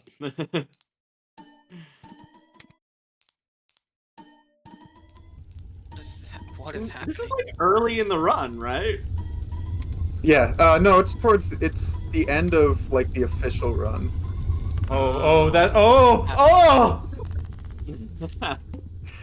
So was shooting for 75,000 but hit 10 million. It feels very good when score goes up. Like it's one of those games where it's very much number goes up and you just feel so good when it does. When number go Yeah, exactly. Jason is back. Yes, sign. We were lucky enough to have Jasper rejoin us. The numbers turn to fire when you reach more than the goal. Love that. Yeah, it's so good. That's very cool. All right, Ollie. I chose Like a Dragon Infinite Wealth. There are a ridiculous number of like super moves that you can use between moves where you can combo Ichiban with any of his companion characters so long as their relationship level is high enough. But as characters level up their character-specific jobs to a certain point, they get special moves called Essence of... insert words here. My nomination for this is Kiryu's Essence of the Dragon. Kiryu being the main protagonist of the first 7 games. and essentially just really, there's so much emphasis on him being the dragon that how they brought it over into the Like a Dragon games where it is a turn-based game and being able to play as him in Infinite Wealth made it all the better, and he's just a very intense character. So dropping the link for the video in the Twitch chat now so you can grab it, Ross. It's very good, and this hits everybody on the field.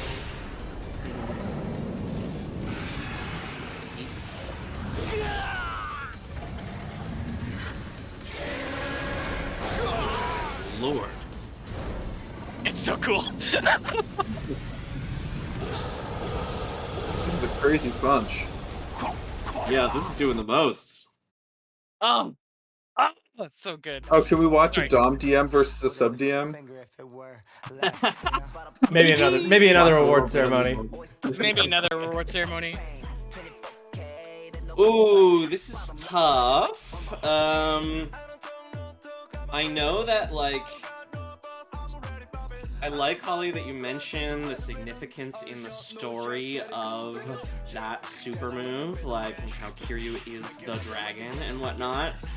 And I appreciate Balatro as like a very different kind of super move. It's like the move you can do that's most super. I think, I don't know, call me biased, I gotta go with the Persona 3 Reload one. Like, it's so I had a feeling that was straightforward. gonna happen.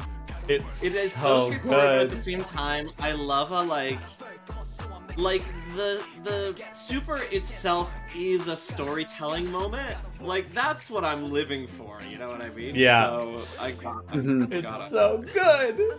All right, amazing. That's it for best super move, which means... Oh, this is fancy. This means we have reached the end of the VGLA's official categories. Before we all announce our games of the year in various ways there, let us look at who had the most number of nomination wins in this. Coming in with three is Jasper. Jasper won best unexpectedly badass, best character customization, and best ruins. Congratulations, Jasper. Coming in with 4 is Holly with best guard gameplay. I had 5. 1, 2, 3, You both 4. have 5. We're tied, dude. Wait, which one did I mark? Did I mark wrong? Oh, I see which one I marked wrong. Holly has guard, minigame, jiggle physics, Ludo, and mouth. And yep, that's right. I missed. We're tied, brother. I didn't put in a winner for Wow. mouth. I didn't put in a winner for mouth. That's right. So Holly got Mouth guard will win. gameplay, minigame, jizzle physics, jiggle physics, Ludo narrative dissonance, and mouth. Yeah. I got explosive barrel, ragdoll physics, grappling hook, quote, and super move. So we have a tie between me and First Holly. time. Our first. VGLA history. Yes. No, we've tied before, Ross, and we had to. Oh, that's right. We had to come up with a new category, which was best video game OST. That's true. We came up with a category on the spot to try to make them. But that was that. It was just you and me, and then Adam was judging. I'm fine with this being a tie. Oh, of course, this year you're fine with it being a tie. Holly, what do you think? What do you think, Holly? I'm fine with that. I get to keep half of the crown that I got last year. Yeah, So. we split the crown. Oh, this is so interesting. I don't know if I like this. Well, Adam, you decide. This is so right. Adam, you decide. How would you like us? Would you like us to break the tie in some way? Does anybody in chat have an idea for a new category? Just off the top, If you off the don't- dome. Best jizzle figures. No. If you don't, I have an idea for a tiebreak. Give us your idea. Okay, my idea for a tiebreak is essentially the last category again, but I want you to pick what you think is the best video game super move ever. Show that to me, and I will. Wild. That's wild. I will give you some time to find it. I already know what it is. I know what mine would be. Jasper, I mean, you can show yours. Jasper, you can show yours, and then if Jasper wins, then we keep going. No. No, that would only bring Jasper to 4. I know, but then we do a different category. Oh, and yeah. Jasper can keep flying. All right. Well, I already got mine locked in, so I'm ready to go with mine. I'll say while Holly's looking for hers that if I had participated in this, I would have put something from Final Fantasy VII Rebirth in the super category because they have all of the like link attacks or whatever the heck they're called. Yeah. And they're like so cool. Like they are probably one of the coolest parts of the game. Yeah. I Probably look forward. the Aerith one where she's with Barrett and like he like gives her a pair of sunglasses and they just like shoot the guys up and then do a cool pose at the end. I'm like, yeah. Well, this looking feels right. looking forward to seeing that when I play Rebirth over the break. Yeah. All right, I've got mine locked and loaded, but Jasper, if you have one, you can just drop it into the Twitch chat and I'll pull it up. Yeah, 1 second. I'm finding a video for it. I'm realizing, hang on here, I'm gonna just get to the moment that I'm looking for.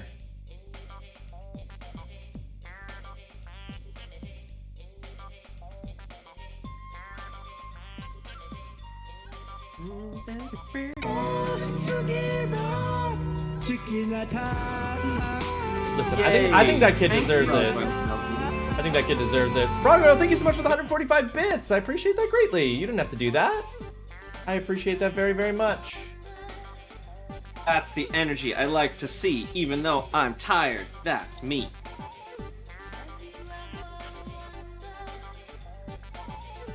Alright, Jasper's.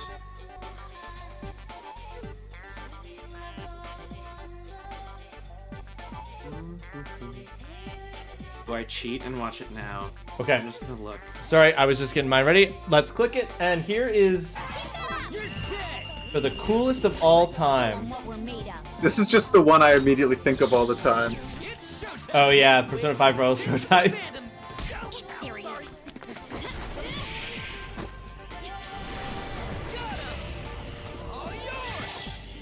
I mean, why is it gotta be so stylish, dude?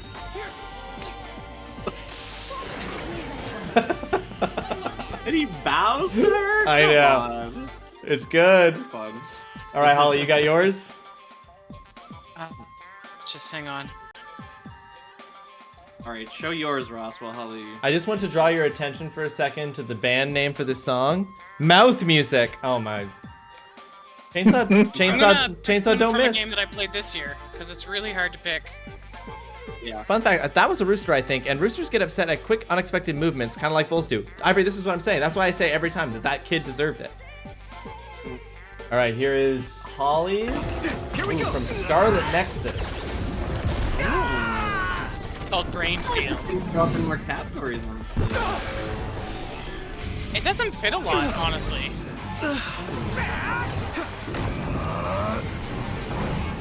You basically go into like a space in your brain where you can use psychokinetic powers without any limitations except for how long your brain can last before you fucking die. You can use jizzle figures. I was also gonna joke that it's all about the jizzle figures.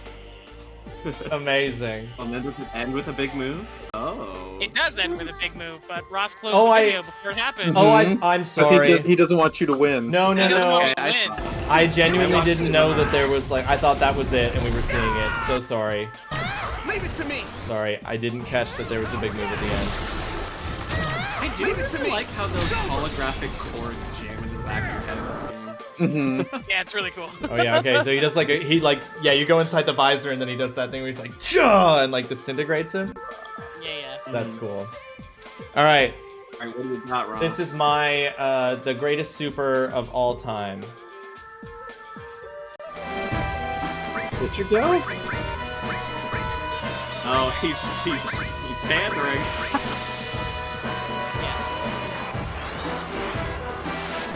This is, of course, Sephiroth's Pandora's Box.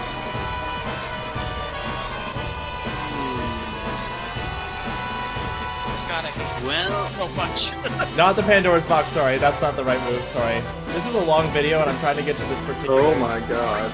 Yeah, I was like, wait a second. That's not the move. Wow. This is the move. Didn't even have it queued up right. This is the move. Adam was like, everyone- no, you're wrong. Everyone get comfy. It's also the longest super move in video game history. This is so... I wonder how they're gonna do this in remake. Yeah, for real though. How they're gonna do this move where he summons a comet from outside of the galaxy. It crashes through every planet in the solar system. And he does it multiple times. The weirdest thing, honestly, is just that it's establishing that the same planets exist. Yeah, yes. It's very strange. Like, Oh my god, we're still going? It's a long... Oh my god. Like, it goes straight through the gas giant. That's fucking crazy. I will say, the first time he busts out this move, it's sick as hell. The 19th time he busts out this move in the fight, you're like, oh my god. Yeah. But we're thinking about the first time here. It's funny because he's not even that difficult. And he doesn't even hit you with the asteroid. He makes the sun explode. He disintegrates the other planets.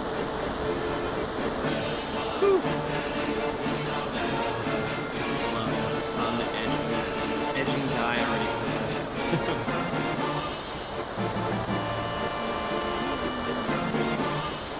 Oh my god, look at those frames. I know. I can just like tell that after 2 or 3 times of this, it'd just be annoying to watch. Look at this guy madly being like, what am I gonna do to stop it? Yeah, he's like, I'm gonna heal once it's over. But it doesn't do like, yeah. Yeah, that did nothing. What? I know. Ridiculous. The best What?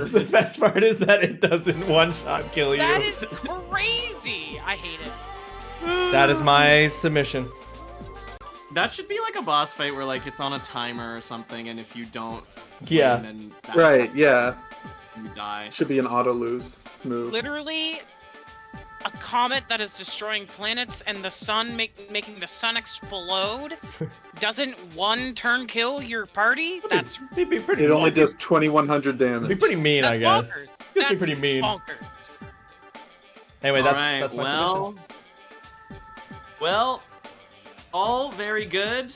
Like I said, I could literally watch video game super moves like all night, but I think it was a well-fought year this year.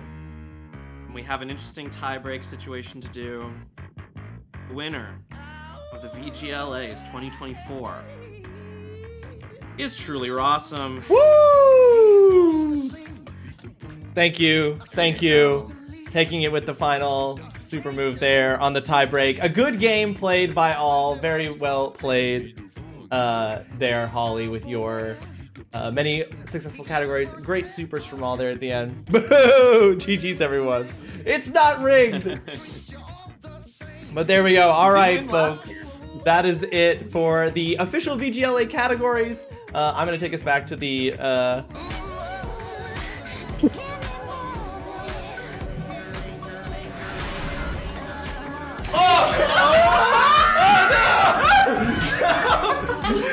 You all deserve to see this once again. Oh my god, we're still on me! It's not ready! Jasper, are you wearing the same t-shirt? I'm wearing the same shirt.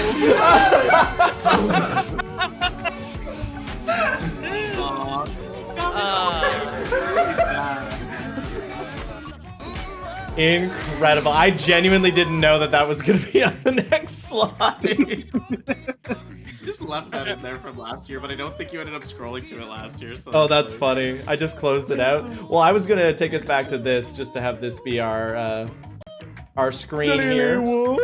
As we announce our games of the year to end things off. I have my 5 favorite games from stream, my 5 favorite games from off stream, and my game of the year already decided. But I open the floor to any of you going first if you would prefer. I have my top off-stream and top on-stream games already picked as well. I have my top games. And Adam, are you doing any of these at all? I can do 2. I'll do my top game of the year, and I'll do your stream game. Yeah, perfect. All right. Holly or Jasper, you go first. Holly, go first. Okay. So my top stream games, obviously number 1 is Like a Dragon: Infinite Wealth. Of course. 2 is Ghost of Tsushima. I fucking love that game. Great game. 3 was Sea of Stars. I really enjoyed Sea of Stars. Sea of Stars is also good. 4 was Scarlet Nexus. I liked that game way more than I thought I would. Nice. I actually did like a shit ton of the social stuff. Jasper, you'd be Hell proud. yeah. Hell yeah. And my 5th one was Last Epoch because I love a good dungeon crawler, you know? My top 5 off-stream games were Divinity Original Sin 2, Kenna Bridge of Spirits, Dungeons of Hinterberg, where I also did a bunch of the social stuff. Guys, I'm growing up. Growing up, making friends. My 4th one was Still Wakes the Deep, which was my favorite horror game that I played this year. Absolutely terrifying. Highly recommend if you enjoy horror games. Very nice. And my 5th game that I played, top 5th, my shit, got. Don't worry, just get the jizzle figures out, and then. My Get 5th the what top out? off-stream You heard game me. this year was Tunic. Tunic. Oh yeah. Tunic is excellent. I played Tunic for the first time this year. It was Oh amazing. yeah, Tunic is excellent. Great games, Holly. So what's your game of the year? Like a Dragon: Infinite Wealth. Yeah. No question. Yeah. Of course. Had to be. Of course, it had to be. I really enjoyed the streams I caught where you streamed Infinite Wealth, because like, it's great stream content because it doesn't really matter where you come in. You're gonna see something Wacky shit, and You're none gonna of see it the will most make sense unhinged shit. regardless. Yeah. Oh, Hunter. I remember like some people coming in when I was doing this side quest where you're helping these stunt actors do movie stuff, and they make you run down the road with 18 wheelers and explosions happening all around you, and you can get hit like twice, and then on the 3rd time, if you get hit, you have to start over. And it's like a long stretch of road too. It's bonkers. Hunter, no one requested this. This is just on my on repeat playlist right now. Jasper, why don't you go next? Sure. I'm not sure about the order. I haven't figured out if these are actually in order, but my top 5 games in general were Flock, Persona 3 Reload, Dungeons of Hinterberg, Metaphor ReFantasio, and Balatro. What's Flock? Flock was a game I played. It's this really cute, like, sort of puzzly game I where you're remember you basically... mentioning that to us, actually. Yeah. You're, like, trying to figure out, like, the ecology of all sorts of different bird-like creatures. Oh, yes! And you have to, like, play a song once you find them to, like, recruit them to your party and stuff. It's very cool. That is very cool. Jasper coded. It was a very Jasper Jasper-coded coded game, yeah. Yeah. Absolutely. I want to play that. What was it on? Is it on like Switch or anything? It's on Game Pass. I know that. I played it on Game Pass, so... It might be on the Switch. I guess you could check. Yeah, might be. Yeah. Adam, why don't you say what your 2 were, and then I'll do mine. Well, wait. So which one is your you don't know what your number 1 is at all, Jasper? Maybe Flock? I don't know. I was gonna say... Just because it's been a while. I enjoyed it a lot, though. Okay. We are actually in an ad break, so we're gonna hold off on you Oh doing my your God. 2, Adam, until we get out of the ad break. Maybe I'll actually do what I said I would do last year, and I'll try and play each of your games of the year. Oh. To catch up on some video games. So you're gonna What were our play games last year? Oh yeah. Last year, your game of the year I think was Cassette Beasts. Holly's Oh, was yeah, that Element makes sense. 2. My Ross's game was Tunic, which I had already played. Yeah, mine was Tunic last year. Alan Wake 2 was so good. Tunic is so good. I'm sure I'll like Alan Wake 2, but just need the time. The DLCs for it are amazing as well. So They if are. you end up getting it, make sure you get the DLC as well. They're I'm worth sure it. they'll put out some sort of complete edition that lets you get all Oh, of it. probably. I think there's already a complete edition version of it. Probably. But yeah, both DLCs are Speaking of excellent. which, Ross, did you ever play Project Aegis on No. Persona 3? No. No, me neither.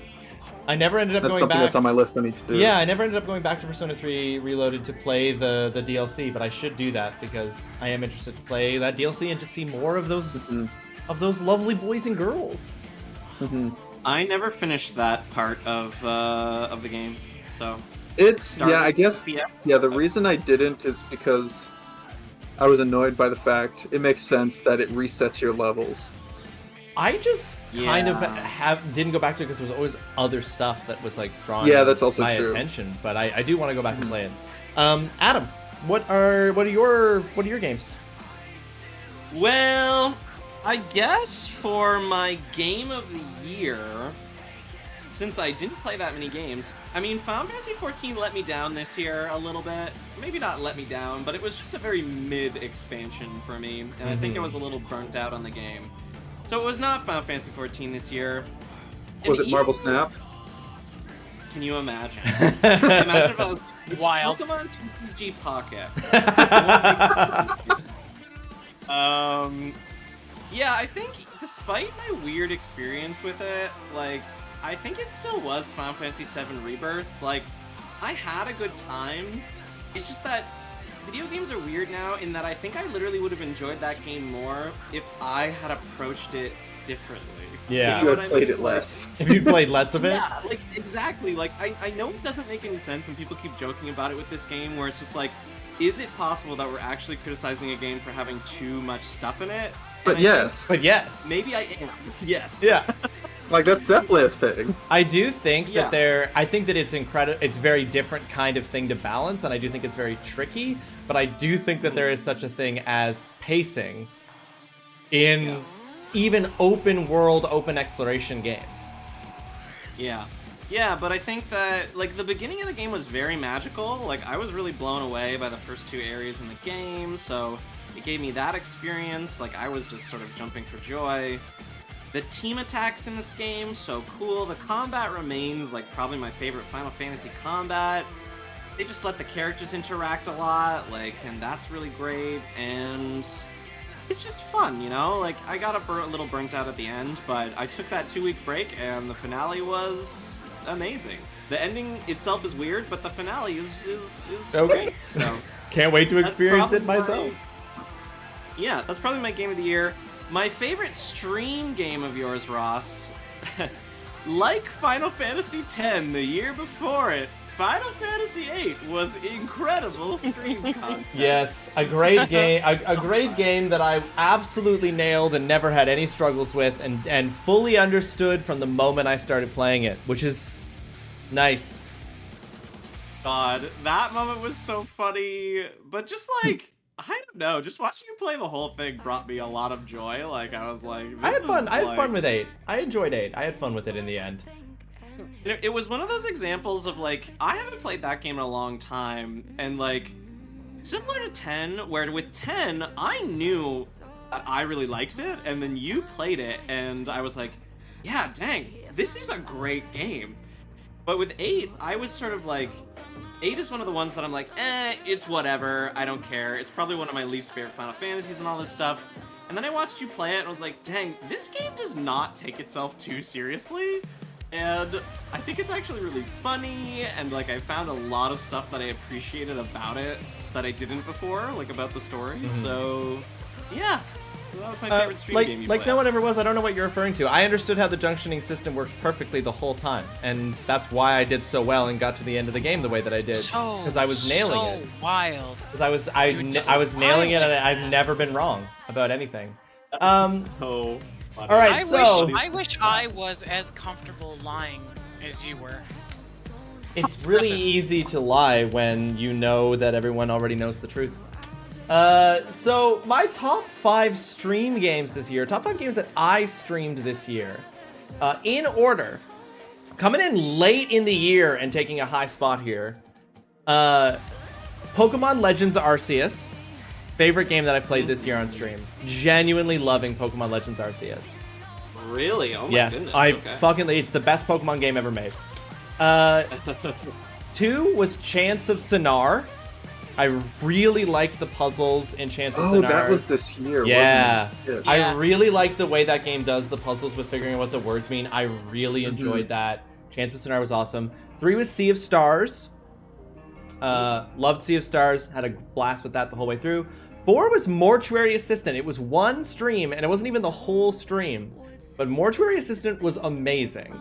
Very fun experience playing that. Enough that I went and played it more offline after I beat it.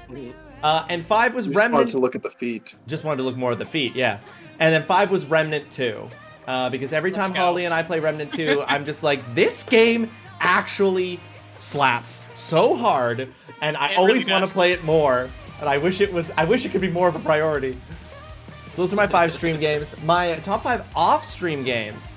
Number 1, Metaphor ReFantazio. Absolutely love that. Number 2, Persona 3 Reload. Number 3, Alan Wake 2. Number 4, Unpacking.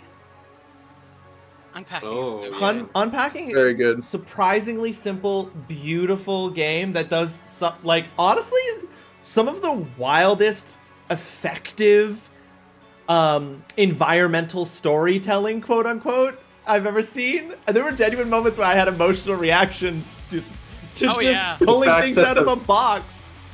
The fact that the diploma goes under the bed. It's so fucked up, right? I know. It's so fucked up. It's so fucked up.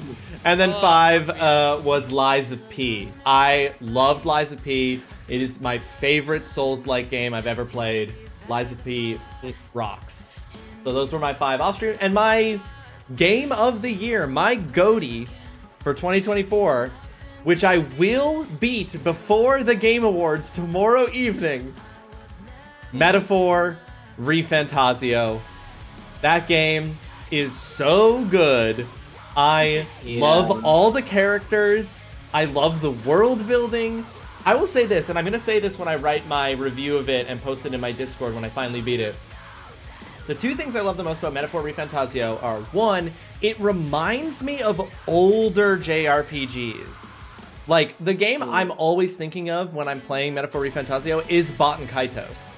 In the, like, way it does world building, the way that it does characters, the way that it reveals the secrets of the world to you. And the second thing I'm always thinking is, Metaphor ReFantazio is a better version of what Final Fantasy 16 was trying to do.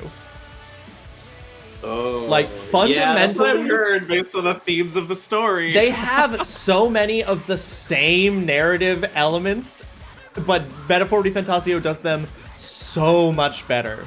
Sorry, which game is it better? Than Final Fantasy 16.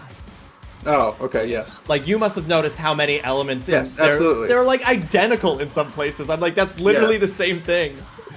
So yeah, I feel like Metaphor is like actually offering a consideration of those themes, and then Final Fantasy 16 took those themes and used them to make a Fast and the Furious movie. 100%. Does Metaphor ReFantazio at times get a little bit earnest and heavy-handed? Like, not heavy-handed, but are there moments in it where you're just like, tries too hard? Sometimes you do have moments where you're like, okay, I get it. This is about that. But like, that is a million times better than we are going to give this a very thin coat of paint of that thing, but never actually engage with it in any way. I would rather you over-engage at times than barely actually address it. So, Metaphor ReFantazio. And Hunter, I have started playing the new Indiana Jones game off-stream, and I'm really liking it. It's... Ross, oh, that's surprising. It's very fun. Do you think I would like that game? Which one? I should at least try it, right? Metaphor the new Indiana Jones game. You should try it. It's much more... It has... I want to be clear. It is not Dishonored 2, but it has much more Dishonored DNA in it than I expected, and it's very fun. Because is it basically just a movie? No. Okay. Nope, there's a ton of gameplay.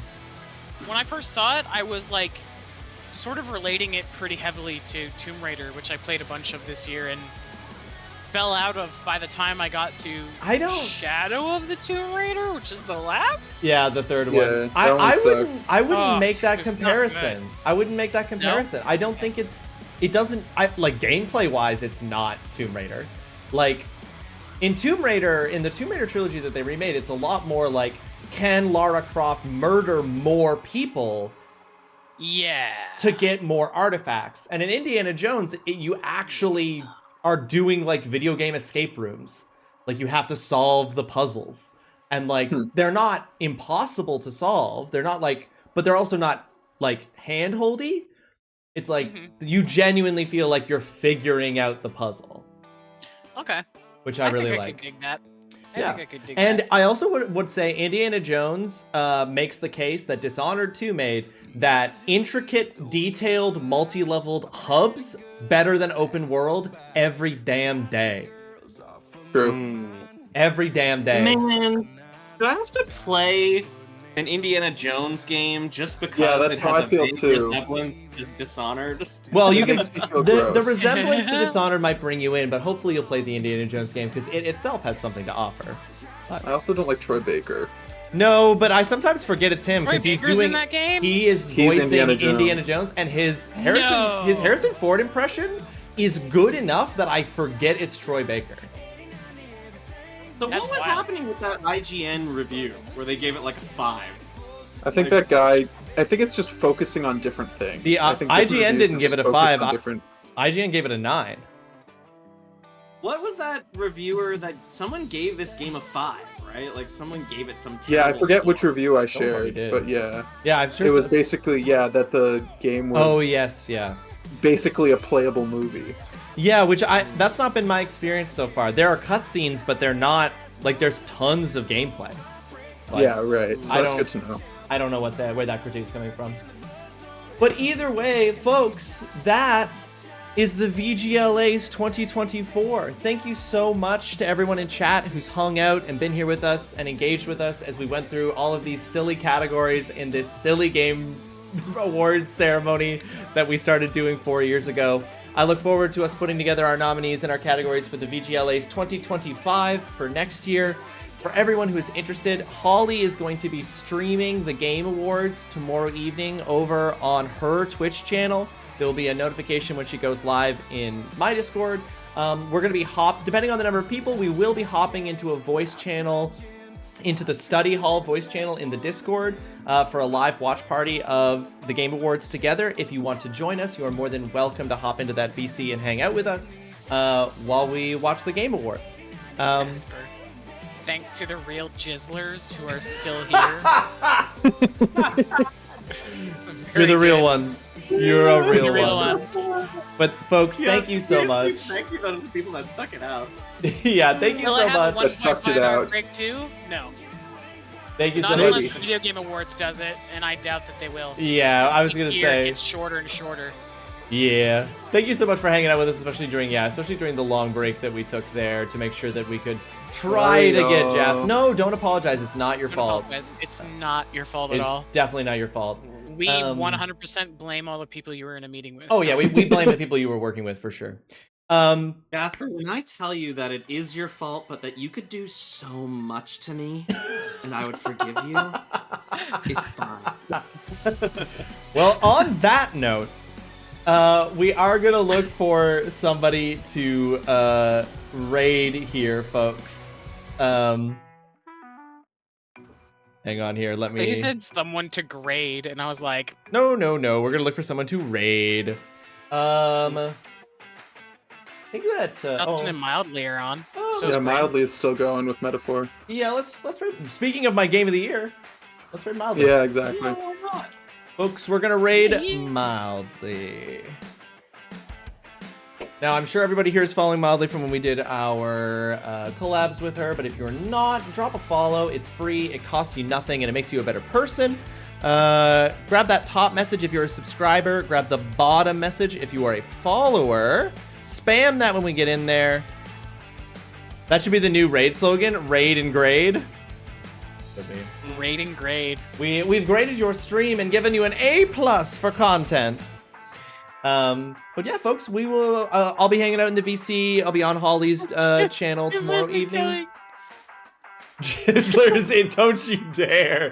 Don't you dare! She don't have any context for that. Yes. Then I will be back on Sunday, starting at 7 p.m. Eastern. There'll be no Saturday stream this week. I'll be back on Sunday at 7 p.m. Eastern. for another modded Among Us Extremerganza. No, don't use that message.